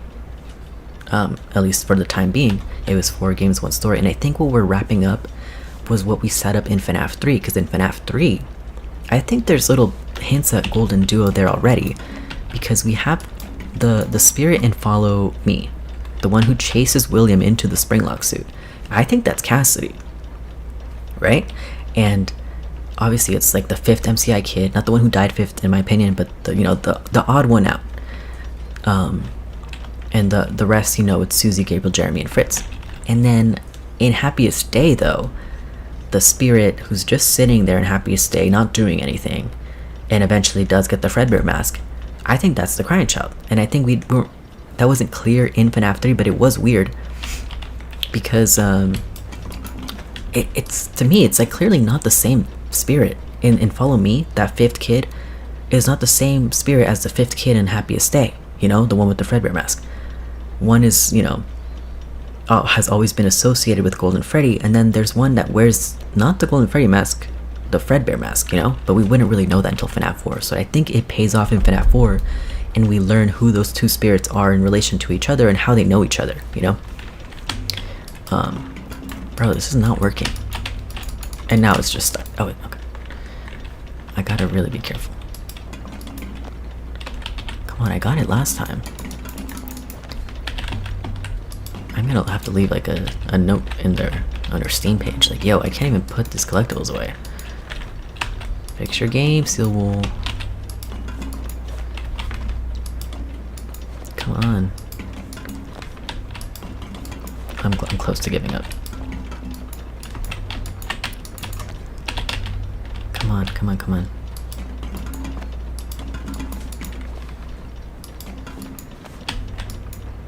Oh, perfect. Thank God. I was literally about to give up.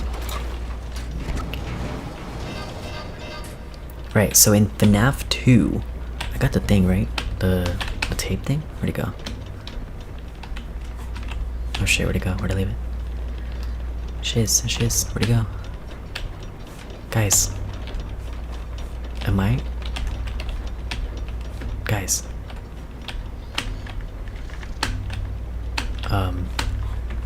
Guys, where'd I leave it? I grabbed it, didn't I? Did it despawn? Don't tell me. Tell me it didn't. Don't tell me it did. Did I put it away or something? Did I...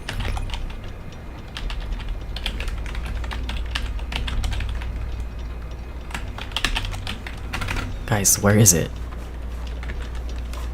I feel like I dropped it somewhere. But I had it. I grabbed it. Don't tell me it despawned. Am I going crazy? I'm gonna have to go back and watch the stream. Or something.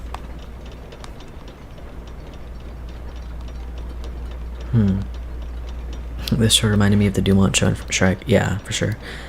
I'm so happy about today's news because I was expecting absolutely nothing. Yeah, I guess it's good not to get your hopes up. I'm so happy. I had my hopes up high and I'm still ecstatic about what we found out. I disagree. CC is told to go find all... Yeah, we do disagree on that. To go find all the happiest day minigames during the clock ending of FNAF World. So he can't be the kid just standing around in the final one, in my opinion. So you think that's Cassidy? But then Ultimate Custom Night, we know that Cassidy... That doesn't fit Cassidy's character. Cassidy would not choose or accept a happiest day, you know? I personally think that CC is meant to be the one we play as on the happiest day minigames, including the puppet. Hence what he's told in the clock ending and why he looks like the puppet. Okay. I don't know. I do think that like spirits and their mascots tend to stay consistent, you know? Like obviously with Cassidy and the Crying Child and Golden Freddy, Fredbear, it's a lot of crossover. But for the rest of the spirits, like, you know, I feel like Charlie's the puppet. And, you know, Henry calls her my daughter, he says, and the security puppet, that's her minigame. And also we get the puppet jump scare in FNAF 2 after Take Cake to the Children, and that's when we see Charlie die. So I feel like that stays consistent, and I don't know about, for that minigame specifically, the puppet representing the Crying Child or being him. But, yeah. In FNAF 2, it was there. Yeah, you see it. Did it like literally disappear? Or did I miss it? Am I blind? What if it fell down?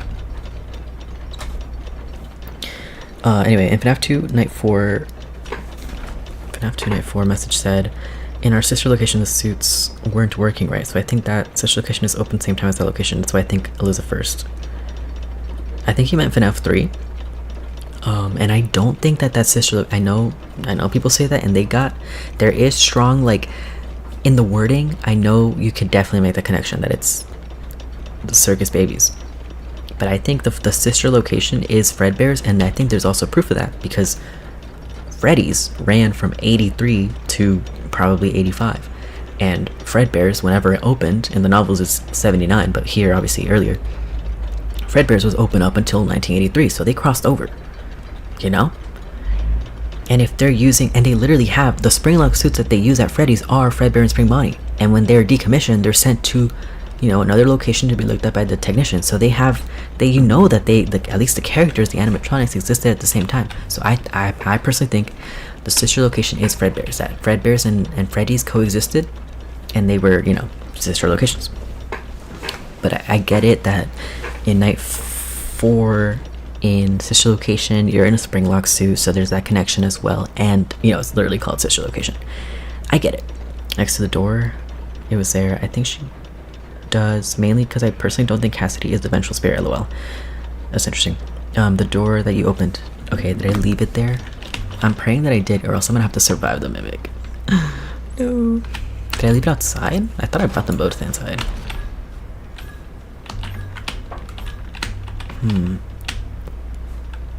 Guys, I think... Guys, where did it go? Well... Sister location is sister location to me, but that's my literal brain. It can be any sister location. Yeah, like that term means more than, you know, the cheeky pun. But both have like things supporting it for sure. I have no idea now. That's funny. No, guys, frick. I feel like I'm gonna have to go up there. Shoot. Wait, okay, hold on. But if it's not there, what do I do? I might have despawned. See, that's what I get for yapping. Wrong thing, hold on. I mean, actually, it wasn't my fault. I was trying to put the collectible away. If we get up there and it's not there, I'm gonna laugh. That's all I can do. Laugh. I mean, I'll just close the game or something. What is this? Oh, it's like a... I thought I like ran in here and dropped it off and then was like, let me put the collectible away first. You have to go back. No, I know, I'm scared. I was trying to like cheat, you know, and get it here beforehand, and I swear I did. Also, where'd my rat go? Oh, it's right here. I never grabbed it. Okay, pray for me. And if I die, I'm not gonna have the Monty thing.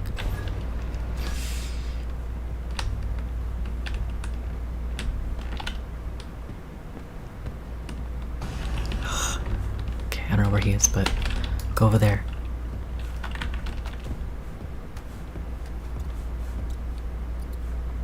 Okay, that didn't work. It's literally here again. I saw it. Yeah. Okay. Shh. Shh. Shh. Fuck. Fuck. Fuck. Fuck. Fuck. It didn't even play the jump scare. I didn't even see him. I didn't even see him. Oh my god, bruh. Oh my god. Okay, well, I think I might have saved in that room, though. But I have to go back. God damn it. Let me see if Monty's in here. Maybe. He's not. Yeah, great. Well. That's just my luck. Yeah, this game was not this broken last time I played it. I think that VR update really messed things up. This probably has the best soundtrack out of any FNAF game. It's pretty good. Leon Riskin is really talented. Well, this is a Steel game, it's gonna have glitches. But really, it was not this bad. It was not this bad. I haven't played it in a minute, so I did not see the consequences of the VR update thing. But it's bad.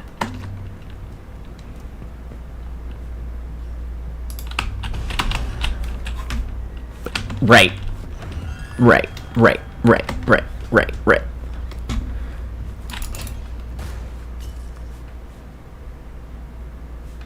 Wait, where'd he go?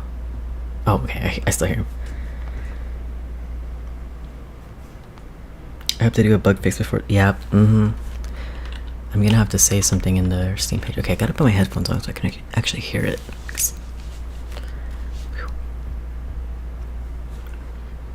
Wait. Okay, I can hear it. It's still upstairs. I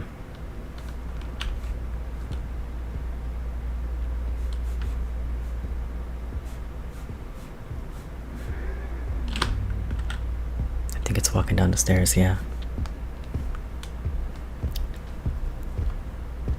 Or not? It seems really close. Yeah, I think it's coming.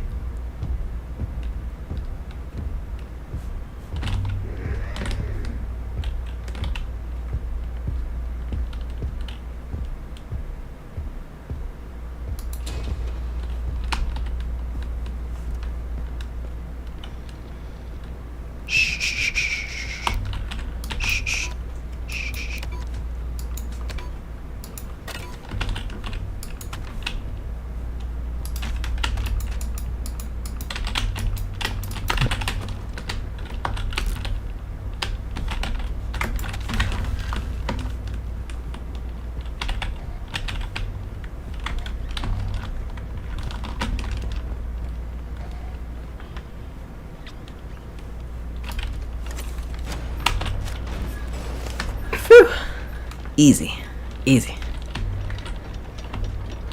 That last part totally didn't happen. Alright, I'm gonna try to breeze past this. Once the elevator is off, remove any obstructions from the exposed machinery. Although I will say, a little mini theory about the elevator. It would be a good time to ask them. When the machinery is clear of debris, Is it, I mean, rotate the hang Actually, let me finish this because she's talking. Raise the elevator. Push the green button to open the hatch. Mm-hmm. You are now safe to get under the elevator. Oh, there's a note here. If the elevator, to realign the elevator, use the sliders to rebalance the load weight alignment. Wait. There you go. And please, bear in mind, A bear is always in mind. if it does go wrong, we want you to know that Mhm. it's not your fault. It's another one of life's speed. There you go. We love Now you. that I assume you are done with the alignment, use the diagnosis and repair function. Oh, right. Oh, wait, she has to tell me the numbers. I was about to die.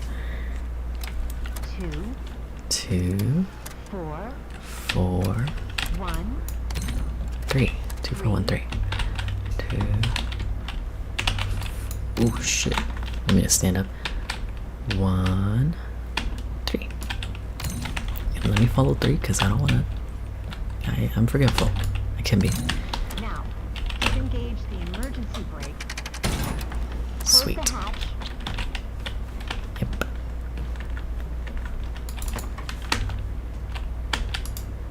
Oh.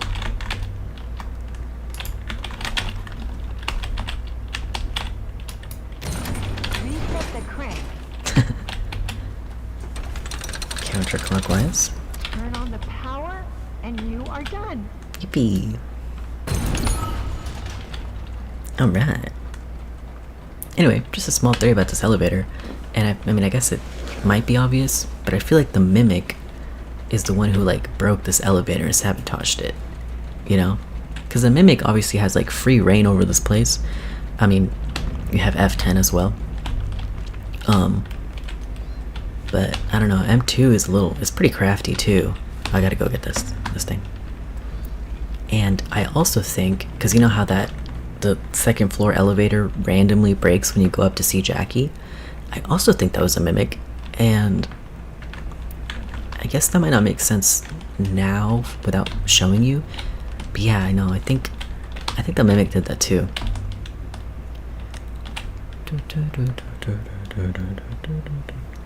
Let's see, hate Fiona's fat shaming here. No, that's in the doll hospital. She fat shames in the doll hospital.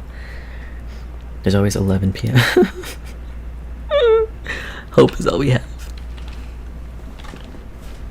But seriously, I need to know if there's any news. I need to know ASAP. Oh my gosh, it's already 7 p.m. here. Yeah, okay, and also the mimic sabotaging the elevators, you having to go between floors. Well, she says you don't have to go between floors because you can just fix it from there now. Or something, I don't even know. Oh no, she says hopefully whoever's stuck inside can crawl out between floors. So this is between floors. And, you know, I think the mimic broke the elevator and the mimic was here, at least in this general area. And, you know, you see proof of the mimic being here, right here, a dead body. Right? And it's locked behind and everything. But this is kind of a low stakes theory, I'm just saying. Just being observant, I guess. Yo, this thing blew my mind when I first saw it. Chica's Party World. Blew my mind. And it's really cool we got this collectible, like, before we actually get to see Chica later in the game. But it's kind of like foreshadowing, you know, that we're gonna see Chica. Oh, yeah, the crank. Oh. Okay.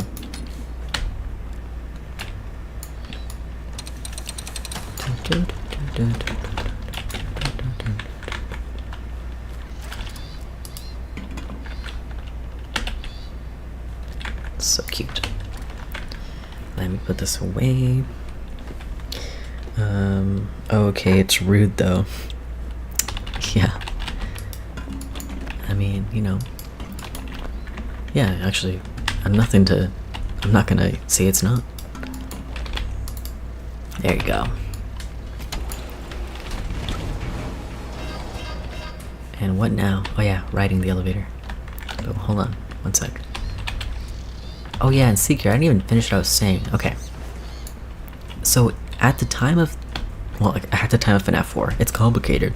But in FNAF 4, I really don't see Elizabeth having to do with like the yellow eyes and stuff like that. But in sister location, right? And I might be reading too much into it, but this is what set me off. When you're putting when you gotta fix Circus Baby at, I forget what night it's on. If it's like, it's not night 4, because that's, it might be night 5, I guess, because you send Baby to the scooping room. Basically, you're in parts and service, and you're fixing Circus Baby. Like, and I might actually have a visual I can show you guys, because I have all the textures from the game. But she's literally hitting the Golden Freddy. Let me get to this nice. First of all, Fredbear singing show, so cool. But let me get you guys a nice background. Is it that she's hitting the Golden Freddy pose? Yeah, but it's like, it's so striking to me. I mean, I guess you're the only one who really needs to get it. So if you get it, you get it, right? And that's curious to me because, you know, the plush is also in the sister location. Like, it's not part of the canon route that you take, but if the plush is there, then I feel like, because I think the plush is Cassidy, that Cassidy is there, at least in some way. And, you know, I do think in Follow Me, right before William gets spring locked and he's like stuck there for 20 years, he gets away with the remnant of the core 4, right? They're endoskeletons, and he throws them in his giant remnant mixer in the sister location. So I feel like the MCI are there, and that includes Cassidy, right? And so something curious about Baby, right? Something really curious about Baby. And, you know, when you go back and see her, I think it's like night 2. Am I crazy? Night 2 or night 1? I don't even know. When you're supposed to go somewhere else, but the door opens to go see Baby, and you go see Baby, then she tells you like a little backstory about how she was on stage once. You know, she's talking about back in the day, the one day that Circus Baby's Pizza World was open, and it wasn't really open, right? Because if you read the canceled due to leaks thing, it was kind of just like a test or whatever with test audiences, so it wasn't really open, but it was only open to audiences or whatever for one day. And she's talking about what a wonderful day it was, though. And she's talking about the moments leading up to killing Elizabeth. So she's talking about, you know, the buzz, the excitement of being in this new location. I don't think because she actually enjoyed it, whatever, but she's, you know, just listen to the story. She's talking about she smelled like birthday cake or something. She was covered in glitter. I don't even know. But she's talking about that day. And then she's talking about, you know, the children running in and out of the room. There was 5, then 4, then 3, then 2, then 3. I don't even know. And then there was 1, right? And we know what's going to happen here. And we know who that one child is. It's Elizabeth. And she said something happened when there was 1.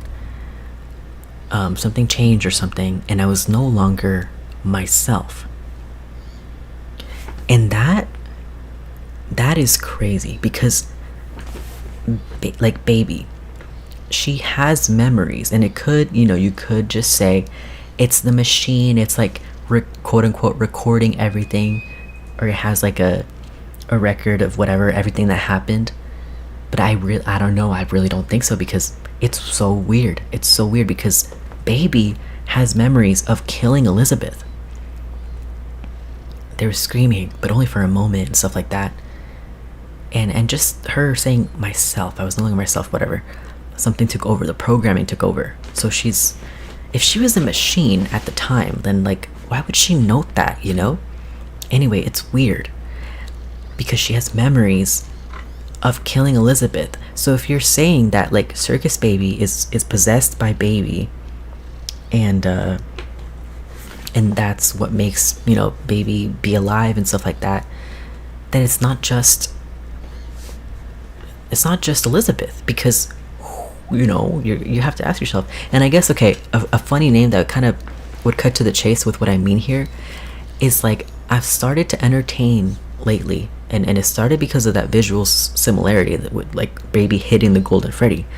I've started to entertain the idea of like, because there's Golden Freddy duo, Golden duo, but like baby duo, because, and hear me out, there's more proof. And follow me, right? William breaks Foxy and Freddy and Chica and Bonnie. Did I say Freddy, Bonnie, Chica, Foxy? Yeah. Okay, whatever. He breaks the core 4, and he probably takes their endos, and he leaves the casings behind. You can see the evidence of him breaking them. And when he does that, after he does that, like the climax of the Follow Me sequences, then you see all 5 spirits, right? So the core 4 are kind of standing to the side, and Cassidy's the one, again, who's always the odd one out. But they're all there, all the missing children, right? And for the core 4, they have to walk one by one, right? And then they get destroyed by William one by one. And the consequences of that, the aftermath, I guess, is that now their spirits are kind of like, I mean, I feel like the most of them are elsewhere, but I feel like they exert themselves a little bit and appear and project their spirits in the safe room on that final night, right? But Cassidy doesn't have, like, Golden Freddy doesn't walk there and get destroyed by William. Yet, Cassidy is the same as the rest. They all appear as spirits. But Cassidy doesn't get destroyed in that moment, right? The vessel, the Golden Freddy animatronic, it doesn't get destroyed in that moment. But then, after the other 4 get destroyed, at the end, at the climax of Follow Me, they're all the same. So then I feel like that implies that Golden Freddy has already been torn apart. Like William has already taken the endoskeleton and the parts from Golden Freddy. He already got away with it. So that's how they're all kind of on the same status on the final minigame. And that also explains why we never see the physical Golden Freddy suit. It's always a projection. It's like the ghost of a suit. We in FNAF 1, for example, we get to close the doors and stop, the animatronics from getting inside. But Golden Freddy, he can just, teleport inside because he's not a physical suit. He's not like restricted by physics, right? But he must have, like, Cassidy, being lured and killed by William. And I like to believe Cassidy's springlock, but even if you don't, if you just think, he used a knife or something, but he still had to hide the evidence and put his body in an animatronic, the Golden Freddy suit. Like, and in FNAF 4, we see Fredbear on stage. We know that a yellow bear suit existed, but in FNAF 1, FNAF 2, and even FNAF 3, except for the minigames, we don't see a physical Golden Freddy suit. It's always a ghost, so it's gone. But it existed. It existed, but it's gone. So I feel like we don't get to see when William, like, takes it, but he does take it. Like, he gets away with it. Let me know if that makes sense so far. Like, I don't think it's that crazy. Baby duo or something. Because if he got away with the Golden Freddy suit and Cassidy's, the majority of Cassidy's remnant, agony, whatever, I feel like just like Fazbear Entertainment, you don't want to be wasteful, and especially if it's, valuable haunted metal. You're not going to waste it. You're going to use it. You're going to recycle it. You're going to reuse it. So, theoretically, if William kept the same Golden Freddy suit and turned it into what became the Fun Times, and specifically Baby, then Cassidy's, like, soul might be in the sister location and in Baby. So I guess you could call that, like, Baby duo, because Baby remembers killing Elizabeth, and so that could be Cassidy remembering killing Elizabeth, being set to a new purpose, twisted to a new purpose, and used in ways never thought imaginable, stuff like that. That's my theory about that. So, and the reason I wanted to say, because you see Elizabeth where I see Cassidy, but then later I can see a point where, like, there could be some confusion there. Like, do we really know who's talking to us in sister location, if it's Elizabeth, or is it just literally the mimic voice that the Fun Times can use? Because you hear Elizabeth's voice as a child, but then you hear Baby's, so Baby can mimic Elizabeth. But is she Elizabeth? Not really. And I also think back to this weird part in the fourth closet where like Baby also remembers killing Elizabeth, but it's like the fourth Charlie bot. So in a way, it's already, you know, it's not really, I don't know. It's conscious and it remembers that, and it's weird, right? It's weird. And I think there's some evidence there. The fact that Golden Freddy, we never see him physically, but yeah, he ends up like the others, you know? That's my theory. Okay, let me catch up on chat.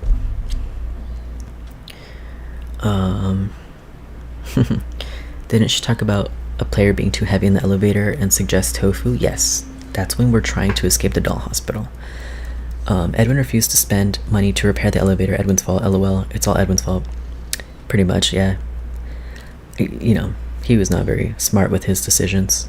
Is it that she's hitting the Golden Freddy pose? Yes. Yeah, LMAO. And there's a poster of her in front of the Fredbear plush too. Okay. I hear you. In the back, I mean. I remember this area was one of the few screenshots they released before the game came out. True. And then you can even see Jackie's hands there with the, coming out of the birthday showroom. I think Baby and Elizabeth's memories merge after Elizabeth possesses her, like in the novels. Yeah, and like I said, you could say that it's just the machine, the robot, remembers that. But then it's like, what if it was more than a machine, you know? And I think it's definitely possible. True, it was Jack. Huh? That carpet was everywhere back then too. Huh? Oh, you're talking to the other, yeah. Jack E the Guy Man. Oh, I think I saw you in another stream the other day, yesterday or something. I think it was in a unnamed security guard or something. He was playing Dead by Daylight. I had to leave because I got a headache. Not his fault. Yes, yeah, okay. I think, yeah, I already read that. Not all of the fun times have the voice mimic, only Funtime Freddy. But then, like, technically that's true, but then what I think, especially with the mimic program here and stuff, I think of Sister Location a lot, and the hand unit and stuff like that. The hand unit seems to get like hijacked, and it's acting weird, and it has different voices, you know. And I just feel like Elizabeth, and we don't see Baby on stage. Like when we go to her gallery, we don't see her, so it's like, where is she, you know? And then when you see her in parts and service, like you already see the tendrils behind, so they're combined already. So I'm like, I don't know, what is going on? So I think, I don't know, it's weird. But you know, that's a good point, because the blueprints do say that. They don't say mimic for all of them, but I definitely think when they become one, that there's room for that. And also, it is weird because there's definitely ghosts down there. So again, with not everything is bound by the laws of physics, you know. And Baby says she does know how to pretend, so she could be deceiving us.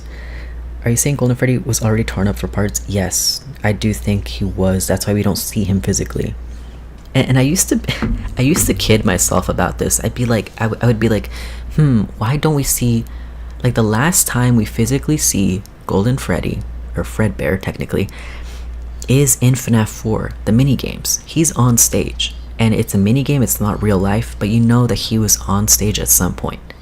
But beyond that, in 1987, he's not in the spare room. At least we don't see him. We only see a shadow of him in parts and service. So they're not like using him for parts. It doesn't seem like. There is a yellow suit in there, but I feel like that was probably the rabbit, right? Because the rabbit exists in Follow Me. We know it exists. They kept it. Versus there's no evidence that Golden Freddy exists past the FNAF 4 minigames. And I used to kid myself about this. I was like, maybe Fazbear Entertainment kept it and used it for parts in the Core 4. But then with this game, with William being so ruthless in this game and taking everything from Edwin, I was like, okay, no, let me be realistic here. If William wanted the Golden Freddy suit, the Fredbear suit, he would have gotten it. He would have done whatever it took to get the Golden Freddy and Fredbear suit, and especially when he gets the Circus Babies Entertainment and Remnant up and running. Yeah, of course he's gonna want, you know, all the haunted metal he can get. So I do think he would do whatever it takes to get it. So I used to be like, no, maybe Fazbear Entertainment kept it, or William, maybe William. But you know, I just gotta be for real. I feel like William would have, if he didn't have it, he would have gone and, you know, found it and taken it and used it in his machines, you know. But you know, probably wasn't thinking about the consequences there. Elizabeth Baby duo does work, especially if Baby is sentient before killing Elizabeth. Yeah, and again, you could say that's machine, but I don't know. I personally think Elizabeth speaking with her own voice during the Ennard night was supposed to confirm that she really is herself and she's just pretending not to be. Or it could be the spirits, because I mean, at least after in the source code hints on Scott's website before Pizza Sim, at that point you know 100% that there's multiple entities. And Baby in Sister Location, she acts like she's the only one who's like lucid enough. She's like, the others, they never learn. Ballora never learns. I know how to pretend, you know. But then, you know, they have, you know, the quote-unquote breakup after Sister Location. So it seems like they were kind of just letting her, I don't know, really think she was running the whole show. But after they got out of that situation, obviously they're like, all right, you know, she's really faithful to her dad, really loyal to her dad. So it was not going to work out in the long term, but they at least collaborated and got out of there first. But I don't know, I think it's just a way to get at Michael, you know. So I feel like, I mean, and that could have still been Elizabeth. Like you're still right, that could have been Elizabeth, like speaking in her own voice or whatever to Michael just to get at him. But I still think once they're all together, it's still multiple entities, and it could be like, I don't know. Yeah, let me rechat. Like what if she wasn't the only one who knew how to pretend? You know, she thinks she is, but what if she wasn't? You know, she thinks she's the smartest in the room. Maybe she's not. I mean, I do think she's, I don't know, she's formidable. Like, definitely, you know. Yes, I subbed because you said you were. Oh yeah, I remember. Yeah, thanks, man. And you know, welcome to stream. I mean, you've been here, but yeah, welcome to the channel. Whatever. You said you were streaming in the Nip chat. Yeah, I did my first stream, I think yesterday, if I'm not wrong. Sorry, I'm not speaking much. I am on another stream. No, you're good. Actually, I'm just pretty much ranting right now, and I'm not gaming too much. I actually like the idea that Fredbear was used for parts for the other animatronics, because it explains Shatter Victim pretty nicely, lol. Yes, and I did consider that too, because it seems like, yeah, they're always together, you know? I think it's just that the MCI kids eventually got annoyed by her being bossy with them, lol. And yeah, she was always acting so superior, and stuff, and of course loyal to her dad. So yeah, I just wanted to say that theory, I guess, baby duo, because maybe not in FNAF 4. I don't see, I guess, much indication that like Cassidy, Golden Freddy could represent, or like the Fredbear thing could represent Baby or Elizabeth, I mean. But then I think later the waters kind of get a little muddy, you know. The wonderful Fredbear singing show. Music, food, beverage, entertainment. He does have black accessories here, or at least, you know, for the poster he does. Little sonograph, the record. Is that what it's called? Sonograph? Tickets sold inside, 50-cent general admission. Enjoy perfect entertainment for the family with fresh, unadulterated food and beverage while being serenaded by our local singing bear, Freddy. Oh yeah. Freddy Fazbear.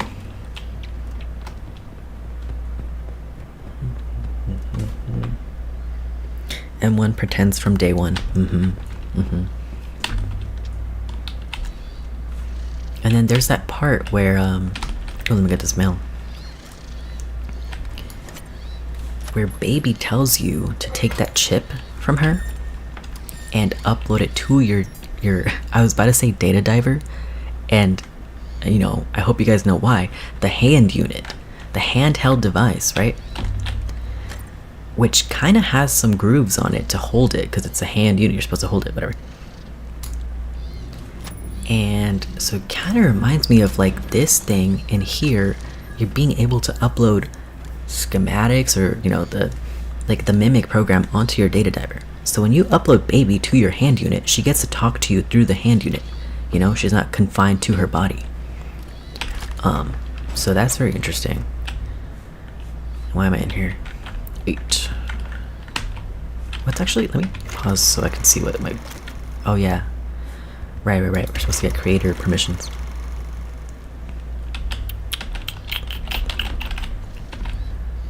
Okay, starting here. Unless anyone knows the code right off their top of their heads. 4. La la la la la la la la la la la la la 4 7 la la la la la la la la 4 7 8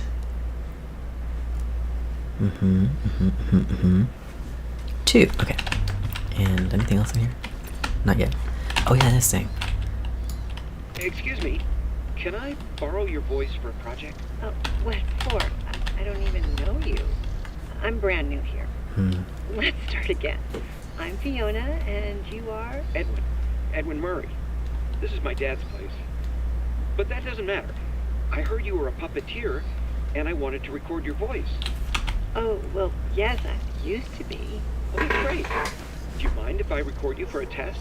So, you want to record me with that? What is it? It's a new type of audio cassette recorder.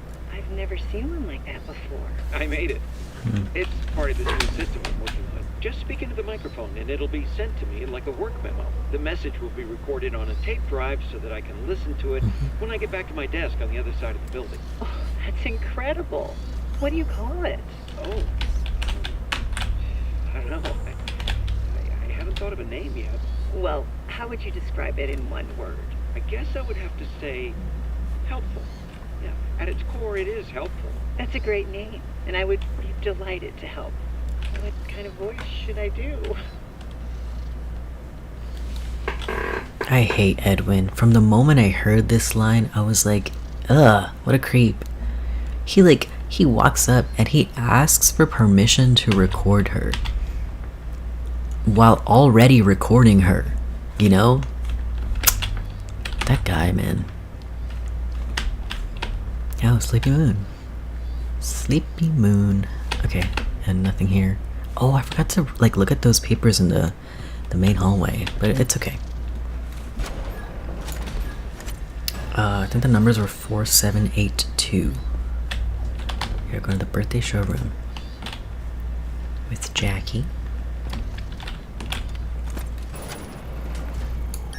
Those who know, M1 is an Elizabeth/baby parallel from the pretending and manipulating to wanting to fix a child family. Oh, it's kind of creepy in here, by the way.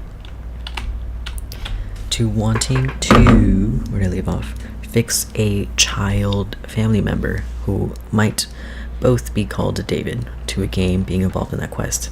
And you see, I feel the exact same way, except that it represents Cassidy, right?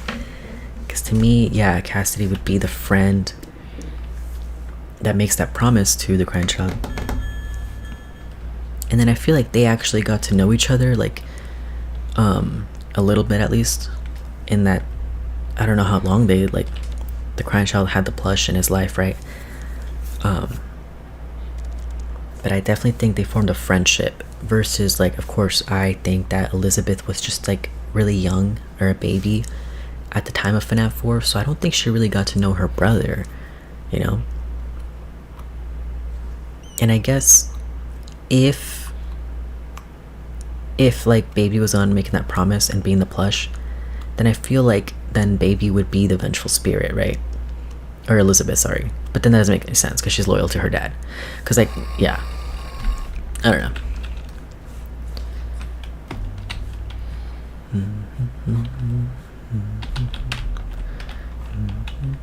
But that's because I think the plush is Cassidy, and so is the vengeful spirit. You know, the one he shouldn't have killed. But I'm crazy, I guess. Let me see. Her program is transferred, yes. So the hand unit, other than just leading you and teaching you how to do your job, it like can carry baby's program in it, you know, which is really interesting. And she has to upload herself to your, I keep wanting to say data diver, your hand unit thing, before you destroy her body. But that doesn't destroy her, you know. What if baby is F10 and 4 is the F10 and 4 program, which is why baby is sentient before killing Elizabeth, and then mimicking Elizabeth to Mike to put her into hand unit. Oh my god, it scared me. Just give me a minute, I had the best idea. The sound bites of Edwin neglecting his family. I don't like the idea of, and again, because I think it's an alternate universe and it was like rebooted. So I don't feel like this stuff, and you're allowed to think that it's perfectly valid. They're all FNAF games after all. But I don't see Fiona and Edwin and stuff like that carrying into the Scott games, because I feel like it's its own continuity or universe. I don't even know, but you know, it's perfectly valid to think that this has, you know, basically rewritten or retconned some of that. I don't love that idea personally, but that's still valid. Edwin proposes on voice. Yeah, I know. I literally tweeted that because there was like some Edwin slander on the timeline, and I had to add that to the. I was like, let's not forget this. Edwin proposes on voicemail gross, and he's stalking her already. Asking consent after talking is just gross. After recording her, yeah. Okay, I can't get in here yet, but I can get back to the 4782, I think. 4782. Yes. Cool Z's, and then 0434. Oh yeah, and I totally forgot this one. And this one, yeah, like I was saying, guys, Fall Fest. I really neglected to acknowledge Fall Fest, and I forget who asked me to like look closely in the birthday room, but I will, because there's more Fall Fest stuff there. Coffee, these little snacks. You know, people say that Edwin might be alive. Maybe, because like, if this was just the Mimic's workshop area, the motor oil would make sense, and like the machine parts, whatever, if the Mimic was working here. But not the drink and not the snacks and the coffee. That doesn't make sense for the Mimic, because the Mimic's a machine. So, you know, that whole Edwin being alive thing, maybe. Because there's traces of someone making makeshift work areas and, you know, grabbing snacks and going to the soda.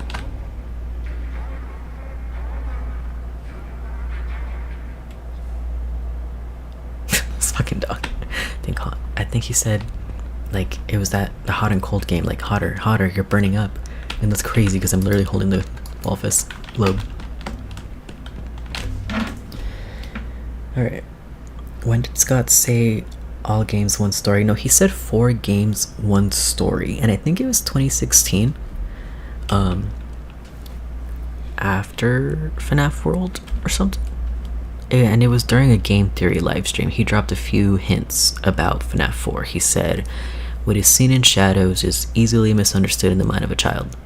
He said 4 games, 1 story. And he said, in the FNAF 4 minigames, why is the tiny toy Chica missing her beak? So, yeah, and I think if you look up like Scott FNAF 4 clues, or like MatPat or game theory stream Scott clues, you'll probably be able to find all of these. Omni said, wow, I can't believe FLAF in the next hour and a half. We are drastically running out of time. I know, bro. I really, my hopes were up. I really wanted to see a Click Team tweet. I was like, we could have it all, but maybe, am I too greedy? Because, like, it was announced 2 years ago. Come on. I don't know. If this is an AU, I really wish Scott would just say it. In the post FNAF 4 hints during a map. Yeah, okay. Someone already explained that. I'm done. Me, I did.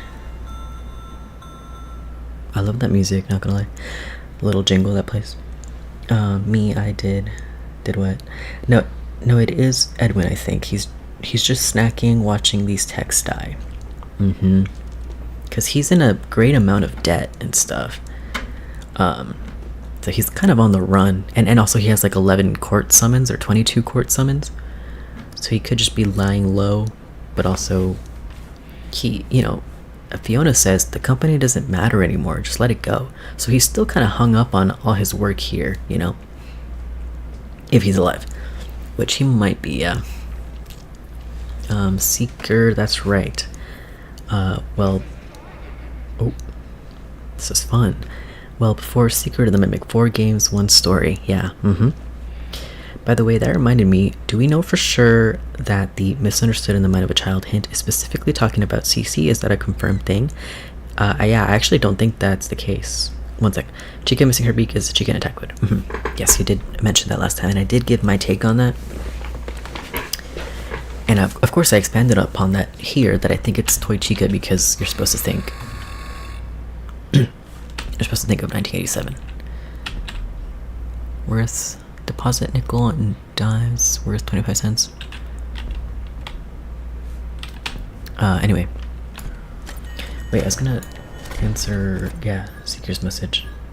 Okay, so my take on the misunderstood in the mind of a child, and I know 808 Freddy's agrees with me, because, 808 believes MCI 83, and I don't believe MCI 83. I think the MCI still culminated in 1985 with those last 2 victims. Like, I think those last 2 kids that died at Freddy's in 1985, that's the peak, or the conclusion, basically, to the victims that William had over the course of at least 2 years, I think. Like, I do think Cassidy died in 83, and he started killing in 83.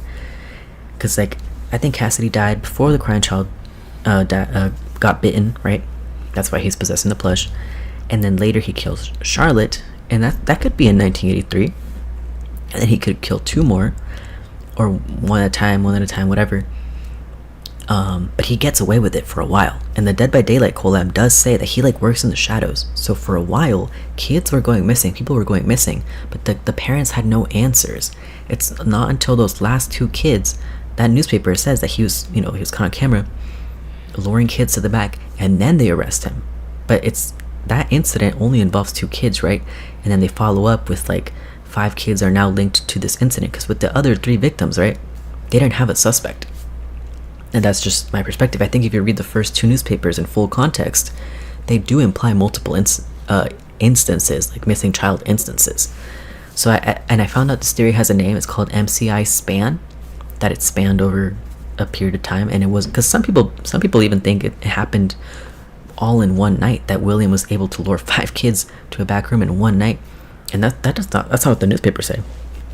You could say that was retconned, but I don't like that. God damn it! It's stuck. I don't have the Monty thing, I don't have the sharp hit. I don't have this. Maybe I can grab it? Hold on.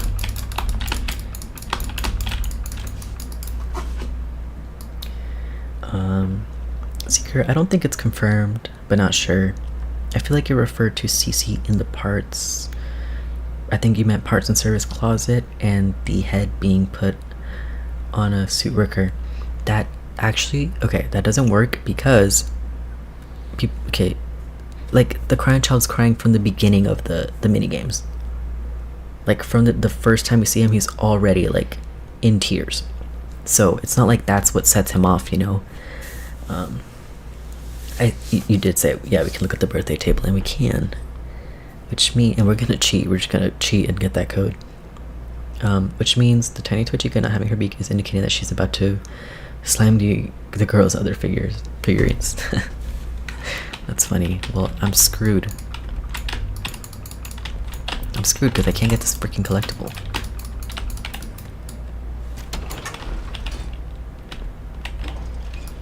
Oh, there you go. Okay. Oops. Okay, I guess I gotta reset it or something. I don't know. Come on, Steel Wool. Hello. Come on, come on, come on.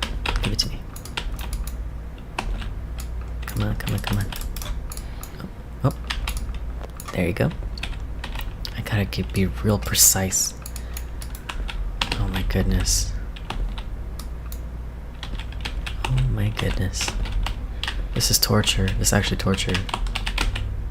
Sorry guys for this experience. Come on, come on, come on. Come on, Arnold. Come on, Arnold. I know you want. Come on. There you go. I really don't know what I can do exactly. There you go. My goodness. Phew.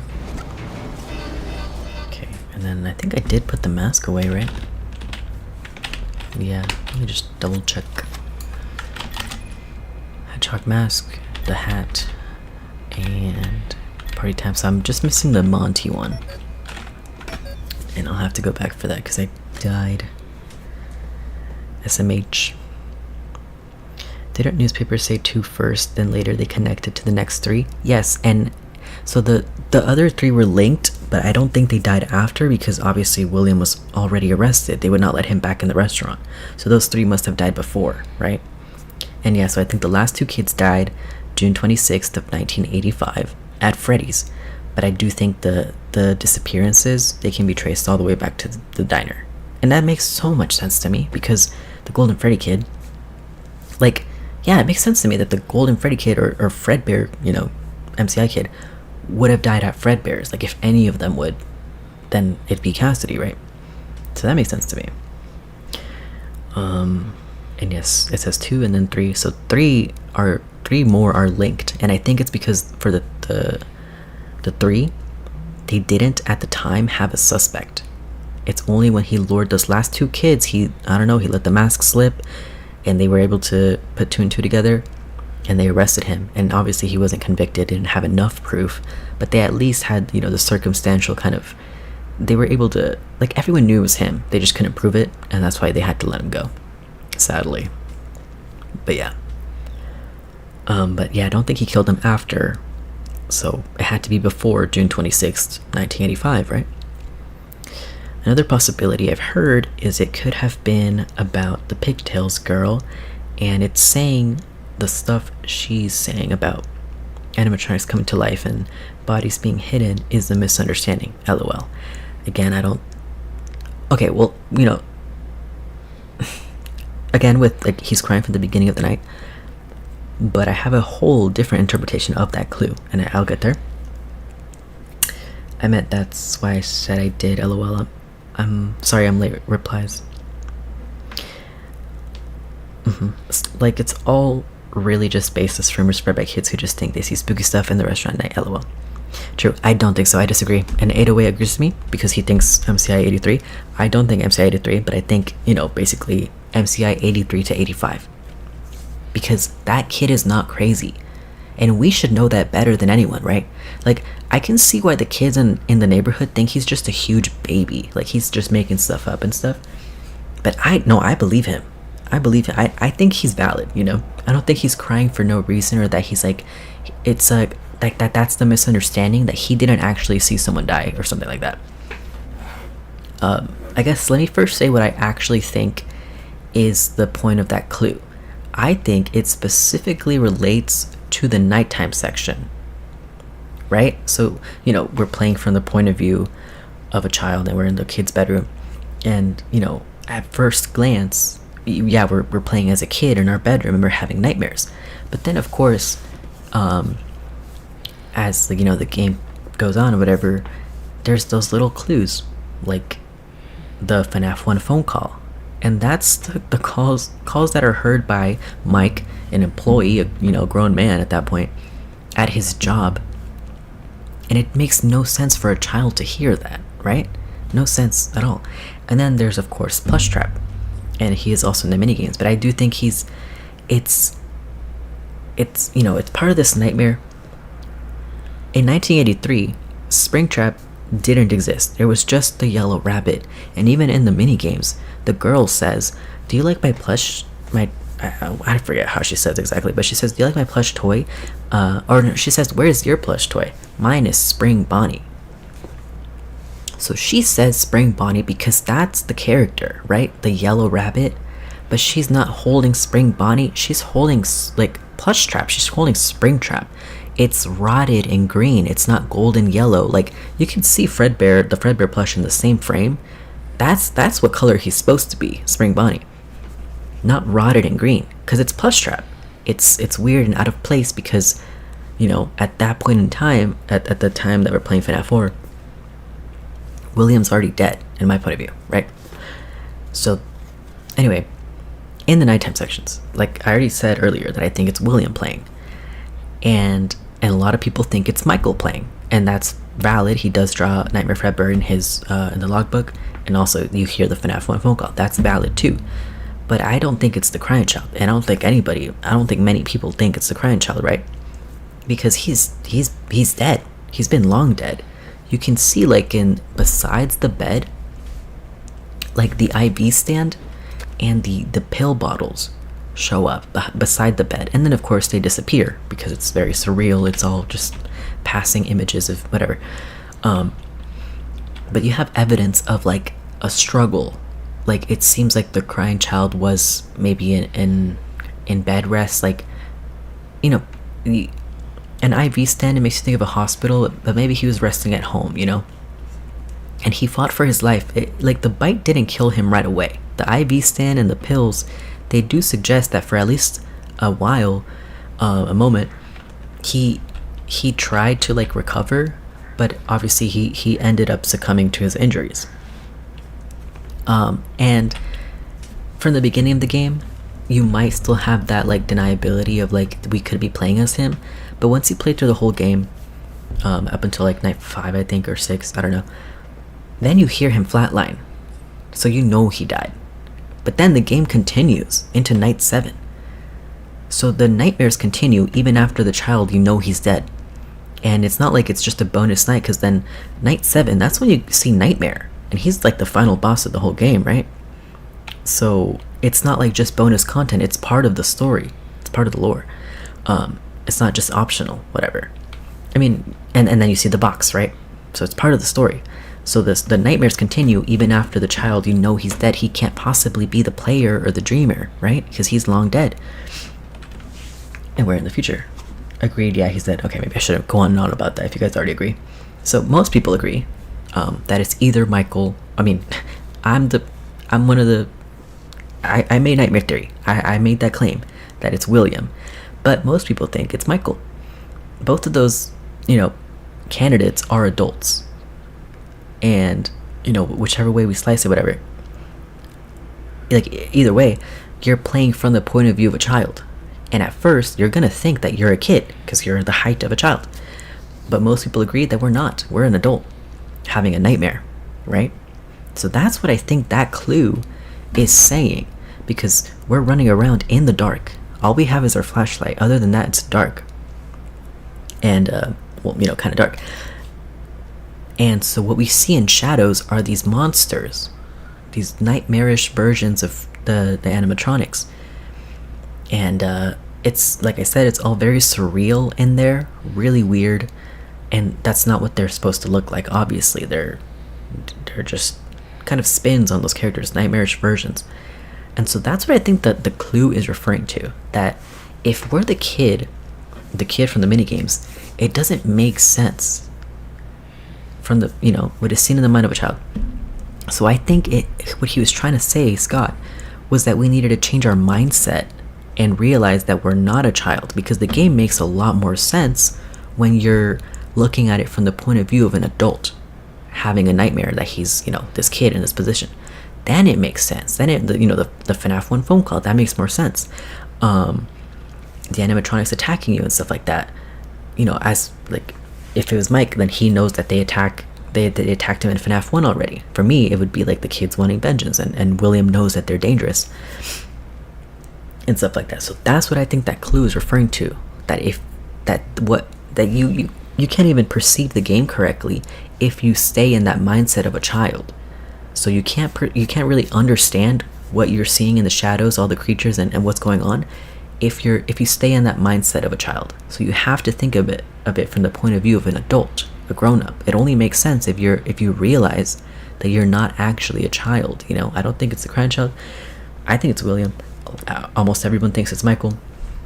But I think, yeah, William and Michael, they both make sense to me. And both of them are grown-ups. They're not children. And the game, the nighttime section, only makes sense if you're looking at it from their point of view, not from a child's point of view. You can't understand, because if it's the crying child, where's the Fredbear plush? The Fredbear plush was there for him when his brother was, like, you know, trying to torment him. So why wouldn't he be there to console him when he's literally fighting for his life against these monsters? It doesn't make sense. It can't be the crying child, you know, because then he would have his plush. So yeah, that's my take. That's my take on that clue, is that it doesn't have to do with the mini games and like that the crying child saw something or that he imagined something. No, I think it has to do with the nighttime section, you know. Do you think William knew the whole time that Michael was tormenting Cece? If we're playing as William, he'd have to know, right? Well, okay. It's true that an adult would understand things versus being in a child's mind. I think the game only makes sense if you like leave that child mindset or whatever. Like the game is it's basically forcing you into the POV of a kid in your nightmares. But I don't think I think we're supposed to realize eventually that we're not a kid, you know, with those subtle clues and stuff. So you asked if William knew. I don't think he knew at the time. Like in 1983, I don't think he cared to like he wasn't there. He was at work. He'd rather be working on machines and stuff. And that's why like the house, the dynamic in the house was so dysfunctional with Mike and the crying child, because dad just wasn't there, you know. And you know, people say that he's the plush, William's the plush, and then that's so weird to me, especially because that's what people use as evidence for will care. But then it's like he let his older son torment his younger son. That's not very caring.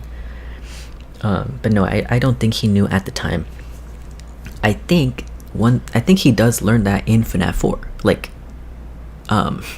which is in the nightmares, right? Because, and I said this earlier, I think the whole point of FNAF 4 is, you know, first of all, torment for William, and also to give him teach him some perspective, you know. So like I said, he's put in the perspective of a child, and he has to it's kind of like those voice lines in Ultimate Custom Night, you know. Now you get to know what it feels like. This is how it feels, and you get to experience it over and over and over again forever, right? As long as the conditions were met. So I do think the nightmares replayed night after night after night after night in William's mind while he was stuck in the safe room, because he couldn't leave, you know. Even though he can walk, he's perfectly capable of walking, running, he couldn't leave. He was stuck there. And yeah, that's why I think FNAF 4 ends the way that it does. You have no indication that the torture is gonna end, you know. So you're stuck. Versus like FNAF's 1, 2, and 3, you get a conclusion, you know, you get a paycheck, or it's like the whole place burnt down. But with FNAF 4, it really seems like the nightmares are just gonna continue, you know. You're stuck in a loop. So that's my take. And yeah, so anyway, I was saying this earlier, that the bedroom is kind of a cross between his so with Michael's office and the crying child's bedroom. So he kind of has to answer for all his sins, all his mistakes, so the murders, and how he just was a terrible father. Because I feel like if Cassidy was looking out for the crying child that whole week, or you know, Elizabeth, you could say, was looking out for the crying child that whole week, trying to warn him, like, hey, your brother's hiding, he's gonna scare you, like, look out, whatever, and trying to help him navigate out of the diner. And you can find help if you can get past them. You just have to be brave, and you know, basically taking care of him the whole week, trying to help him navigate his life, only for it literally to all be for nothing, because the dynamic, again, between Michael and the crying child, which I blame William for just not being there, it culminated with the bite, the birthday, the prank. It went horribly wrong, right? Horribly wrong. Like, I think Michael was trying to be cruel, right? he was trying to, he's bullying the crying child, but I don't think he meant to kill him. And obviously at the end of the game, he apologizes. He didn't mean for that to happen. He says, I'm sorry. You know, I don't know if you can hear me, but I'm sorry. He apologizes, you know. He didn't mean to do that. So anyway, if I was Cassidy and I was taking care of the crying child that whole freaking week, and consoling him and being like, tomorrow is another day, you know, and especially on that day, his birthday, no one could be nice to him for one day. His birthday, that happens, I would be pissed. I would be so pissed, and I would be like enraged, really. Which is why I like to think of Cassidy as not just like the vengeful spirit, but also like, I think avenging the crying child is a big part of his character too, because I think he cares a lot about the crying child, and seeing that happen, it was obviously beyond his control. He could only like help the crying child so much. But when the bite happened, and obviously, you know, Michael and his bully friends had a part in that, I personally don't even blame Michael. I don't know if I think Cassidy might hold a grudge for like a while, but ultimately I think everyone knows that William is the one who's like responsible. Ultimately, he's the one who was responsible. He wasn't even there at his son's birthday. He wasn't even there watching his kids. It only happened because he failed as a father. So I think that also comes into play in FNAF 4. He has to, because he failed Michael just as much as he failed the crying child, you know. So he has to pay for what he did to these other kids. And, you know, like, he should have been watching his own kids instead of killing other people's. He should have been watching his own kids. I dropped my phone and the chat. Sorry, let me see. 3 minutes remain. No.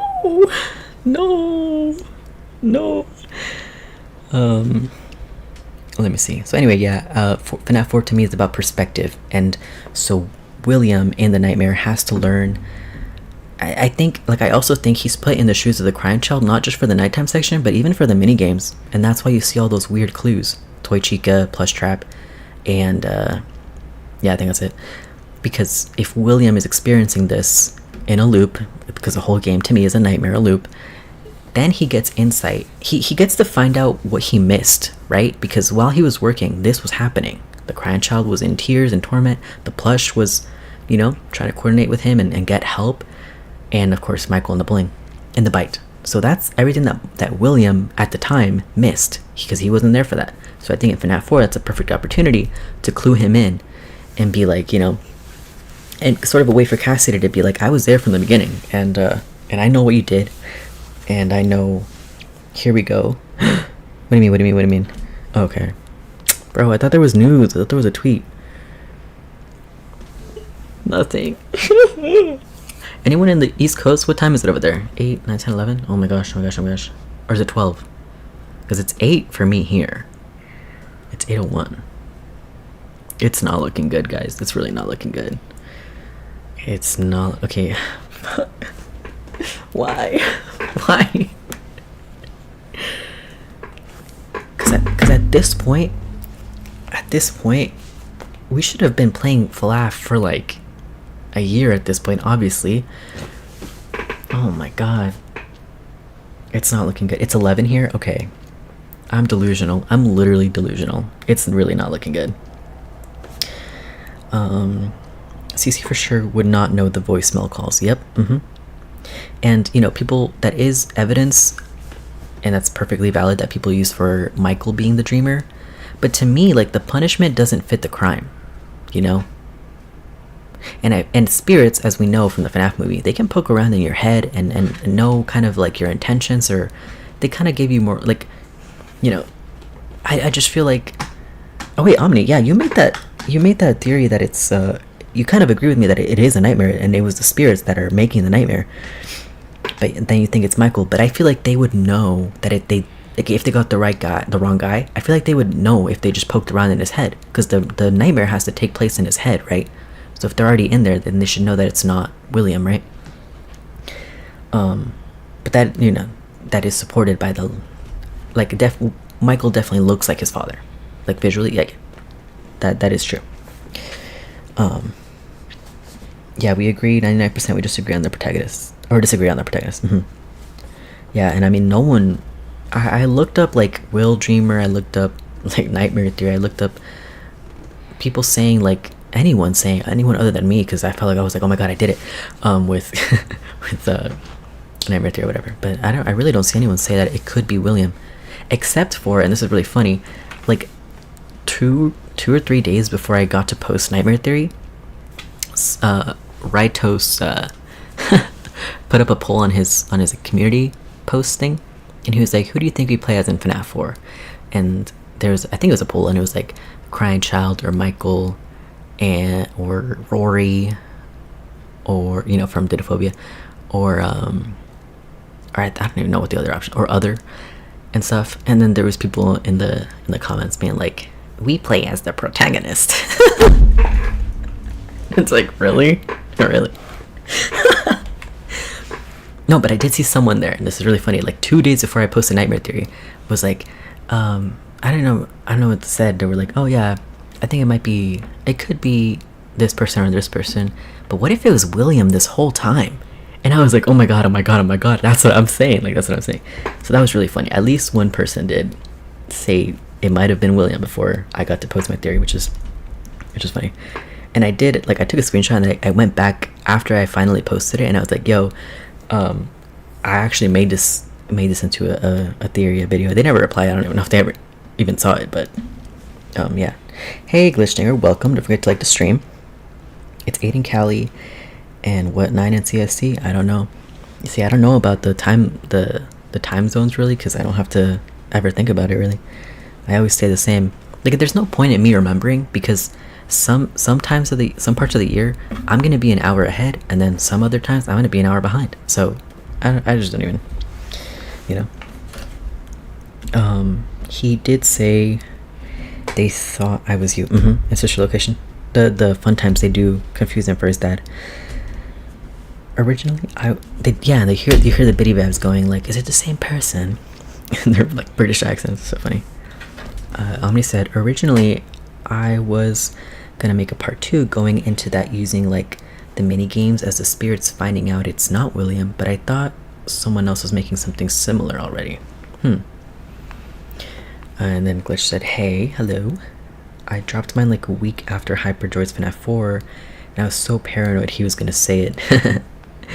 No, but Omni, even though we might disagree on the protagonist, like, it's you and me against the world, because you know what, I just really don't like the whole idea of like their nightmare chambers, it's nightmare gas, it's illusion discs. I really don't like that, because then we get Man in Room 1280, and you get proof that like FNAF canon, not in continuity, but FNAF canon proof that spirits are able to do that, to make a nightmare scenario. And then in the movies, the FNAF 1 movie, you see the Golden Freddy kid altering Mike's dreams and stuff, so they can do that. And that explanation is a million times simpler than like William made a recreation of his son's room, and then set these animatronics on tracks, and then used nightmare gas and illusion discs to like whatever. And I know some people say like, oh, some of the books say that, so that's true, and I just disagree. I don't know. Like, I think because Scott wouldn't spell it out like that so simply. I think it has to be in a different way. I don't know. It's like, I don't think it's Rory. I don't think there was random kids in these experiment chambers. I think it's a very specific protagonist, because we're in the Afton house. To me, it's gotta at least be an Afton. So I don't hate the idea that it's Michael. I just find it more satisfying if it was William, because like I said, I don't think the punishment fits the crime with Michael, because I don't blame Michael for the bite. He fucked up, and it was fucked up, but he didn't mean to, and he even apologized. He didn't mean for it to go that far. Versus William, I would hold him responsible for everything, not just the murders, but his failures as a father. So that's my take. And yeah. Oh, and yeah, now we're here, and I wanted to say that I feel like the elevator that broke when we were going to Jackie's room, like the mimic must have shut it off too. Oh, I thought I heard voice sounds. I think the chambers exist, but there's just no way that's what's happening in FNAF 4 at all. Oh, right. Some people think it's like Michael's nightmares and memories of the chambers, that he was in there at some point. Okay. Rory was created to rage bait me specifically. Ooh. Yeah, and I think the purpose of Didophobia was kind of like the same thing that I was saying with that clue. The clue about like what is seen in the mind of a child is easily misunderstood, because we're supposed to be like, oh, we're an adult. So with Didophobia,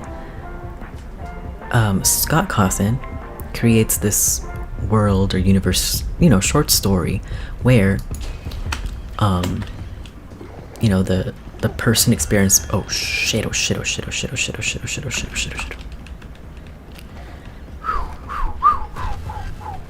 You don't see me. Oh my goodness. Okay. Anyway.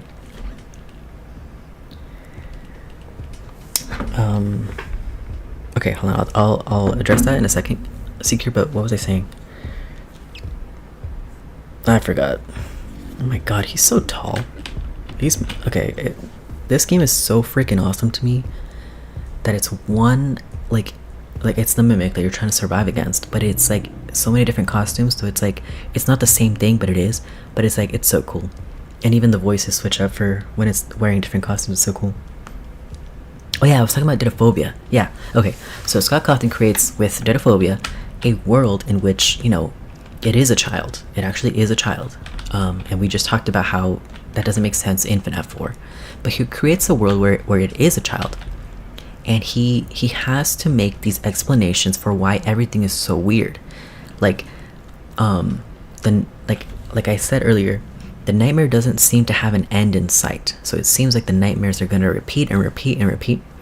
And in Didophobia, the explanation is that this is an experiment and everything is automated. So it's like he has.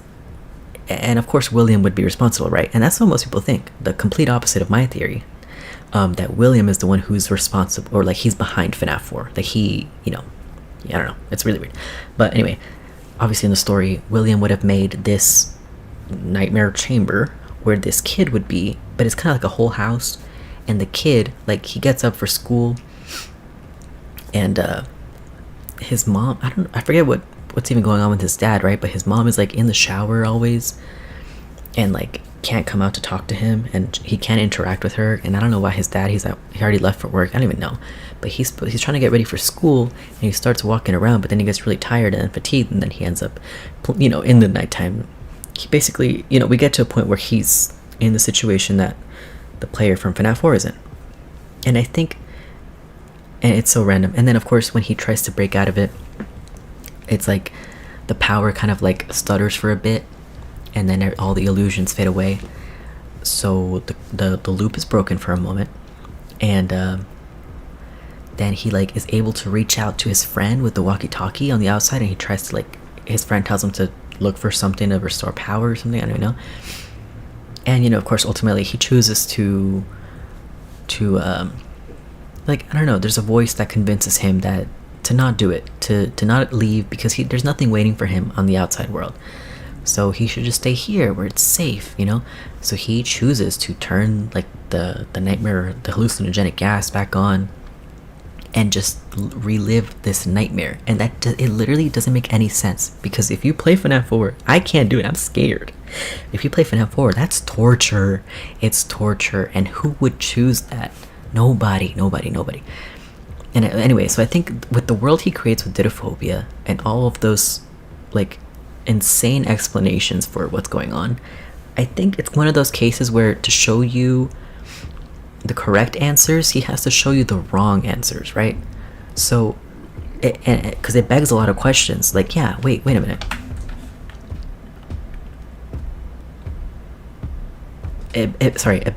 He scared me. It begs a lot of questions. Like, okay, yeah, wait a minute. If we're a real kid in FNAF 4, then where are our parents at? Where's our family? Because we know from the FNAF 4 minigames, the kid had a family. So why is he alone? Why is he isolated? Why is there no one with him in the house? It's just him, right? It's just us or whatever, the player. That's one thing, right? And then the fact that obviously throughout the night, you're gonna see things that are very surreal and weird, like the Nightmare Freddy and the Freddles. They're like phasing in and out of existence on your bed, you know? And of course, Nightmare Foxy, he goes from being a little harmless plushie to a full-size like nightmare animatronic. Nightmare Chica, Nightmare Bonnie, it's weird. There's monsters in your house, but there's no explanation. Like, you really have to ask yourself, where's my family? Why am I alone? Why am I isolated or whatever? So that's one thing. And then of course, the reason that you're seeing all these weird things phasing in and out of existence, for me, the simplest explanation for the nightmares would be, oh, this is a nightmare. This is not real. That's as simple as it could be. Versus a more convoluted explanation, and one I don't think is true, and that we see in Didophobia, that they're like on rails, and it's just a hallucinogenic gas that like makes you see these monsters, and once the gas is cut off, then they're just harmless. And then we also get illusion disc stuff in the Silver Eyes. But like, he made the Silver Eyes trilogy, right?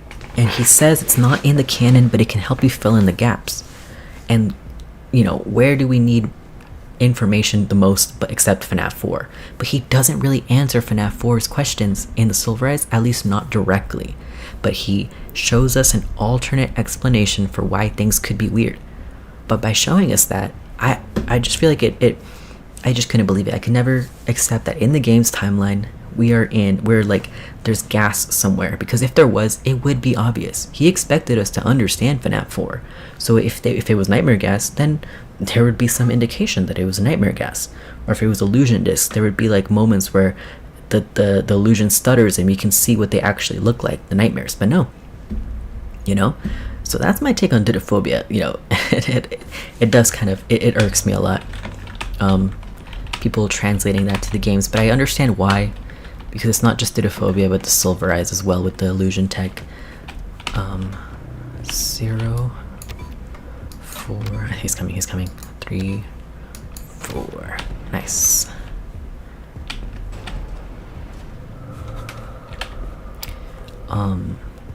Okay, yeah, this is why I would think, and I'll read your messages in a bit. This is why I think the Mimic also messed with this elevator, because, you know, this area cannot be accessed normally. It's behind Jackie's box, right? So then Jackie or the Mimic would have access to this area. Oh my god, I scared myself. And like, all you have to do to fix the elevator is flip these switches. So the Mimic just did like turn them off. That's all the Mimic had to do to like keep us stuck on the second floor and make us like chase us around and stuff. And we have to, and it's really as simple as that to fix the second floor elevator. And yeah, I feel like the only entity that could have turned these off or whatever was the Mimic, because this area is behind Jackie's box and the Mimic would have had access here. Okay, moving past Didophobia, there was another message from her chat from Seeker. But wouldn't Cassidy herself blame Michael? She's just a kid, so I don't think she would really think that far ahead and blame it all on William. That is a good point. And I do think, like I said, I do think Cassidy would hold a grudge against Michael. But then we see in the survival logbook, like, Mike and Cassidy and the Crying Child all in one book. And it feels like eventually their interests like converge and they kind of synchronize a little more. Because I think Mike does feel regret and remorse for what happened to his little brother. He apologized, you know. And I think Cassidy, again, if ghosts can poke around in your head, then they're gonna know your true intentions, you know. But I do think Cassidy would definitely hold a grudge. Oh, nice, that worked first try. The bar is so low now with this broken ass like update. I was able to put things away first try. And okay, but you're right. As a child, there is that immaturity with Cassidy, and I think we see some of that in the FNAF 1 movie. It's a different universe, of course, but it's a Golden Freddy kid. He makes friends with Abby, right? And Mike comes home from work, and he asks Abby to like come down and eat dinner, and she doesn't want to. She's really depressed, and she doesn't want to eat food. But obviously he's her caretaker. He needs her to eat. She needs to eat. She needs to, you know, grow up. and, you know, be big and strong, whatever. And he tries to like get her to eat by being funny, right? Like, all right, you don't have to eat, I don't care anyway. But it, you know, if you don't, then you're never gonna get big enough to ride on the adult rides at the amusement park. And she gives him a look, right? And he's saying this because he cares about her. But she looks at the bed where her quote unquote imaginary friend is. And then she looks back at Michael and she's like, my friend says you're an idiot, right? So, and he claps back like, at least I'm real. Because he doesn't believe that it's, like he just thinks it's an imaginary friend. Oh shit, he's right here. Shit. But anyway, yeah, like I don't think Cassidy's all that mature, but there's a big gap, you know, between 1983 and like, you know, the logbook era. There's a big gap there and stuff, and a lot of room for growth for Michael specifically as well, because he kind of does have to undo the sins of his father, and kind of like in the movie too, he tries to help the kids at least, or like he feels guilty for not helping the kids, and of course guilty for not being there for Garrett. So yeah, I think Cassidy would hold a grudge for sure, but in the end, like, I still think the punishment doesn't fit the crime with the FNAF 4 nightmares. Or you could say like, and like again, I don't hate the idea. It makes a lot of sense as well. I just think, yeah, it's more impactful if it's William. But if it was Mike, I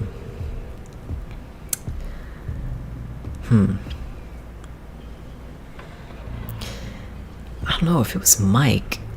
I mean, I think the reason Mike draws, like, I think Mike very well may have had nightmares on his own, like organic nightmares in his own right. Because Nightmare Fredbear, like, I think Mike definitely, like, that might have literally been born from Mike's guilt and his subconscious and stuff like that. And so I think that would serve as a sort of like inspiration, I think, for Cassidy to make nightmares of all of them. And it's not just Fredbear, but also Shadow, Nightmare, Fredbear, whatever, Nightmare. And I think that one's more representative of Cassidy himself, right? And of course, even if it's all... Hold on, I gotta get out of here. Okay, I'm good.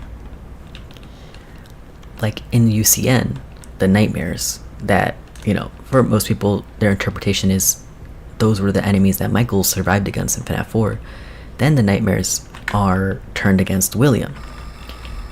So I feel like, yeah, if Michael had his nightmares, he would, I don't think he would see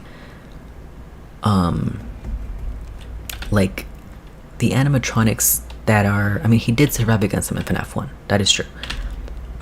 But I think his remorse, his regret, whatever, it would really just be focused on Fredbear and the bite. So when I look at Nightmare Fredbear, it does evoke like that memory, that specific memory of the bite, you know. So yeah, I feel like that one's, and that's why he draws that one, Nightmare Fredbear, because that one is specific to his trauma. But then FNAF 4 as a whole, like I said, it is part Afton stuff, because it's Mike's office, it's the crying child's bedroom, but then it's also about the victims. I still think it's like William has to answer for what he did to the kids, you know, and Michael, you know, shouldn't be, you know, it's not, he didn't kill anyone. He did cause the bite, right, in a way. And you know, whether you want to say he was redeemed just by apologizing, no, I think he obviously, and I think Cassidy would obviously hold a grudge. But I don't know, and it doesn't fit for me, because part of it I think is still focused on the victims of like William's murders. And in FNAF 1, Michael already survived Freddy, Bonnie, Chica, and Foxy, and they were possessed by the spirits, right? So he kind of already faced them. And so then that kind of makes FNAF 4 a little redundant to me, because he already survived Freddy, Bonnie, Chica, and Foxy, and the gameplay is like the same, right? So then for him to have to do it again in FNAF 4, it's a little redundant to me. And again, it's a little disproportional, whatever. to what he did, because I think he would have to answer, especially in his own guilty conscience, for the bite, but not for the murders, you know. And I think in FNAF 1, obviously he has to survive against the kids because it's his job, whatever. But in FNAF 4, you know, that's just my perspective. I don't remember if you call this out specifically, but Nightmare Fredbear's line, "This time there is more than an illusion to fear," does kind of imply William has seen Nightmare Fredbear before. Yeah.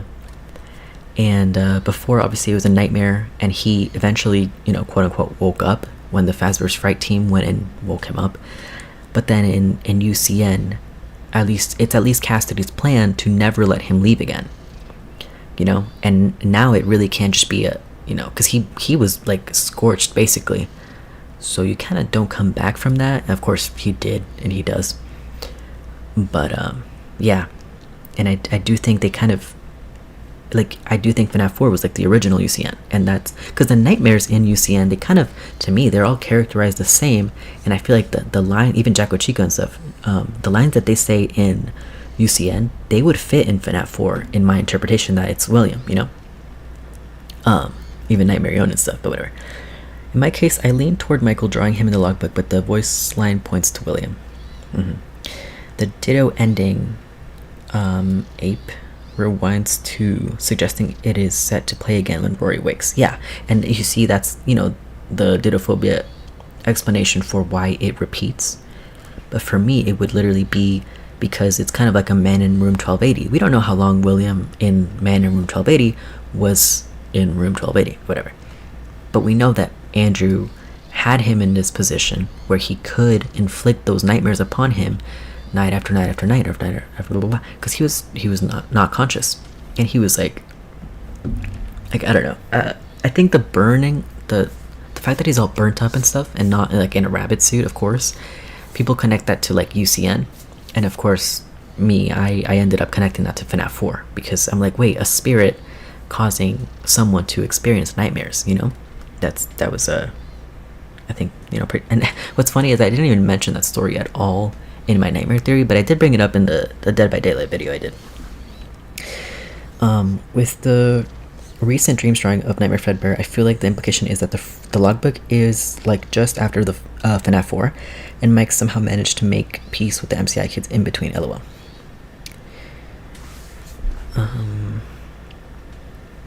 Just after FNAF. Oh, okay. I was thinking of 1983, but no. And Mike somehow managed to make peace. But then how would he earn their, like, how would he redeem himself then? How would he break out of the loop? And that's the thing with Michael too. When under the interpretation that it's Michael, when do the nightmares start and when do they end? Because for me with William, I think it's very clear, because the nightmares start the moment he is spring locked in the safe room, and then they end the moment he's woken up by the Fazbear's Fright team. But with Michael, it's a little less clear, because like, yeah, because you have to say that William went and like put him in there or something, or most people say that, but I'm like, when does that fit? You know, when does that happen? I don't know. So yeah, if you guys want to say something there about that. Then again, under your Springtrap theory, it could mean something else. Yeah, friendly reminder to like the stream, y'all. Thank you. Not a Danzo, thank you. Yeah, that does help me out with visibility and just getting more perspectives in here. I view FNAF in a very Sins of Our Father's way, in that I think Michael could have been closer to his movie counterpart, being manipulated by his father in grief, and FNAF 4 would be his turning point. Like the spirits kind of like torture the evil out of him. Yeah, I can see that. This is the ending your father's getting. Are you sure you want to continue this path? That's actually really cool. I don't know, lol. Yeah, that's pretty cool. And it is also cool, like, it could be a way to like motivate him. Let's motivate Michael with it. With nightmares every night. Yeah, because I don't know if Michael knew what happened with his sister after. It's time for this, right? Hell yes. And look, this kind of reminds me of that like Fall Fest ticket book, but I don't have it to show. Oh yeah. And then Big Top's Carnival. Games, rides, parades, fireworks, animals, skydivers, concessions, step right up, and the ice cream. So I'm thinking like this, the Big Top stuff was in the summer, you know, and then Fall Fest was later. But then what does that explain? I don't freaking know. Like, I have no idea. Big Top's annual carnival. Yeah, you see fireworks, parade. Well, this one's parade singular, and that's parades, right? Yeah. So if under my theory that it's like 4th of July or whatever, the fireworks make sense, and I guess it would make sense if it was one parade because it's one day of the freaking summer. But I don't know. Fairs tend to have events, you know, on different days, and stuff. Like, and they do repeats and stuff. Like, you know, I don't know. Fireworks, animals, skydivers, bring the kitties. Yeah, hell no. Alright, let's do this. This is honestly, I like the music, but this part is probably my least favorite in the game. I don't know, it's a little repetitive. Of course. Ooh, and we'll definitely get into the story time area. Don't even worry.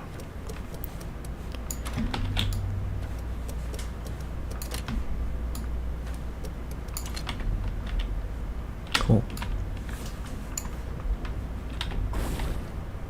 Slay.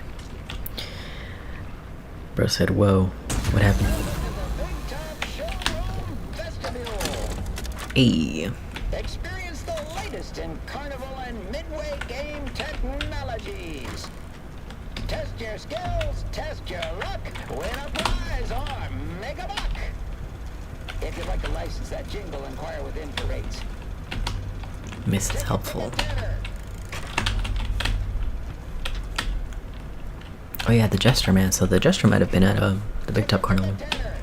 Oh, and the Mycelium Man, of course. I mean, if they're in here, they're associated with the Big Top stuff, right? Alright, bro. Stop yelling at me. Please take your complimentary ticket. Yoink. And these tickets are different. Because remember, we find the Fall Fest ticket book, and they're big. Like, it's like a whole, I don't know, they're bigger. And this one's just like a little... But to be fair, this is just a demonstration, so... Tickets, please. Oh, but you know what? In Moon, don't you give the Fall Fest ticket book to Big Top? You give the... Yeah, and then he says, this is the one, this is where the sun left us. Or something. Thank you. Wagon. It's like, this is a pretty area. I guess, I don't know, the gameplay. Let us spend our money on that game. Games of skill are my favorite. Try and try again. I can't get enough of this high-value entertainment. I want to play. What a strange and interesting game. Oh, he just like looks at you, huh? Scary. Oh. Hey guys, what's going on? Alright, this does clear up after you've completed this section, which is cool. You can just walk up there. Which one should we do first? Phaser Blast? The ball toss? Or... Oh, and we have a free spin too. Or... the shooting gallery. Let me see, chat. Let's see. Yeah, that's a good way to put it, Omni. That would hit hard with the whole them teaching him a lesson before he, yeah. And you know, to be fair, yeah, in Sister Location, he is kind of obeying his father. Yeah. I can't commit to it hard because it has its problems, but the 6 FNAF 4 nights with minigames are happening in the 6 days Ennard is in Michael's body. Huh. Oh, does that really match up? Like I know what you're talking about, like when Michael's walking through the neighborhood. Is that for like is there 6 challenges in the custom night for Sister Location? The Jest is a cereal mascot. This is true. But yeah, and it's just interesting that he was here. You there. Cotton candy. Step right up and test your skills. Alright, let's do it. Ready, set, fire away.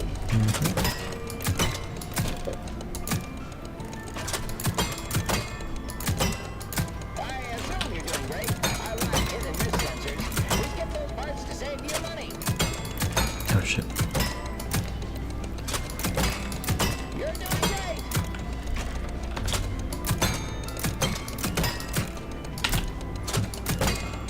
Some of our available themes include castle, rodeo, snakes, Great Barrier Reef, circus, and haunted Sorry, I'm trying to read the subtitles. But what do you see? Because we don't see all of that. I mean, we do see Great Barrier Reef with the sea animals. We don't see Haunted House. But that's cool. Fall Fest stuff, maybe? A free spin on the prize wheel. Head over to the prize wheel to redeem your free spin. Tickets, please. Yes, sir. Yeah, that's what I had in mind, but I didn't want to overcomplicate things. I don't know, I feel like it's good supporting evidence.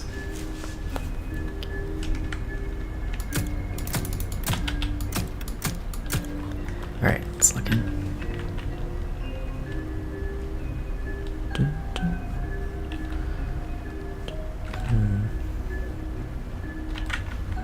I should probably drop that for now. It really helps me out in this section to just crouch and be quiet. That way. I am happy. What the hell was that? What the hell was that? Yeah, but yeah, I don't know. I mean, if it lines up exactly, like. Oh wait, but it's 7 nights. I guess it doesn't. But you know, that is a good point. Like, the spirits are certainly in proximity with Michael, and they're literally inside him. He got entered inside of him, dog. So yeah, that would be a. Because obviously my explanation is that the spirits. Well, I don't think it's like all the MCI kids in FNAF 4, but it's just kind of Cassidy manifesting everyone, right? You know, same thing for Ultimate Custom Night. But yeah, that's how I think he was in a vulnerable position. And with Michael, that he's certainly in a very similar predicament with Ennard, because it's obviously a big collection of remnant and ghosts. And ghosts who are, you know, obviously conscious. And, you know, so yeah, that's not I don't know if it's overcomplicated or, you know, exactly. I don't think the number of nights line up, but you know, there's always some remnant left behind, right? That's why he doesn't die, because otherwise he definitely would have. I like that idea too, especially since I believe in Ennard Guard. So it could be that while Elizabeth and Cece do FNAF 3, the MCI kids are busy torturing Mike in his mind. LMFAO. Oh, okay, that's interesting. So would you think, like, Mike's not even, like, in his body at that point? So Ennard's surviving Five Nights at Freddy's 3?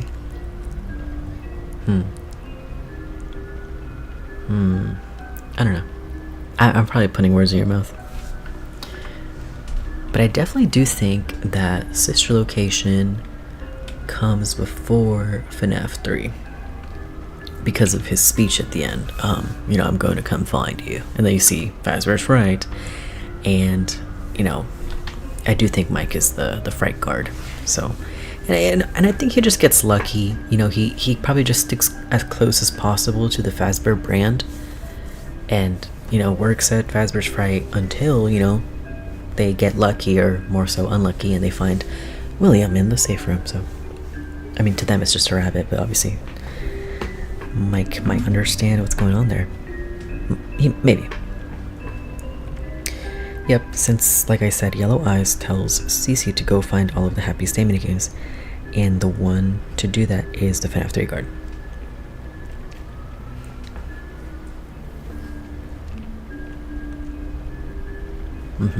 He does say that. He says the pieces are in place for you. All you have to do is find them.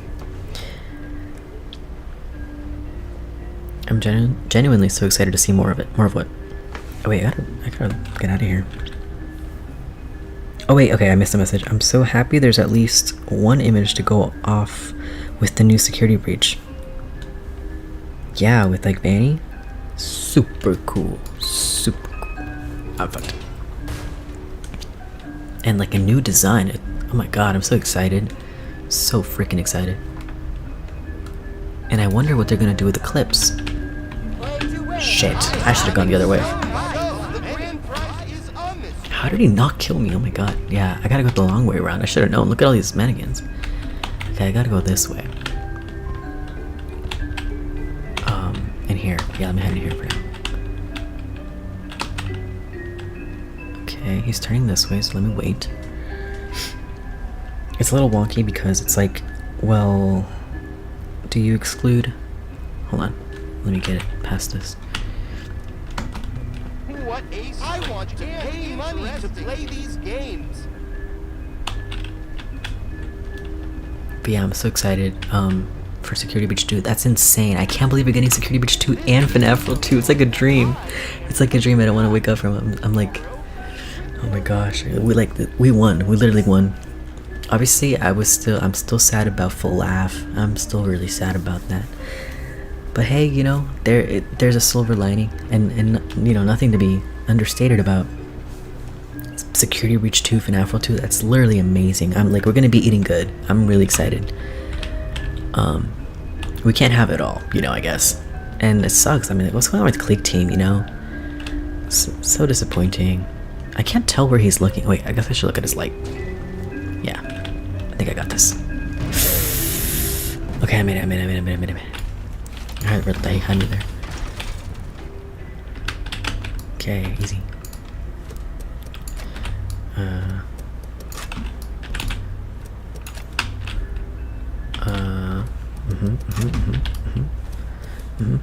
There you go. Alright, I think that works. Come on. Yeah? Perfect.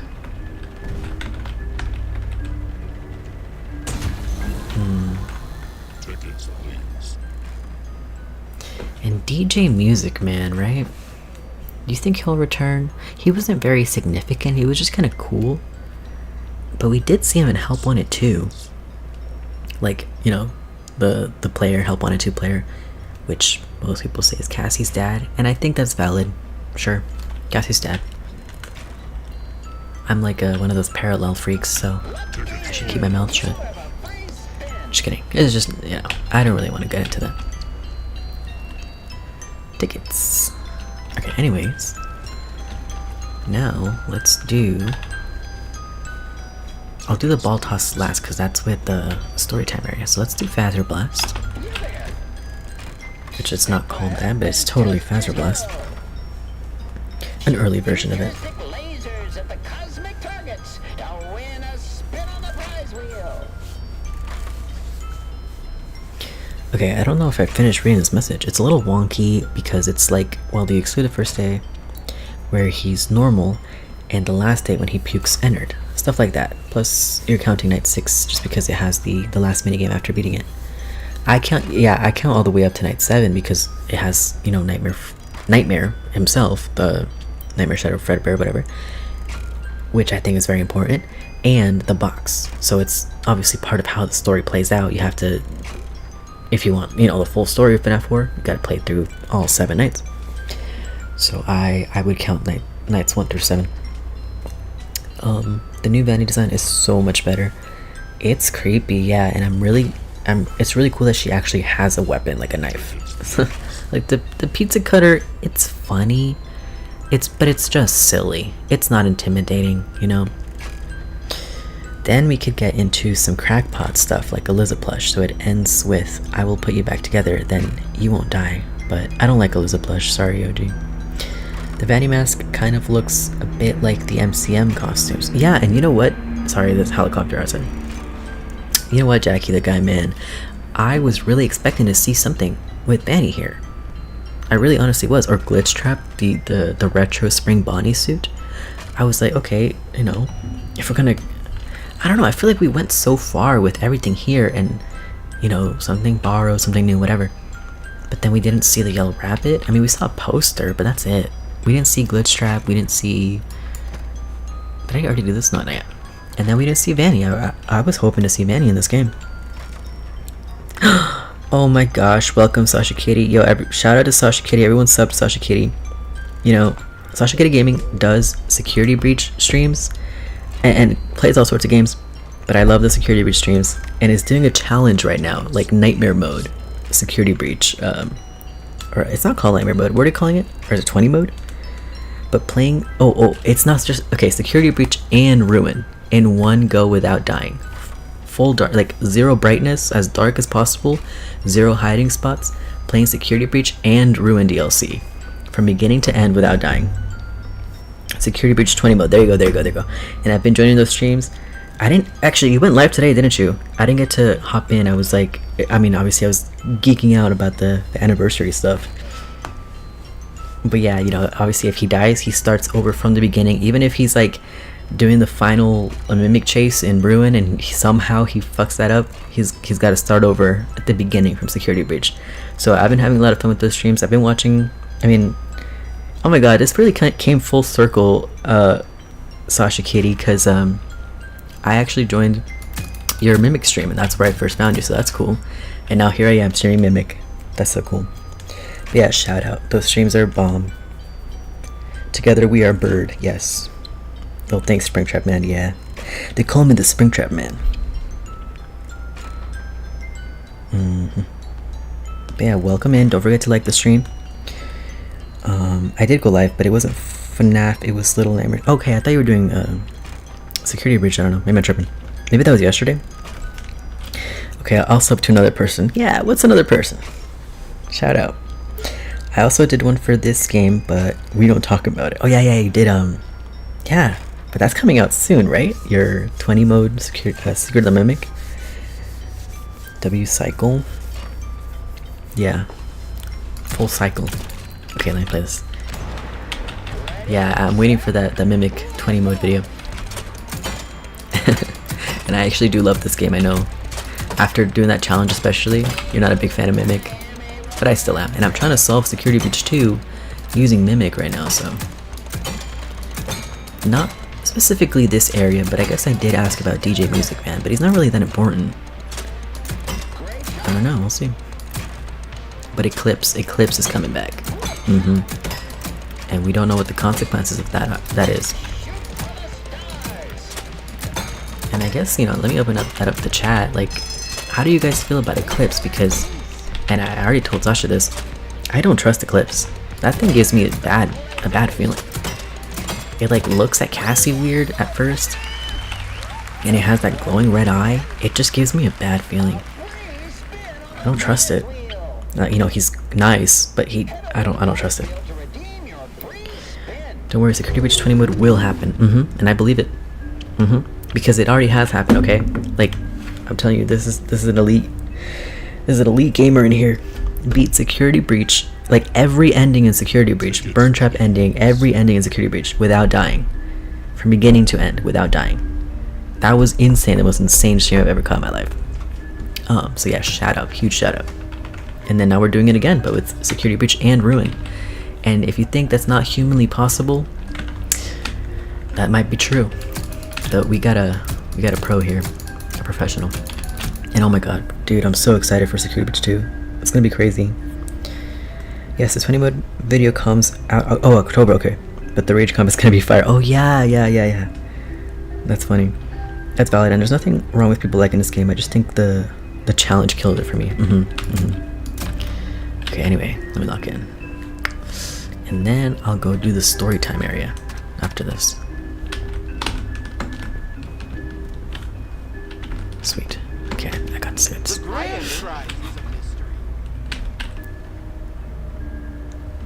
Where is it? Oh, it's over there. Except as well. Hell yeah. Together we are bird.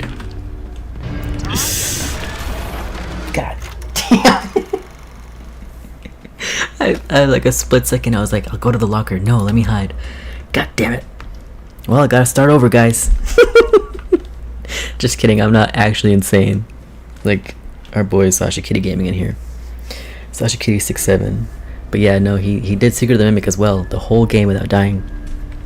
Just fun challenges like that. Yes.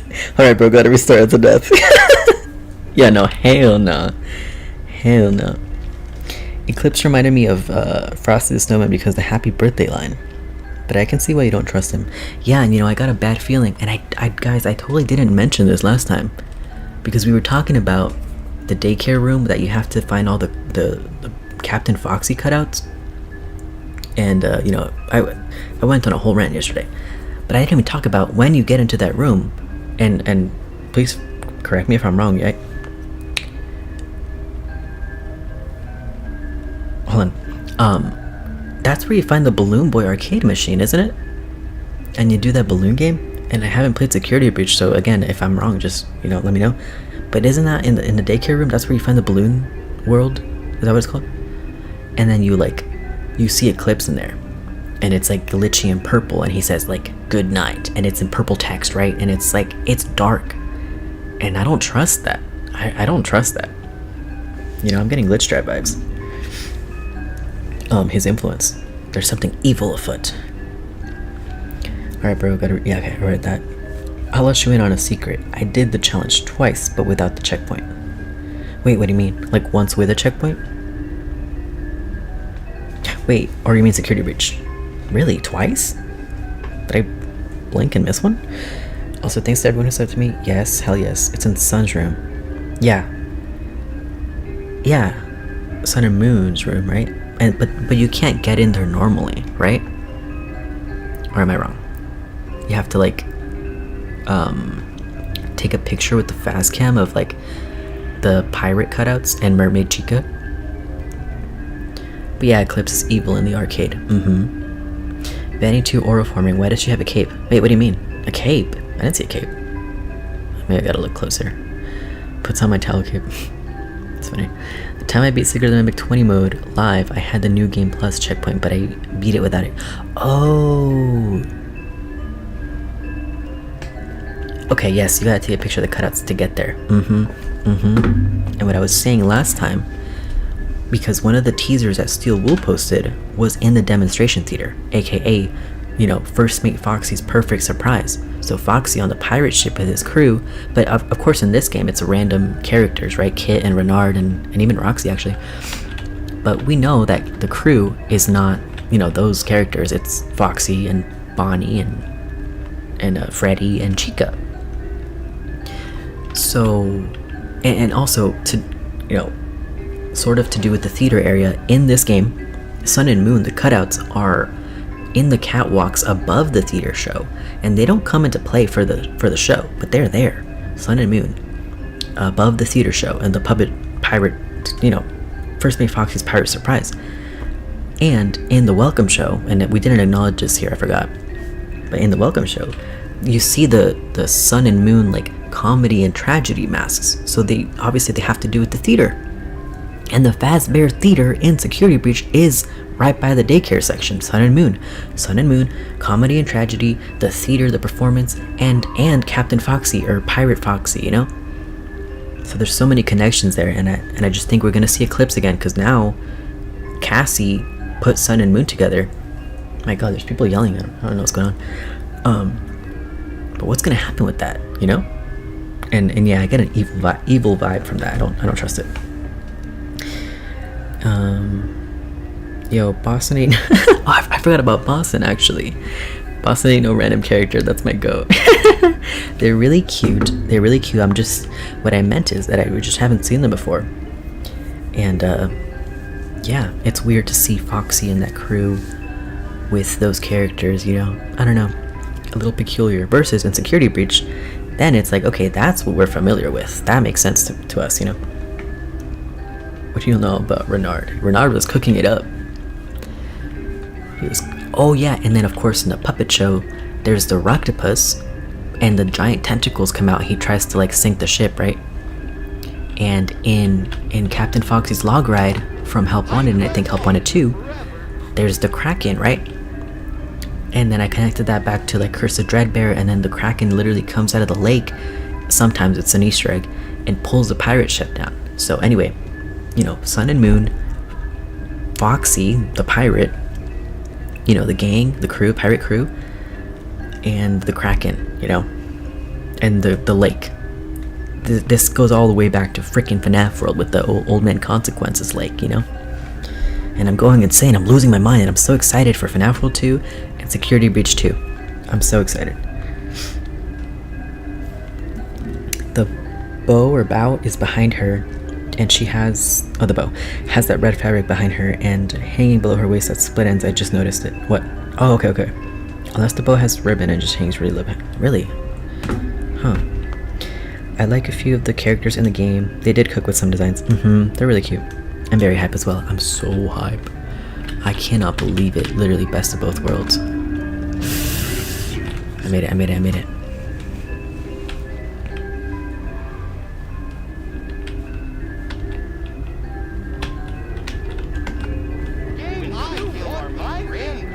Oh my god, how am I alive? I thought this was like an area, it's not. How am I alive right now? Am I even gonna make it? Let me try. Oh my god. Jesus. Okay, I'm good. I gotta pay attention to his light. I can't actually tell where he is. Okay. God damn it. Let me lock in. I really want to get... We gotta get to the story time area. Because more I don't know, more lore.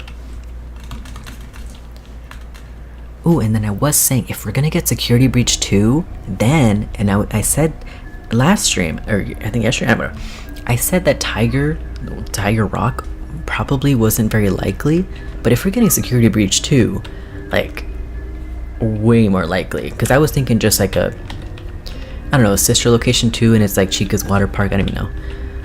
But if it's Security Breach 2, and we already introduced the Tiger here, then we could follow up with Tiger Rock in the games. Because, you know, a wetsuit. You guys think it's a wetsuit? I have to, let me look at those images again. Let me see a screenshot. I'll put it up on stream too, just so we're not just staring at this. La la la la la la la la la la la la. Huh.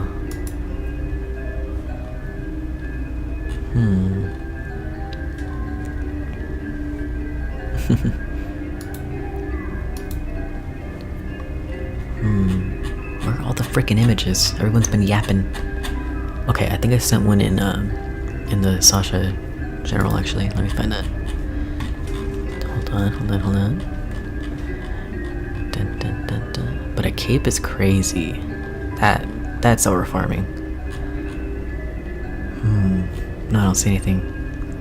And sister location? Wait, there you go. Right? I can't really tell. Wait, why am I hearing, like...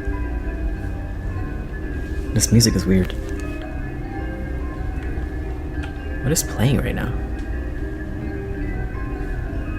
Is this, like, playing my stream for you guys? Or am I going crazy? Yeah, it is. That's... weird. Wait, I'm sorry guys. 1 second. I don't even have it open.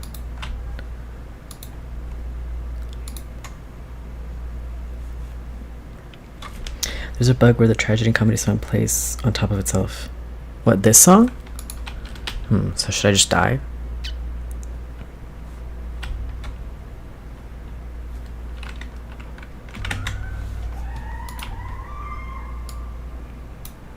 Okay. So I kind of messed with this audio. I don't know how to reset it. Oh wait, there you go. Okay, so I might have messed with the setting. I hope just dying like helped that. But if the... It's a game bug. Okay. Yeah, this game is bugging out. I can't even put collectibles away. I don't know if you had to deal with that, but I mean, yeah, because you were doing. Did you do every ending for the challenge? Secret of the Mimic? Okay, let me catch up on chat. Oh yeah, the cape. I was looking for the cape. They changed Big Top's behavior. He can hear you walking if you're a little close. Okay, I wonder how F10 is going. I'm just bad, bro. It's not it's not the programming, it's a skill issue. I wonder is it literally doing it again? Right, okay. Let me die and then I'll be in just while I'm reading chat. I'll be in this game over menu. And also let me know if the game volume's like, I don't know, off at all. Anyway, please and thank you. I think we got the best outcome both FNAF World 2 and Security Breach 2. Like literally, I'm so happy. So happy. And I was, oh my god, yeah, and I've been saying this over and over again, but I was like, once I found out about Security Breach 2, I was just like, oh well, no FNAF World 2. But it's fine, Security Breach 2 is awesome. But we got both? Oh my god. Well, it's fine, I appreciate it. I mean, I guess nothing's playing right now, but I appreciate that, thank you. And there's a bug, yeah, he's duplicated because God forbid they make an unbuggy game. Someone is being murdered in the back. Oh really? Oh yeah, no, there's people they're having fun. But yeah, they're hollering, they're hooting and hollering. I did, yes, midnight approaches. Oh my god, it's literally 9, 10, 11, 12. It's literally over. It's so Jover. It's Jover. Oh my god. Why do they do this? Why? Like, if it's, I don't know, just tell me it's cancelled. I literally, I cannot accept it in my heart that it's cancelled until they say it, and that's probably a personal flaw there, but Springtrap Man is killing them. Okay, let's lock in and not let the music, I don't know, bug out. If I can't help it, then oh well, I'll just try to get past this.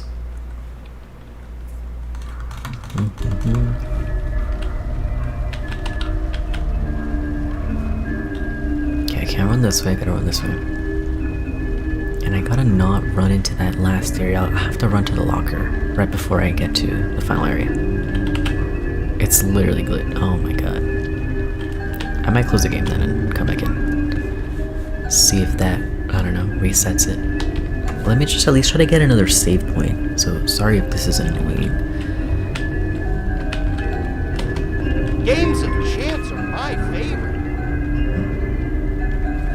As long as 5 Laps of Marketing is alive, I will believe. 5 Laps of Freddy's, please don't be dead.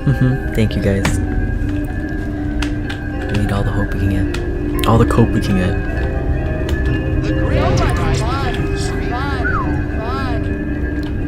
But it would be so fun. It would be so fun. You bet your ass I'm gonna be streaming that. I really gotta find my controller though. I mean, I'm like, if you guys were here at the beginning of the stream, I'm like not the worst at the game, but I'm not that great either. It's kind of rough with the mouse and keyboard, which you don't need the mouse, so I'm just saying. This is driving me insane, but I'll just get this checkpoint and then we're good.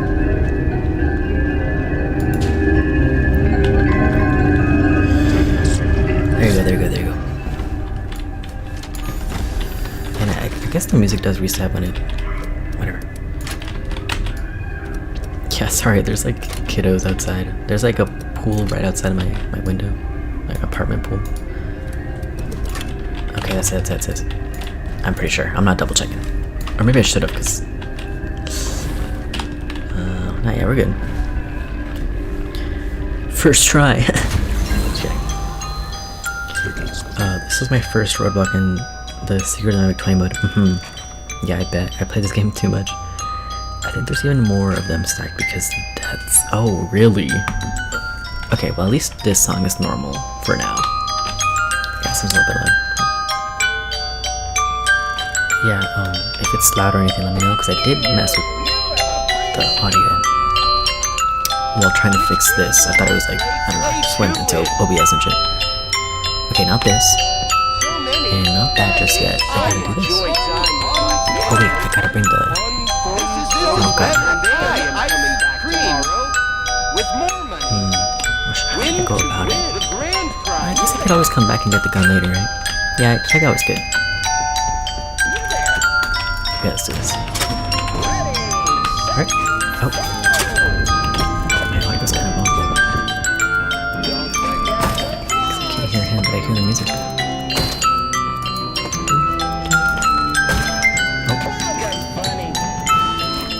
Okay, give me a second and turn this down here. I don't think that changed anything. Oh shit, my time's ringing.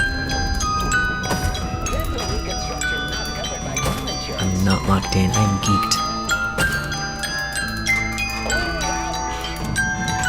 Ooh, that's good enough, that's good enough. I have 28 seconds. I played this game too much? Yeah, I bet. Do you like keep track of how many attempts? I guess it doesn't really matter. But just curious. Alright, let's do this. Coolsies. And this area is so creepy with the mannequins and stuff. I think there's... yeah, okay. I hate that with the VR update they made it so the Big Top song doesn't stop while doing the minigames. I think that was always the case though, wasn't it? Because I remember being annoyed by it too, but like I never played the VR mode. The minigame songs are some of my favorites. Yeah, they're really cute, and I do wish like the main song was muted a little bit for at least for the when you're playing the games. Yeah, not really anything too significant over here, but I just like taking everything in. Stage light, more mannequins. Really creepy mannequins. Hey guys, what's up? Okay, let's lock in. Bro said no. I did not keep track of how many attempts Tiny Mode took. LOL, too many. Yeah, I get that. I've gotten every ending once, and from there, I've just only did speedruns. LMAO. I have not done the secret ending, believe it or not. I still have to. That's why last stream I was in my actual save, where my New Game Plus save, and I didn't want to really progress or anything, so I just brought out the collectibles. But I do have all the collectibles, of course, in that run. And we were talking about our predictions, and I should have brought out the Fall Fest stuff, but I just didn't connect it at the time. But Vanny does have a connection to Fall Fest.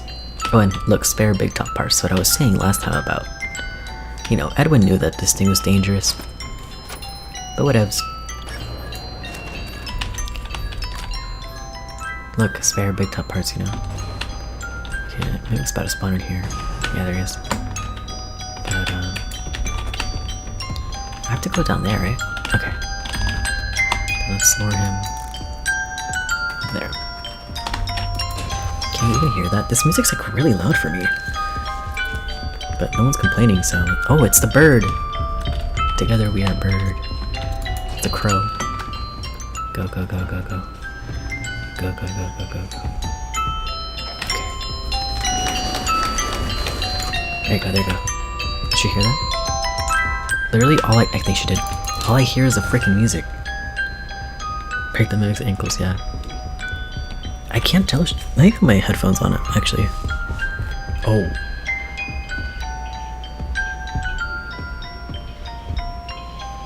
Yeah, I can barely hear her, like her footsteps, because all I hear is this freaking song. I felt like it wasn't that strong last time, but maybe. Okay.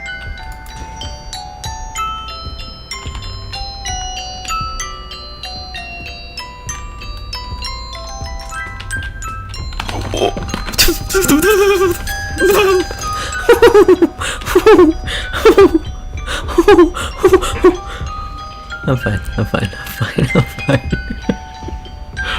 Oh my god. Oh my goodness, okay. The music is really loud, but I can hear you over it, so yeah, it is pretty loud. I have the figure they made of Secret Ending M2. Oh yeah, with the blue eyes and the plush. Are you talking about the U2's one? Because that one looked pretty cool, yeah. I was like checking out their website. There's some really cool merch. I'm sorry guys, I'm so sorry I did that. Why is she still here? The Mimic might have done a double take. Yeah, I feel like this is a bug because I don't remember the Big Top's jingle of deafening and doom. Yeah, I'm so sorry. And I don't know how to turn that. Okay, let me see if I can turn the volume down here. I don't actually know how to do that. Yeah, I really don't know how to do that. Yeah, if this is like unbearable, I'm so sorry. I really don't know how to. I'm like, I looked at the bare minimum information I needed to know to go live because I'm new to streaming, right? And I should learn. I should do my research about how to make this a better experience for everybody. Properties, volume? Question mark? No.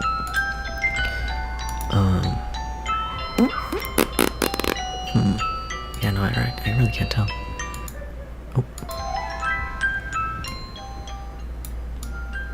I don't know. Okay, I think I messed with it a little bit. Does that help? Is she gone? Please be gone.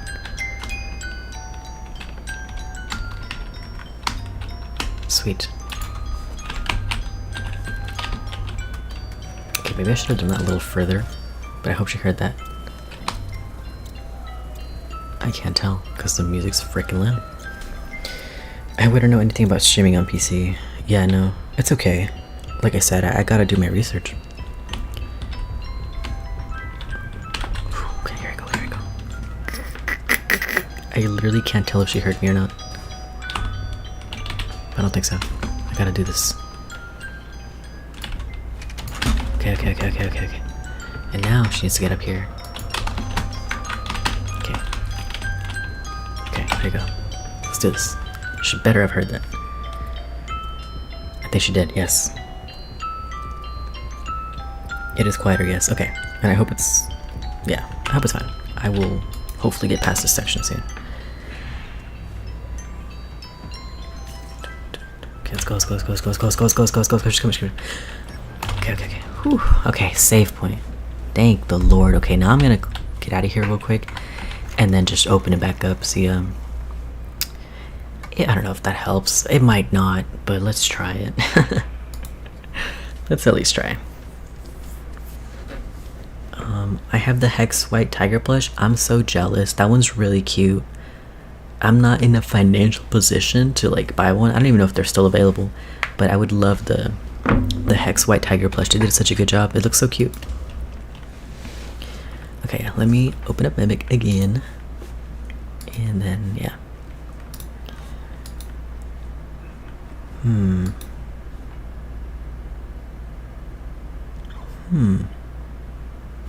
Okay, and then in a minute I'll remind me. I gotta show you guys the. I mean, everyone's seen the VANNY stuff, but I don't know. Sorry, went black for a second there. I really don't think it can be turned down. I think it's just glitched and we got a deal. Yeah, maybe so. Yeah, and like, yeah, I want to get past that section. It's my least favorite in the game, the big top section. Personally. Let me see. OMG, I love the Hex White Tiger plush. It is quieter, yes, thank you. I pre-ordered the new White Tiger plush that Hex made. Is it different at all? I'm so excited for that one. Cute, I'm jealous. I wish. It's the only Hex I own because I don't really like them, but that one works with me. With the button eyes, yeah. And that style, yeah, might not be what we want for every plush, right? Every, character. I also like their the Chica, this Chica, the Secret of the Mimic Chica they made. I thought that looked cute too. But in my dreams I'll ever have that one. I'm just so broke right now. I gotta get my money up for real. I think I'm gonna cancel my pre-order for the White Tiger so I can get 50% off the White Tiger keychain. Ooh, that's cool. Sorry, I'm like, my brain's buffering right now.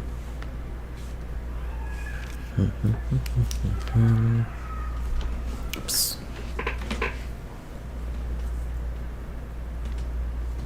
And again, I'm so sorry about all the hooting and hollering outside, but don't worry, no one's in danger. Have a lolly good time with Lally's Lollies.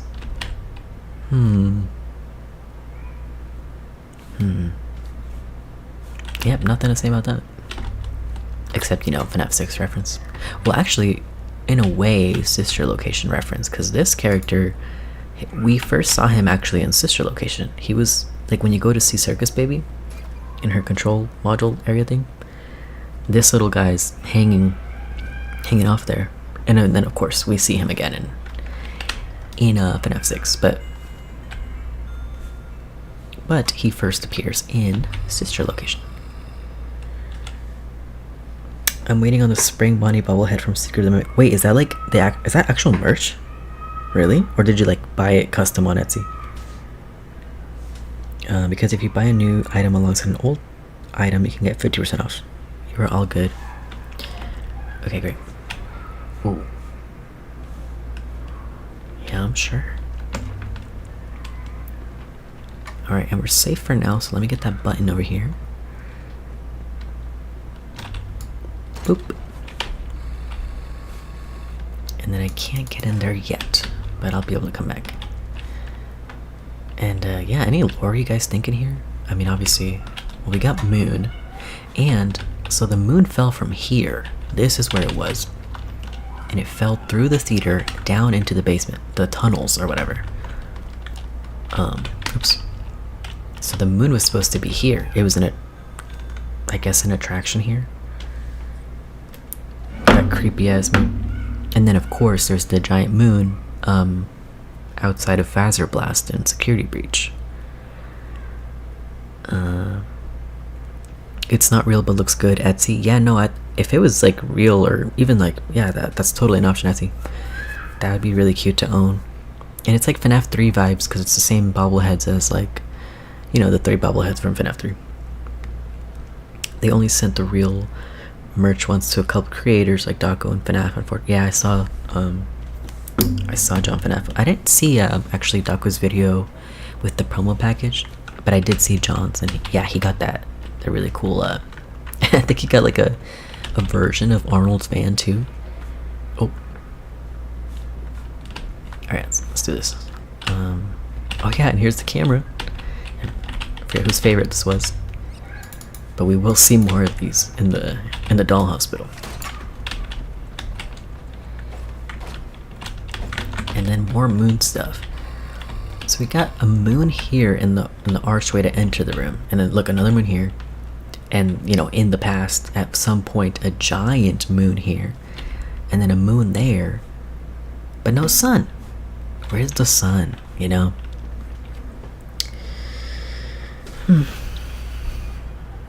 Wait, I might look for that. The bubblehead is cool in the game. So bummed they didn't. Oh, and then if it actually bubbles, that'd be hilarious. So bummed they didn't sell those, but at least you can get one that looks like the game one. True.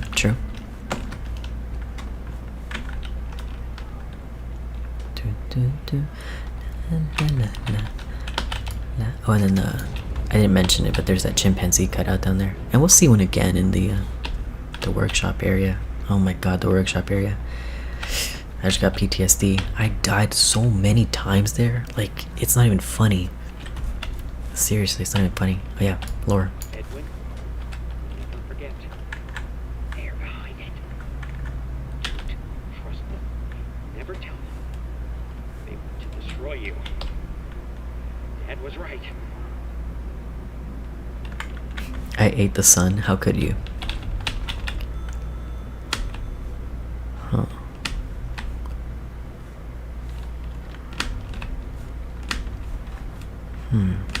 Well, I don't really... I guess this is evidence of Edwin being here. But then, can I place it in the timeline? No, not exactly. Don't forget. Alright. Let's do this. At least there's mice up here. It's really helpful. In case of a power emergency, please grab the nearest star orphan and head to a marked exit. Right, but then there's no star orphans here. We don't see those till later. So that's weird. But I mean, that is technically referencing to like right there with the hole. It goes all the way down to the basement, and that's where at least one of the star babies is. Start nightlight show. You can't. Structural damage. Do not activate show until moon is repaired. I like that noise.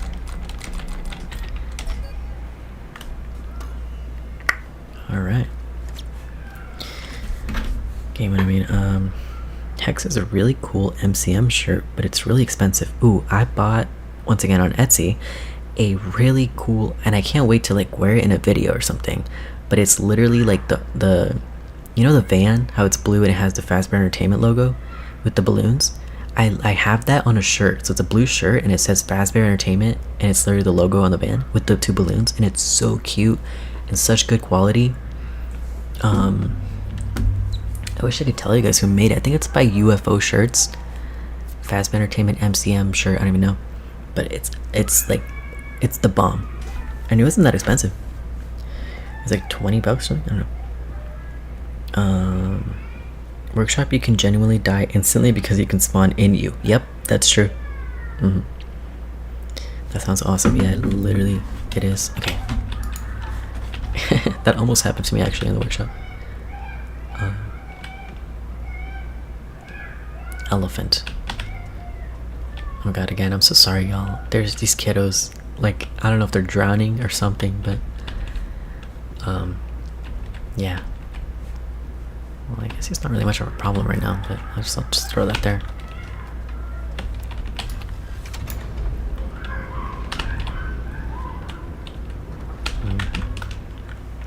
Hello, let me out.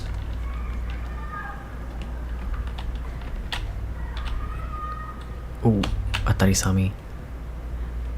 Yeah, I have a lot of FNAF merch, and honestly maybe too much, but I always want more, literally. I'm just greedy like that. I'm big and greedy like that. I just always want more FNAF merch. Where'd he go?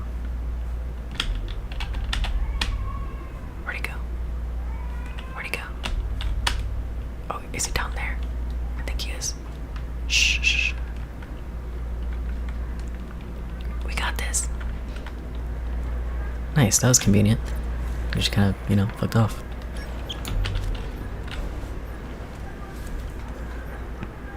Springtrap Man is killing them. The soul's coming back for bro. Yep. The only FNAF merch I've bought recently is Secret of Mimic stuff. That's sick. Yeah, no, I really like this game, the vibes and stuff.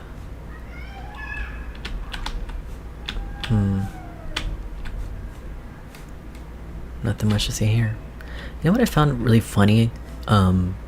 Like this regular ass coffee machine, right? And like this regular ass coat rack, and it's like, you know, I don't know, the only like actual Murray invention that he makes that's actually around is the vacuum. And yeah, no, it's weird, but no like magic coat rack or stay up latte. It's just regular machines, except for the vacuum.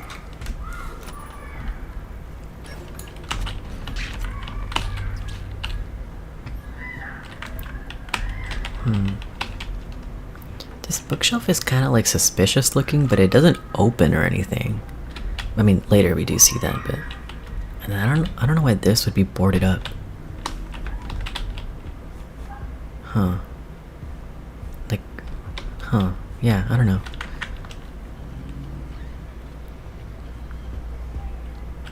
Still didn't feel like modeling?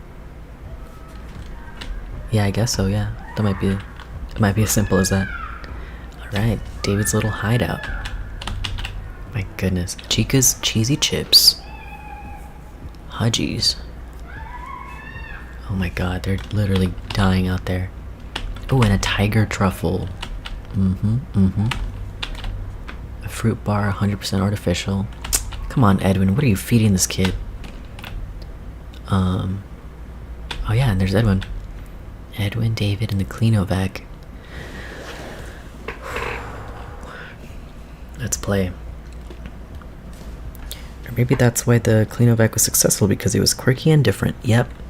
There's something about this Cleanovac, and you know there is, because then there's that collectible in the Murray house with the Cleanovac. It's like the Cleanovac prototype and stuff. It's definitely special. Something about it is special. And it's also another thing. What about the white tiger bar? The tiger truffle? What about it? It's just interesting. I mean, obviously, I don't know. I mean, his favorite plush was the white tiger.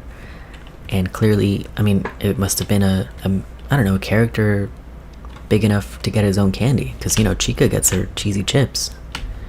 And yeah, it's just interesting.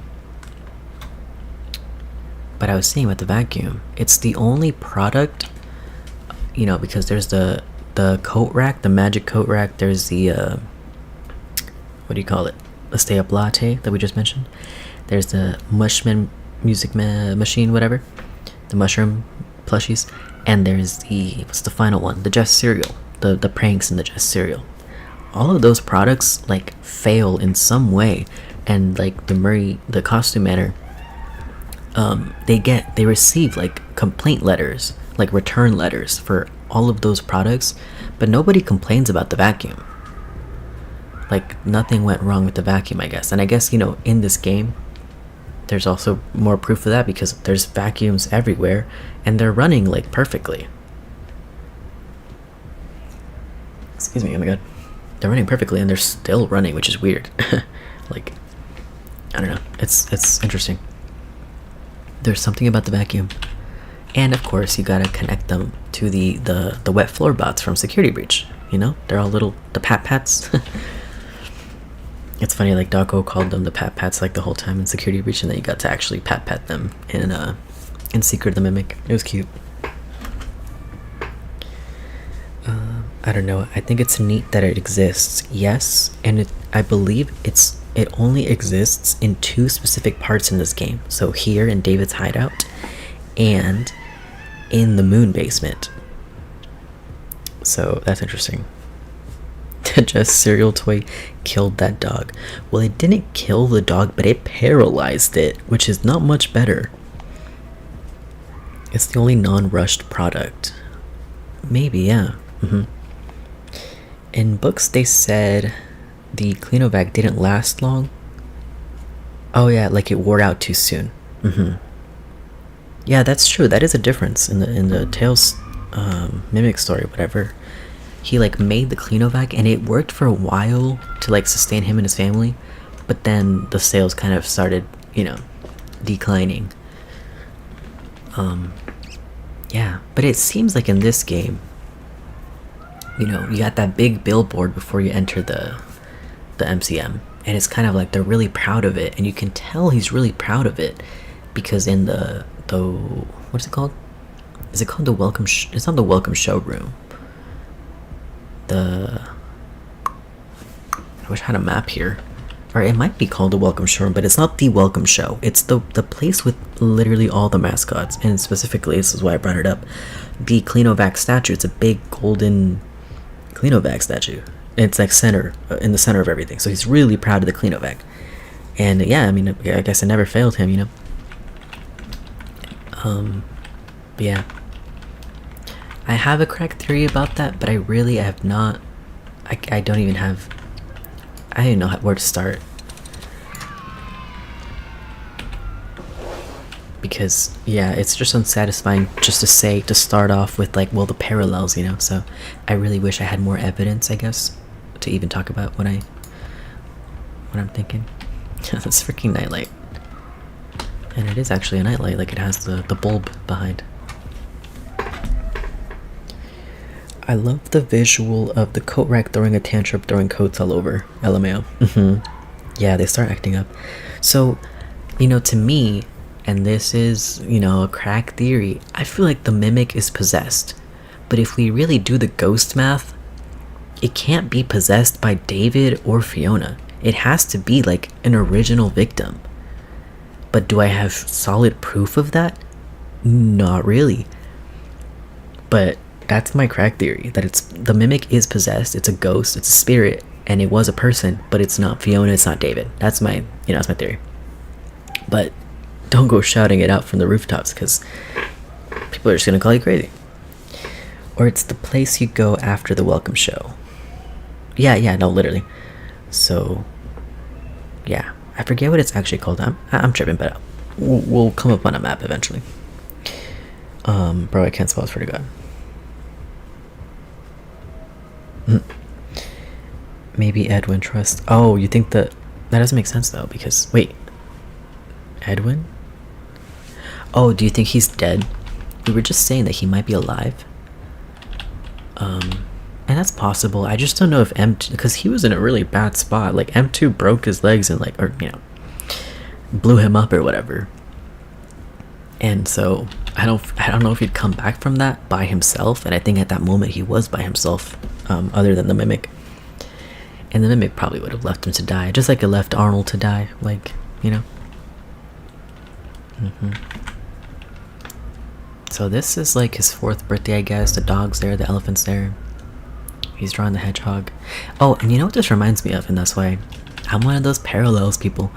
And that, Gregory is also one of the quote-unquote Davids. Because this reminds me of those little hideouts in Security Breach, right? And people just theorize that those are Gregory's hideouts and that he lives in the Pizzaplex because he doesn't have a place to live. Like he's an orphan or something and he's homeless. So he might just be hiding out in the Pizzaplex. I'm so sorry about the sirens, guys. Someone's dying or something. Springtrap Man killed everybody. Well, maybe he's alive. I don't even know. Oh, it's okay. Edwin can't spell either. Mycelia meant. Oh my goodness. Let me let these. Okay, I was trying to let the sirens pass and they just stopped. Okay. Like in the books he was alive, but here it seems he died, but we also don't find any body. So, yep. And I feel like I lean towards him dying because of the moon in the basement. I'm like, that's Edwin, But then if he's alive, how, I don't know. It could still represent Edwin and sound like Edwin, just so we know that he's the moon, right? And not actually be his body, but I don't know. I'm very curious on the backstory of Gregory. That's why a lot of people wanted a Security Breach prequel or something. Yeah, it's really mysterious. There's a lot to, and I don't think the Tales books like we got GGY, which it's cool. But I just don't think it was enough, Oh, and I guess we also had no, we need more stuff in the games, to fill in those gaps. Awful evil Edwin. Yep. Facts. Okay, let me get out of here. I don't know where he is. He's right there. And it's very curious, this thing. It's not. Ooh. He looked right at me.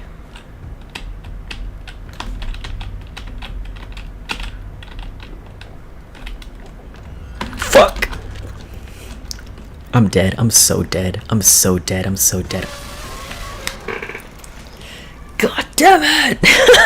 God damn it! Oh my god. I'm not locked in. Fuck. God damn it! Oh, nice. I'm up here. Okay. Not the worst, I guess. Did I open the door? No. Jeez Louise. Wait. No, I meant thing. Wait, what? Rip? You meant rip or what? Thing. Is that thing lowered? Ouch. It's loud. Or raised, I guess? Let me check, because I don't know. I want to be sure, because I don't go down there and I don't think it is. Okay, good thing I checked. Which, if it's saved up there, I feel like it should have been raised, but ooh. Whatever. Okay, yeah, good thing I checked. Oh, and also Mr. Helpful here. Random Mr. Helpful being lifted. Huh. I don't know, the forklift just all of a sudden reminded me of in Ruin, where there's like that thing attached to the forklift with the, or it's like a machine, I don't know, and you use the, not the data diver, the Faz wrench, but same thing, and it like frees the mimic in the basement. And anyway, this and Edwin and the basement, and I'm insane and I'm crazy and don't listen to me.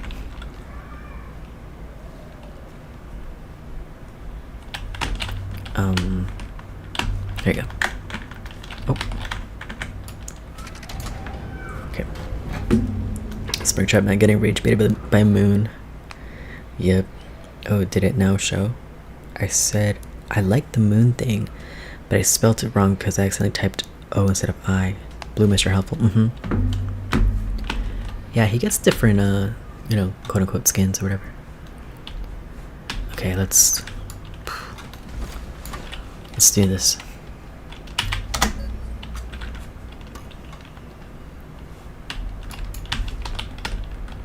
Who goes there?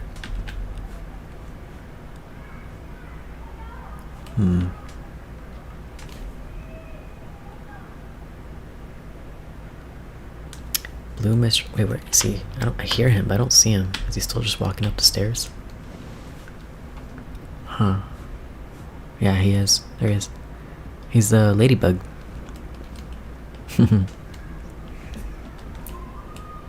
Blue Mr. Helpful fighting the rat guy from... Oh, yeah, the rat guy from the retail showroom. Because they're both like... Alright, bro. Go over there. Oh, look, that's a giant book. I never noticed that.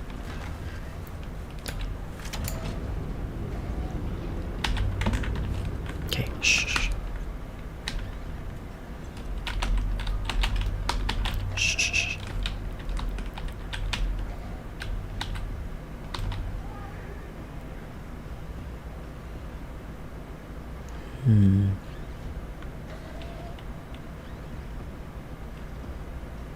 He's just standing there. He better not be stuck.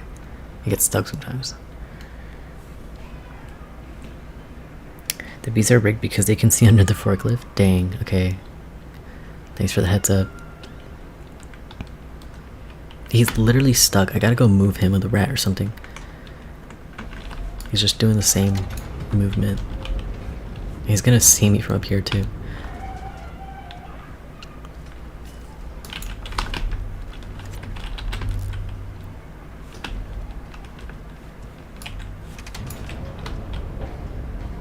Okay, he moved. So, just have to reset him real quick.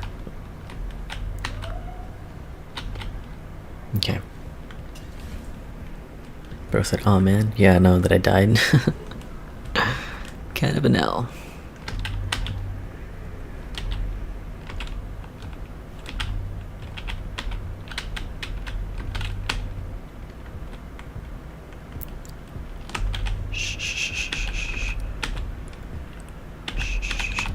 Oh shit, fuck.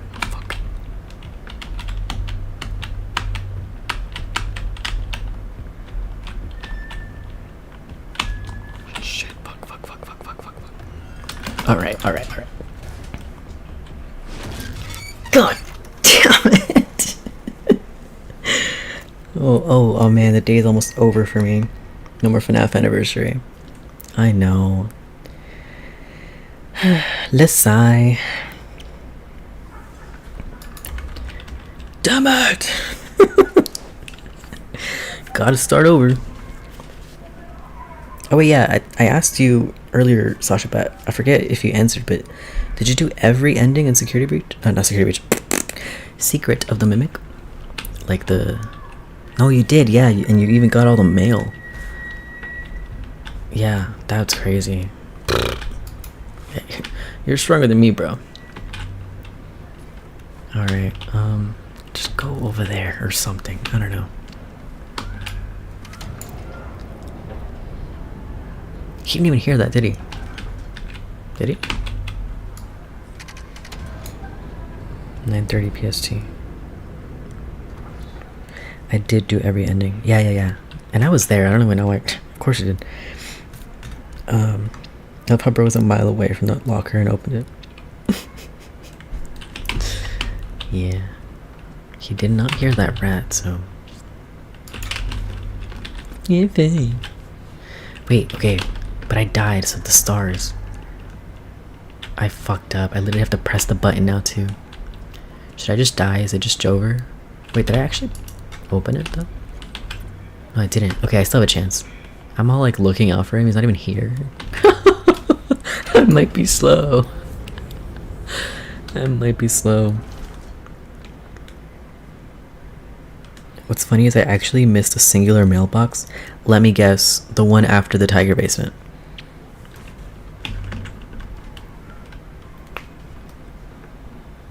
Or I guess maybe the one in the theater. Behind the, like, lift for the spring lock seat. Those are my two guesses.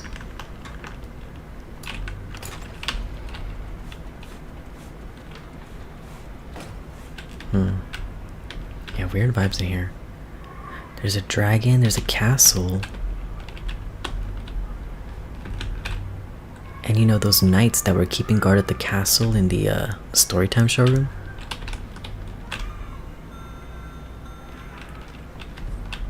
Storytime showroom. And this is supposed to be... I don't know. There's steps, but then it doesn't seem like you go over. But maybe like a mascot, maybe the moon would stand here and read a story? Or something. Bro knew immediately the one after Tiger. And I know because that's the one I missed. I was so thorough, but I don't know, maybe...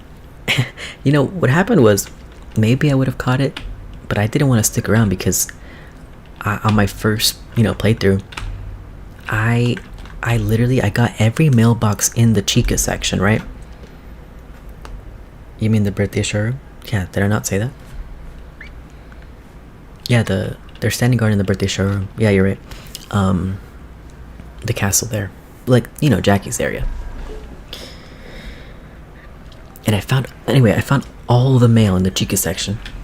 Not the easiest task. And then I wanted to, like, it's my first playthrough, so I wanted to, like, actually earn it and find all the mail and do the math and get the code for the room, right?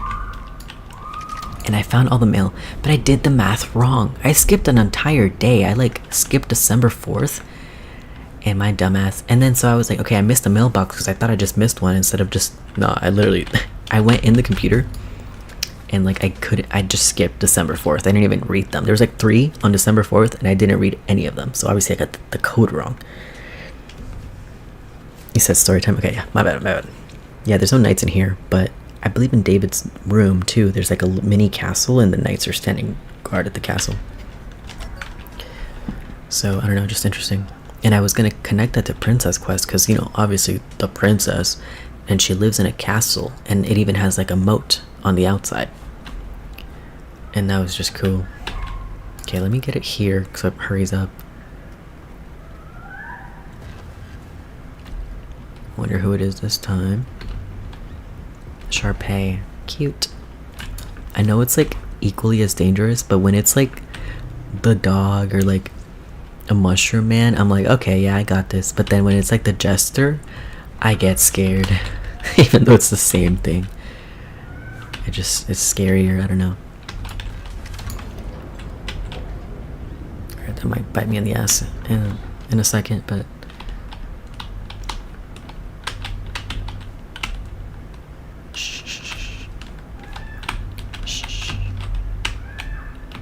Okay, yeah, walk that way. Walk over here. I wish I had another rat. Yeah, walk that way.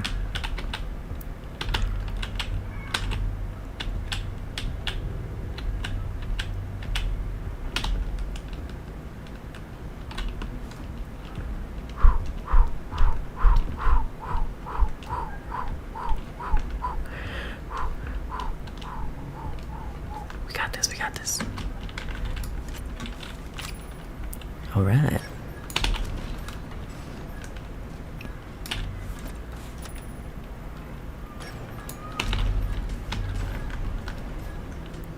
Anyway, so what happened was I missed I missed the mail, except I didn't. I just missed it in the computer. And so I thought I had to find more mailboxes. And so I left the admin wing. I went up the stairs and I went into like the upper admin wing because it's 2 floors, whatever. And it closed the doors behind me. I'm sure, actually, I think you saw my short that I made on that. Maybe I made a few on that section. And it closed the doors behind me, so I couldn't get into the birthday room on the first try. And it was killing me. I was like, no, I fucked it up. I really thought I couldn't be able to go back. I wouldn't be able to go back or something because it wasn't letting me. I literally had to just go forward and then like get the mimic schematics and then do the whole entire tiger basement. So when I got out of the tiger basement, the first thing I did was run back to the admin wing. And then of course I did the math right. I got into the birthday room. So I missed that mailbox, but it was so easy to miss. And I didn't really take my time getting out of there. Usually, yeah, I would be, my playthrough took forever because I want to take in every detail. What per se? Now, typically I'd redo the whole challenge, but I really don't think it affects the difficulty of the challenge, especially that one fucking box. Some of them actually see under certain objects because they're smaller, which is cool but also annoying. Oh yeah, you're right. It's like it is slightly different, I suppose. I gotta say, you're a really excellent commentator. Thank you. I appreciate that. I did see the short. I hated that puzzle dog. Yeah. It's funny. Like, it's funny, but it wasn't funny. But it was funny. Like, now that I never have to do it again, it's funny. Okay, let me not die. Isn't that a good idea, guys? How to win. Don't fucking die. It's coming back. Yep. This is cool. This is one of my favorite parts in the game, which is like weird. There's not much going on here, but still. Run. Okay, now chill. And now run. Okay, we got it. We did it. Whew. We did it. Sweet. Alright, and now we're gonna finish the big... I don't think I have... Oh, wait, no. I actually have to do one more with this guy over here. But then we can move on, finally. Okay, and let me not fuck this up. There you go. First try.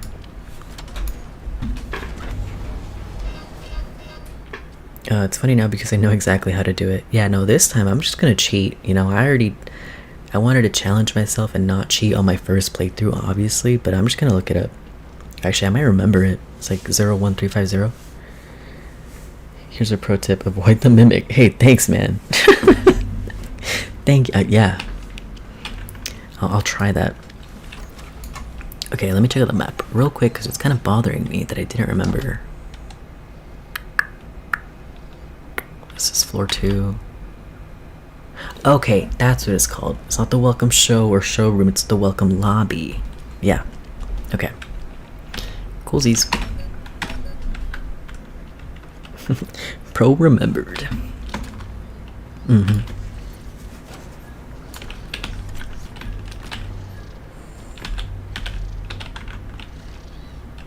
These freaking things are so cute.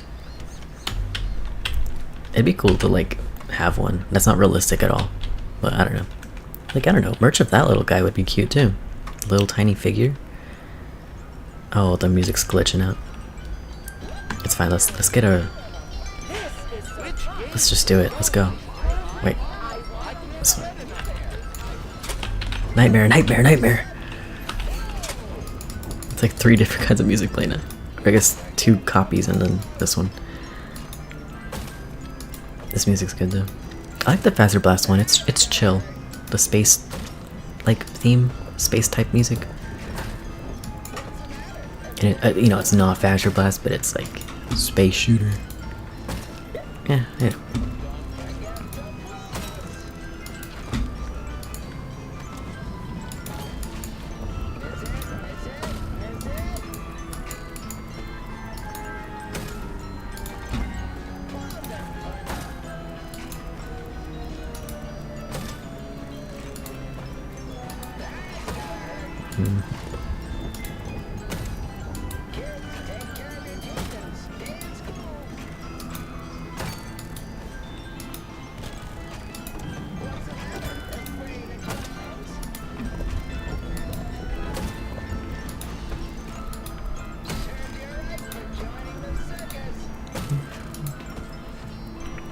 Yeah, this game had amazing music. I wish it wasn't bugged out right now, but it did have great music.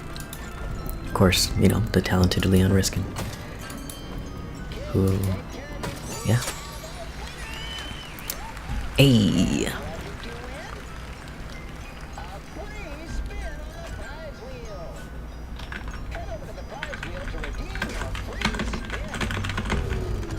Okay, one more. And it's glitched out, so I gotta hurry. It's just annoying.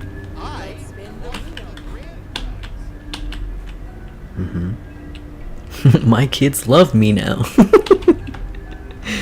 Yeah, this part was funny. It's Mr. Helpful just dead here.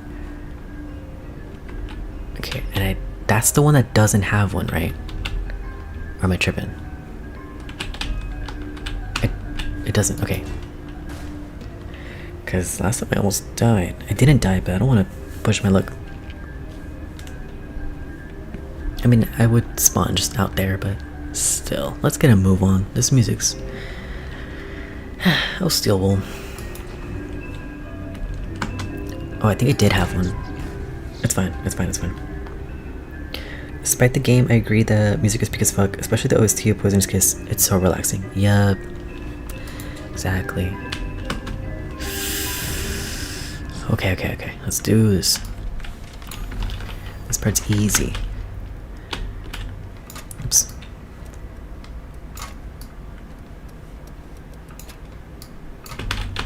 Come on, move. Come on. Got it. Right? Da. Yeah, perfect. And we did it. We literally did it, finally. Yes, the Pfizer Blast theme is peak. Or you said good. I put words in your mouth, sorry. But it's good. Despite the game, I already read that. Wait. Oh, yeah, the lights are flickering. Okay, let me grab the gun and we can do this.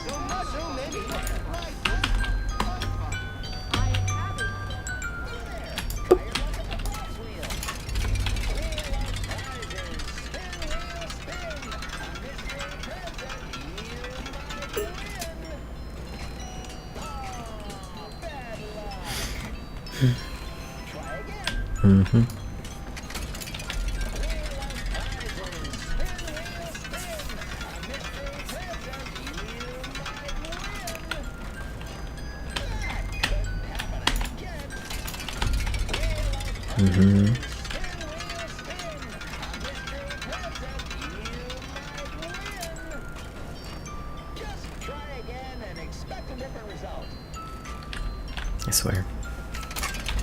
I feel like if it knows you already did them, it should just give it to you. Or there should at least be a chance.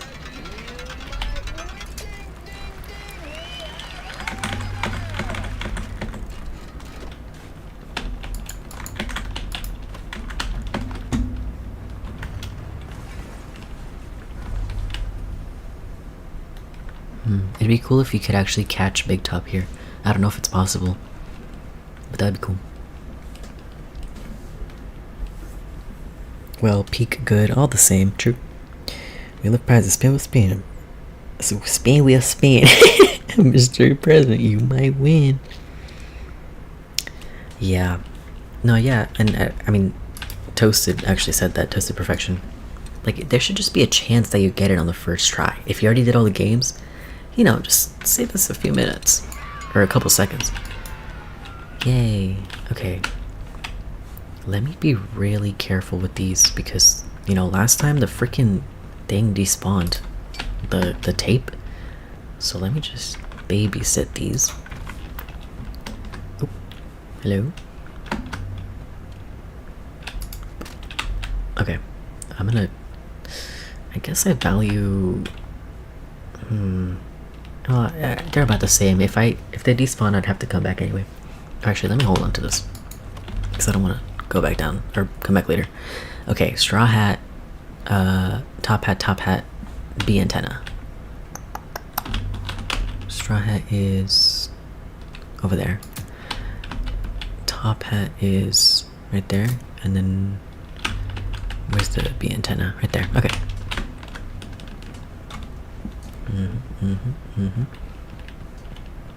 So 5, 5, 3, 3, 6. Okay, easy. 3, 3, 6. Slay. Again, let me take the gun first, because the collectible, if it despawns, it'll be right there. So yeah. And I don't want to come back for the gun. Oh, I was about to say, is that a window? But it's a window to another room inside. They don't get windows here. Creators, the blueprint to our success. Go, my balls. Okay. Hey. It's not been glitching too much with that lately. I feel like even if you didn't do the games, I think if you rightfully get it, you should be able to just leave. I mean, well, then there's probably a chance that you'll miss the story time area. So like maybe if it can just detect that you already did that one that's, you know, kind of important, or I don't know. But yeah, I mean, it's not a big deal, it's just a few seconds, right? I guess I'm just like, I've already played this, so I kind of wanted it to speed along. I was confused about this screen at first because it's frozen, right? And I was like, what are these speckles? But now I know it's the snow. It's the snow outside. But I was confused about that. Okay, no lore here, really. It's kind of a neat office, though. Some of the places, some of the rooms are really, like, messed up. I don't know. And dirty. But this one looks fine. Huh. Whose office is this? Oh, I guess it's... Is it like a security office or a creator's office? Well, I didn't need creative permissions to get in here. What was the permission on the door? This is not... Okay, repair. I don't know. Alright, let's listen to the lore. Ed, I hope this message reaches you as soon as you get a break. I have to go help the Fall Fest crew, just for a few days until the installation is finished. It's hard to explain. I just have this terrible feeling like I need to be there so nothing goes wrong. Just in case. Trisha will babysit David while I'm gone. I love you both, and I'll be back next week. And that's interesting, because she kind of has to go... It's implied to, like, another town. Maybe, like, a town over. But she says, I'll be back next week, you know? And she has to get a babysitter. Like, she can't just come home at night from helping the Fall Fest crew. So she has to, like, travel to go to Fall Fest. I don't know. So, you know, it can't all be Fazburger, you know? At least here in this specific instance.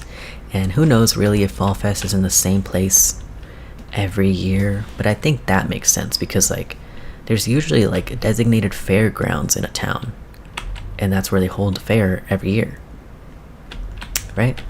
I mean, maybe I'm just talking about my personal experience, but we have, like, a dedicated fairgrounds area here.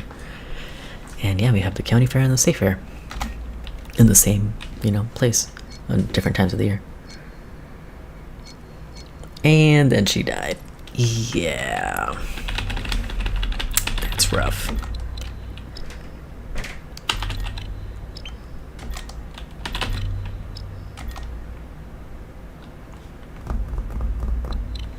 I think you're right, yeah.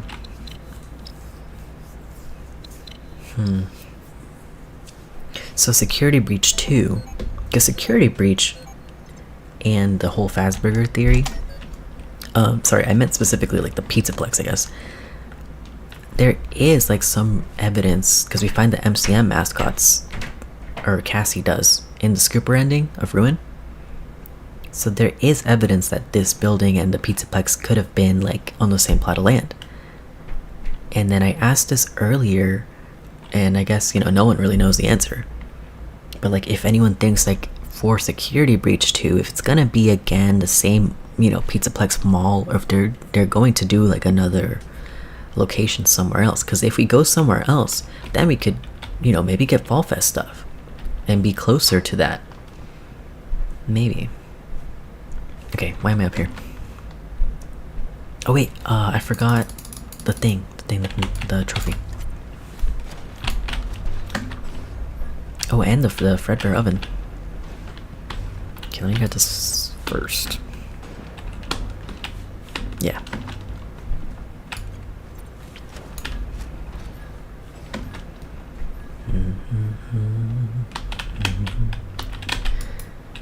Nice. Oh yeah, and Candy Cadet. Oh, and Candy Cadet was also down, like, Cassie came upon Candy Cadet down in one of the basements. I don't even, it all gets mixed up in my head, like how many levels down she goes, but it, you know, it's basically down there in the basement. Okay, y'all, here's my thoughts on that V-mail. It's a doozy. It's odd to me that Fiona V-mailed Edwin. She was suddenly going to Fall Fest for a week. Like, what the heck, would you not talk to your spouse in person if leaving for a week? Okay, that's not Fiona's fault. I know, I'll talk about that. I think that maybe it's like they refurbished the mall and that's what's going on. What I want to see if Cassie lives, which I think she did, but I want to know for sure. Yeah, and I mean, if the Scooper ending is the canon one or whatever, she did because she scooped the Mimic. But I don't know about that being, you know, because no, for that one you have to do extra steps with the camera, so it's really not realistic that that'd be the true ending. So my take is that she's going to meet William for a what? A tryst. I think he's David's biological dad. Like, you think she's having an affair. Later, William kidnapped David after she dies at Fall Fest. Kidnapped? Oh, you think he like went missing?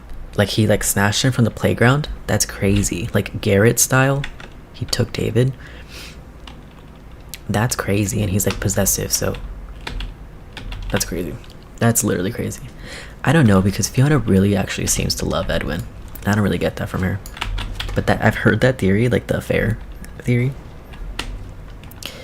And you know.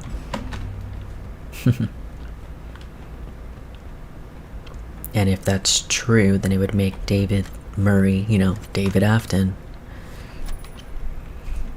But I don't know, I don't really get that from Fiona, and I feel like if that was the case, you would get a little bit, at least some, I don't know.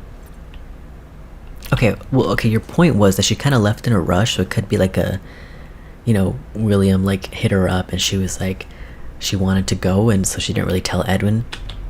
But I was gonna say, I don't really think that's her fault though, that she couldn't reach Edwin, because Edwin's like pretty much inaccessible. He's always working, and I mean we'll get more of that too. Like she's like, she has to like, you know, beg him to be there for David when he's having his birthdays and stuff, but he doesn't really care. He just wants to work on his work stuff. He's like, David's 2 years old, he won't remember a thing.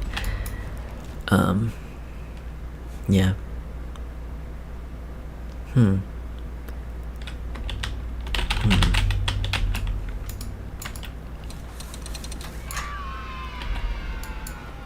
But yeah, he's kind of hard to reach. There's like a voice thing, I believe, in the whatchamacallit, in the theater, the workshop, where she's like, hey Ed, like it's hard to reach you without this stupid bear, but like the Mrs. Helpful and Mr. Helpful, and she leaves him a message, and that's the crazy thing, because she literally calls the Mrs. Helpful, Mr. Helpful, like the stupid bear.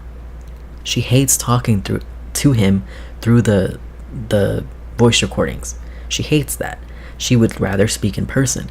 And then when you go to the welcome, not the welcome, it doesn't matter, peak reference, the Mr. Helpful in front of the birthday showroom and the big top showroom and the story time, that one with all the different permissions with different voicemails, he proposes to her through the stupid bear. Oh my god, I literally cringed so hard. Like, she already hates, like, you couldn't propose in person. She already hates talking through that stupid thing, and then you're gonna you're gonna ask her to marry, and of course she says yes because, you know, she loves him. But like, ugh, I feel so bad for Fiona, and I hate Edwin. He's so cringy. You know, in that instance, I don't know. Let me see. I think that one isn't the canon one because it seems it killed the mimic. Yeah, and it can't be that easy, of course. And it's more likely, yeah, the elevator one is the one. Yep, because they don't show David's death, nor do they ever mention his funeral or death. I guess they don't, but then, you know, how would you explain all the David voice lines? Because if he's not dead, then what are these? I mean, I guess it could just be the mimic. But I really feel like he died because the admin wing people, they're talking about it, and they're talking about the recent tragic events. But I guess, yeah, you're right, there's no like proof that he's dead, but I just feel like he's dead because it seems like he's kind of haunting this place, you know. I hate cheaters. Yeah, that's like it's not cool to betray people like that who love you and trust you. Yeah. Okay, Nana Damsel says, I think she got progressively angry and left. Oh, okay, that makes sense. By wayside as a spouse because Edwin was always working and never gave her attention, or them attention, whatever.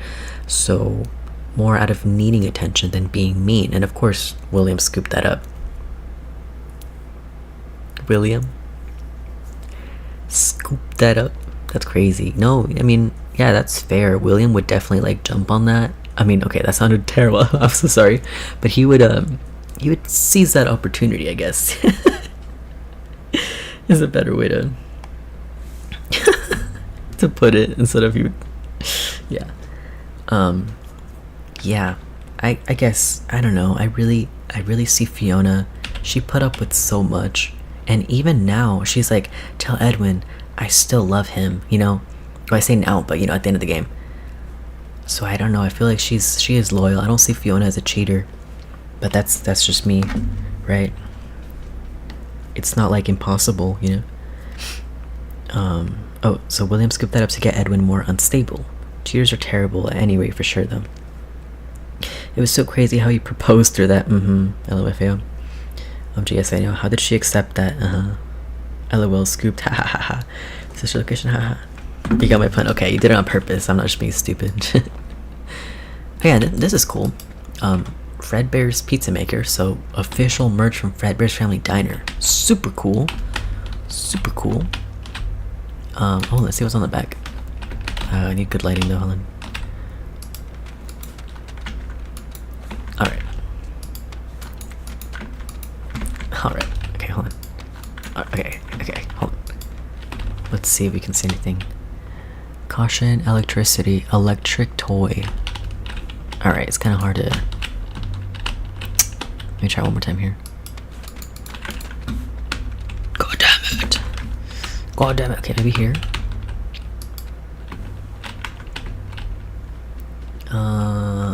It's just a warning. It's kind of hard to read. But anyway, what I wanted to point out was it's Fredbear, right? You can literally, you know it's Fredbear because it says Fredbear's Pizza Maker and he's making the pizza.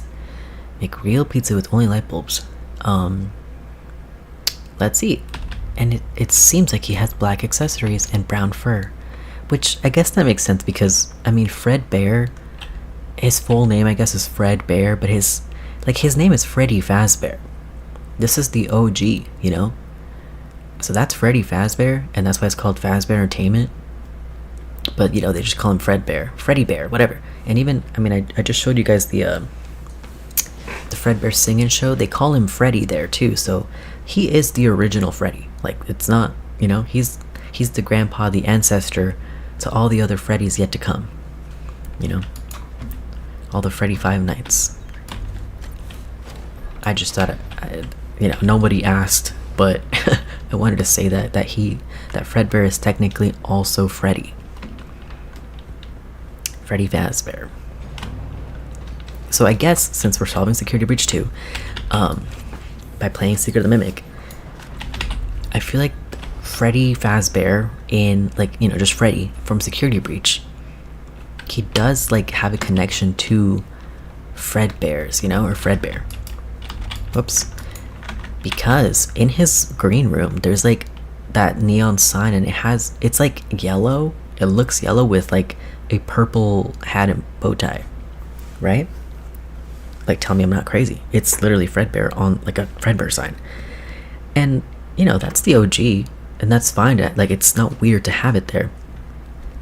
I mean, maybe a little bit, because they try to like cover up the spring. Like, they they banned the spring locks, and they kind of try to move past both the yellow bear because of the bite, and then the yellow rabbit because, you know, because of William. God damn it! Oh my god, this thing is rage baiting me. Come on.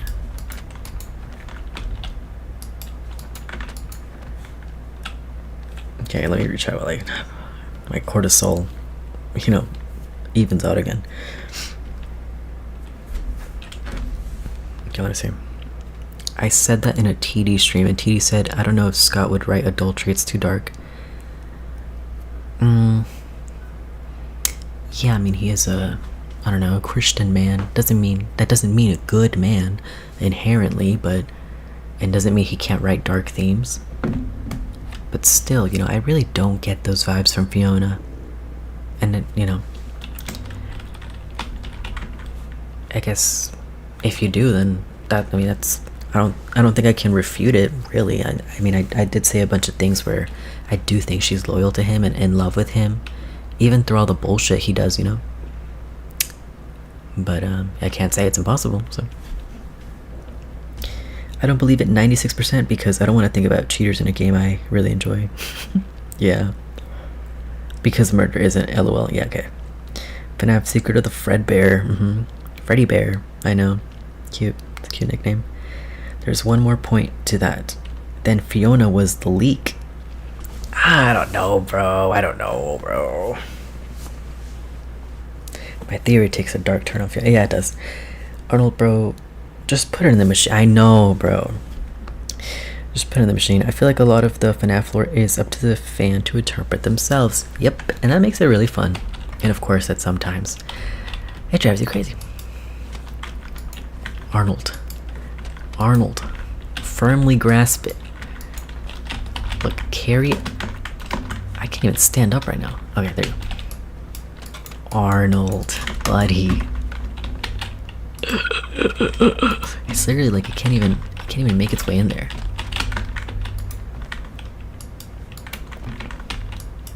He's rage baiting me. This game is rage baiting me. I swear it did not used to be this broken. You know what? Just delete the VR port. We don't need it.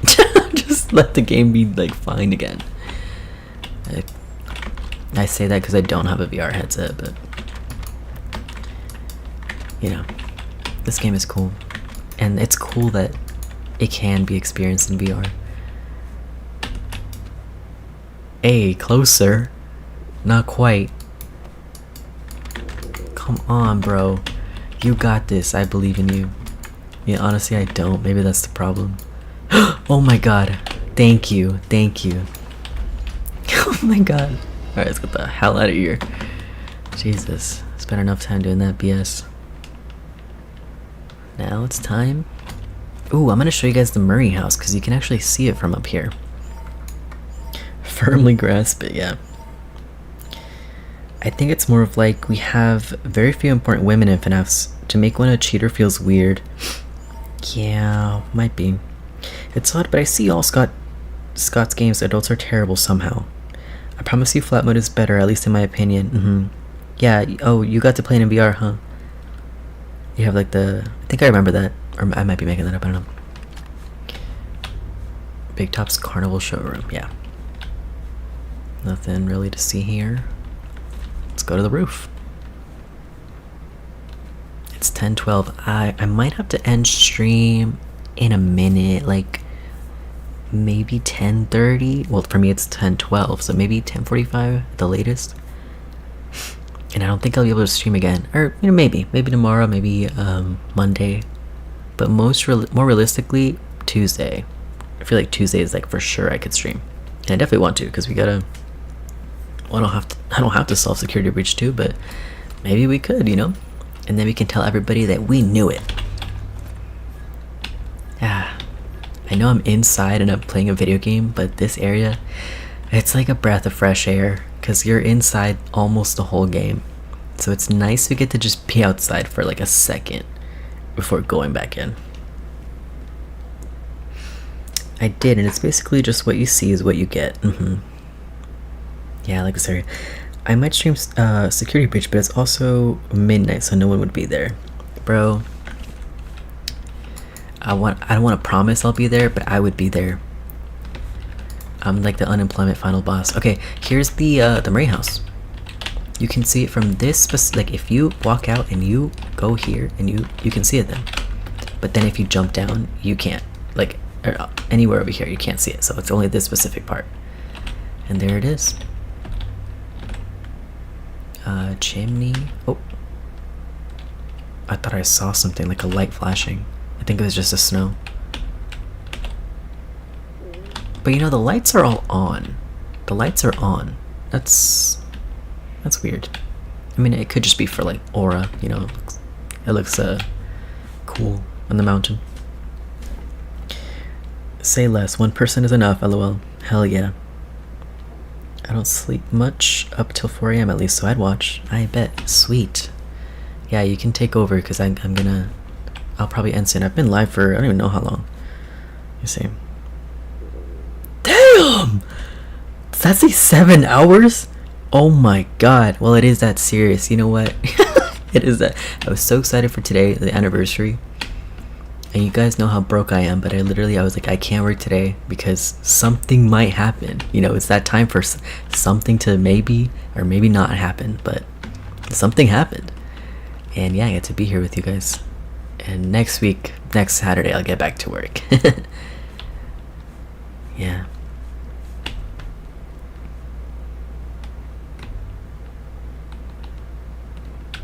Ooh, I didn't even acknowledge the Mystic Hippo poster in the Big Top area, or the Mr. Helpful thing, but don't worry, because there's another chance here.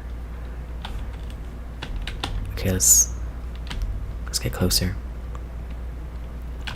Cool ass foreshadowing ticket. Oh, and it's so cool in the final Big Top chase where it's like the tickets all raining down. It's so cool. Tickets, please.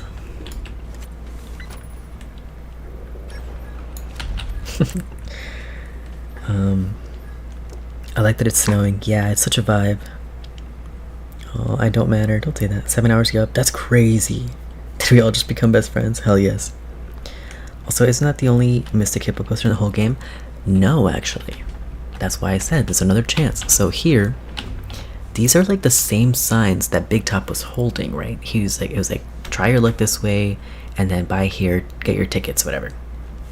So, yeah, okay, you get a little hint right there, but just pay attention. Look at this right here. It's another of the same kind of thing, but then it's okay. Yeah, pay attention. It's right here. Mystic Hippo, and he destroys it so fast you barely even notice, but I noticed because I'm obsessed, obviously, with noticing everything. The noticer here, but yeah, another Mystic Hippo. Thing here, which is really cool. And of course, you weren't here for that at the beginning of the stream, Sasha, but there's also the Mystic Hippo cards in, oh shit, I gotta go, in Arnold's van.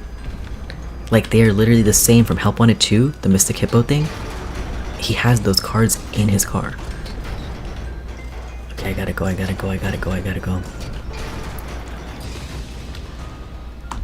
I forget where to go. Okay, I think here. Okay, no. Okay, there you go. And this area is weird because, oh, octopus. Because are people supposed to work here? It seems abandoned.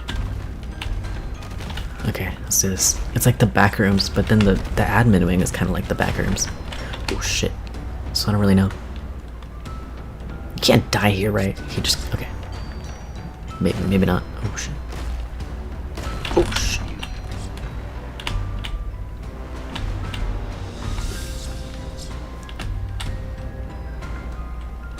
We got this. Tickets, please. And such cool music.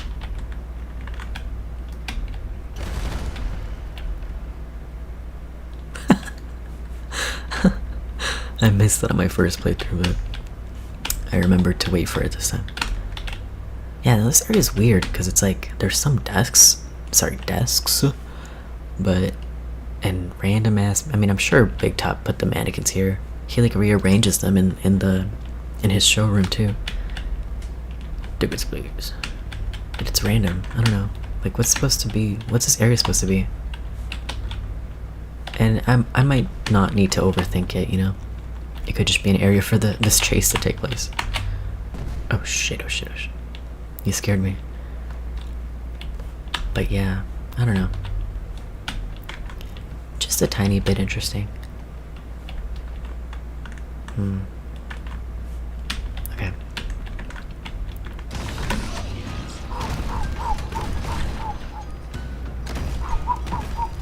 Okay, we got this, we got this, we got this. We got this, there you go. Easy. Easy.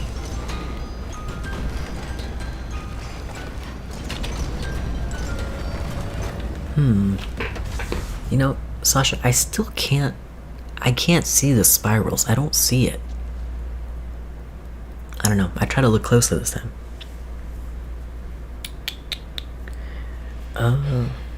Whoa.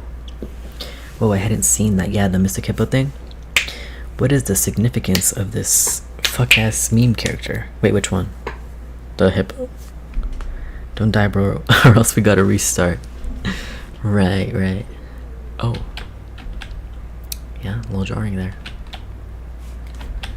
Alright. Oh. Nice, saved.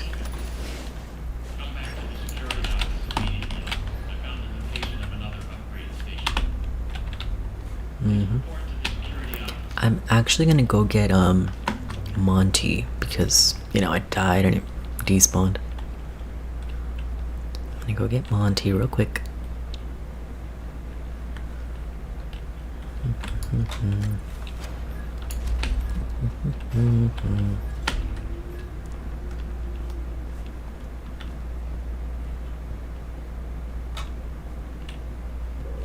Hello. All right.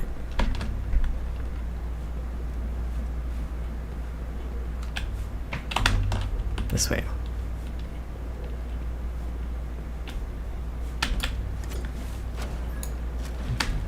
And let me get to the security office because the mimic will spawn in this area if you're just lollygagging.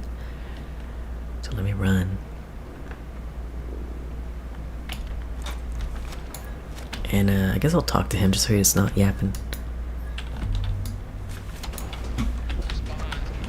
Alright, bro. Okay, 2 a.m.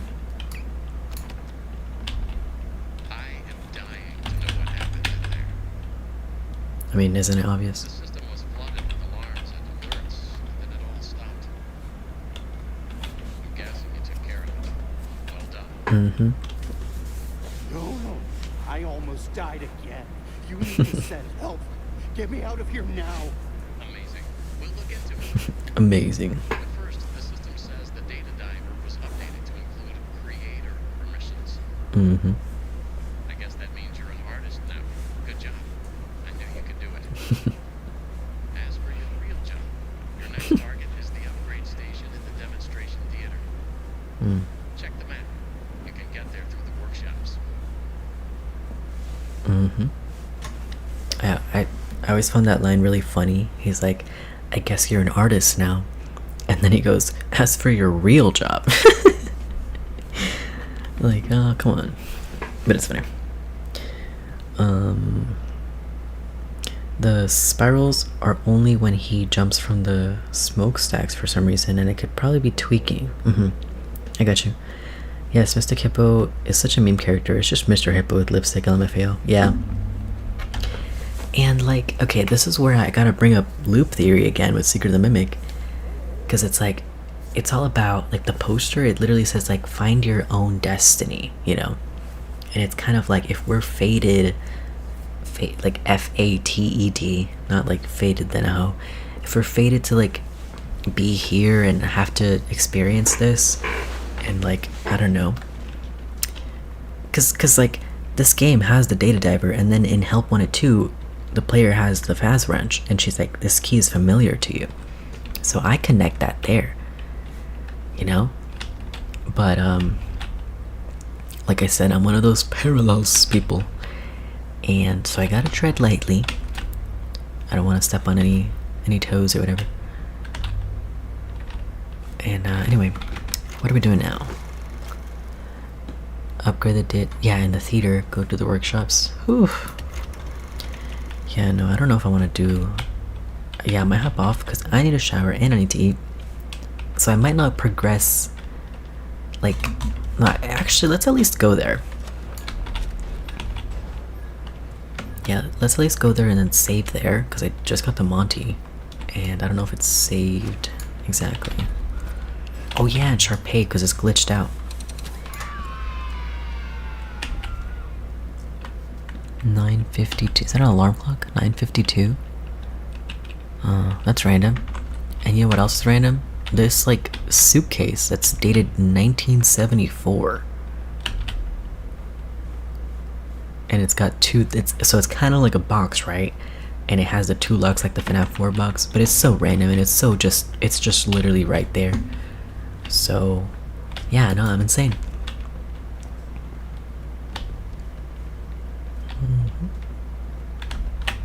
The moon.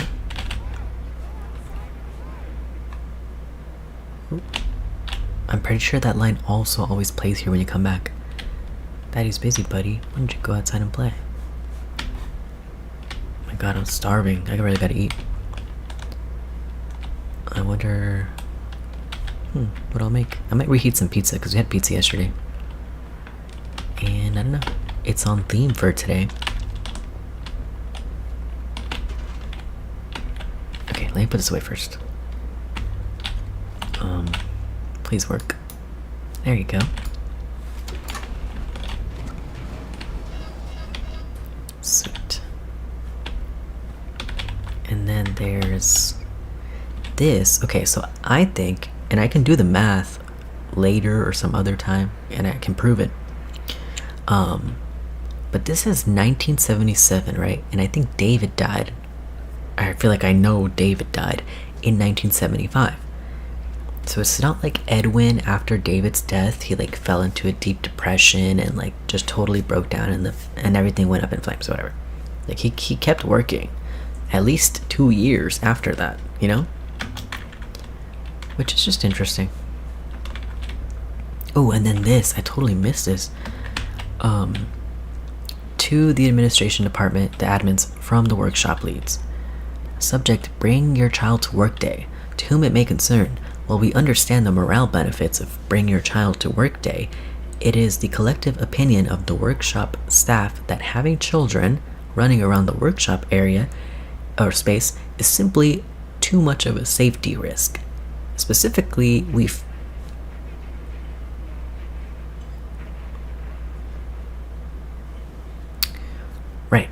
Specifically, we fear that another accident could put us further behind schedule, which may mean losing some of our best clients due to repeated tardiness. Please consider canceling Bring Your Child to Work Day going forward. Wait, 1974. You're right. Because then that suitcase. 1974. And yeah, so this is before David dies. There's an accident in the workshop. And yeah, so they fear that kids running around the workshop could lead to another accident. And so then I'm thinking like, because you know, I kind of told you guys my crack theory. that there's like the mimic is haunted. It is a ghost, but it can't be Fiona's or David's.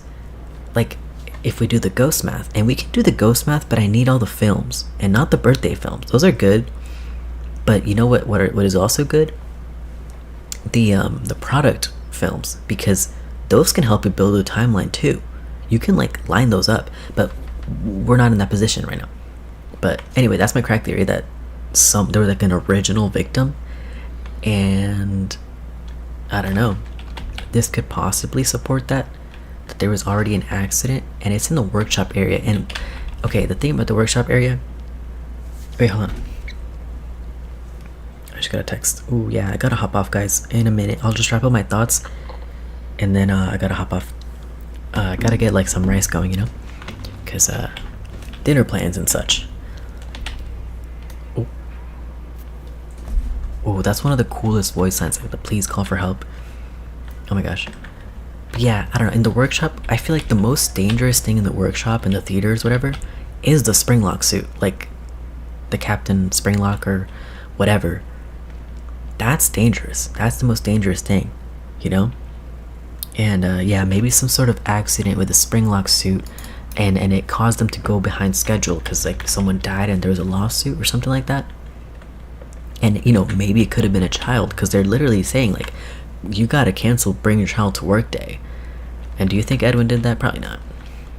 But yeah, and this is before David dies, of course, so. But it's not before Fiona dies, because I believe Fiona dies in 1972, before David turns 3, because she was there for birthdays 1 and 2. But anyway, yeah, so I'm gonna, am I going the right way? I think I'm not. No, I have to, oh, it's right here, it's right here. Okay, I'm gonna get in here so it saves, and then yeah, I'm just gonna say goodnight. Workshop, right? Yeah. Because I got peak stream. Thank you. Thank you to everyone who showed up. Don't forget to like the stream, and this was great, literally. Like you guys, all of you guys as well. Lots of really good talk. And the next time we get in here, especially in the theater area, then we can talk about like Fall Fest, Security Breach, the theater, Sun and Moon, and solve Security Breach 2. Okay, it's saved. Yeah, well, good night, everybody. Thank you for being here and, you know, contributing and just saying hi and stuff like that. W Theorizing, thank you.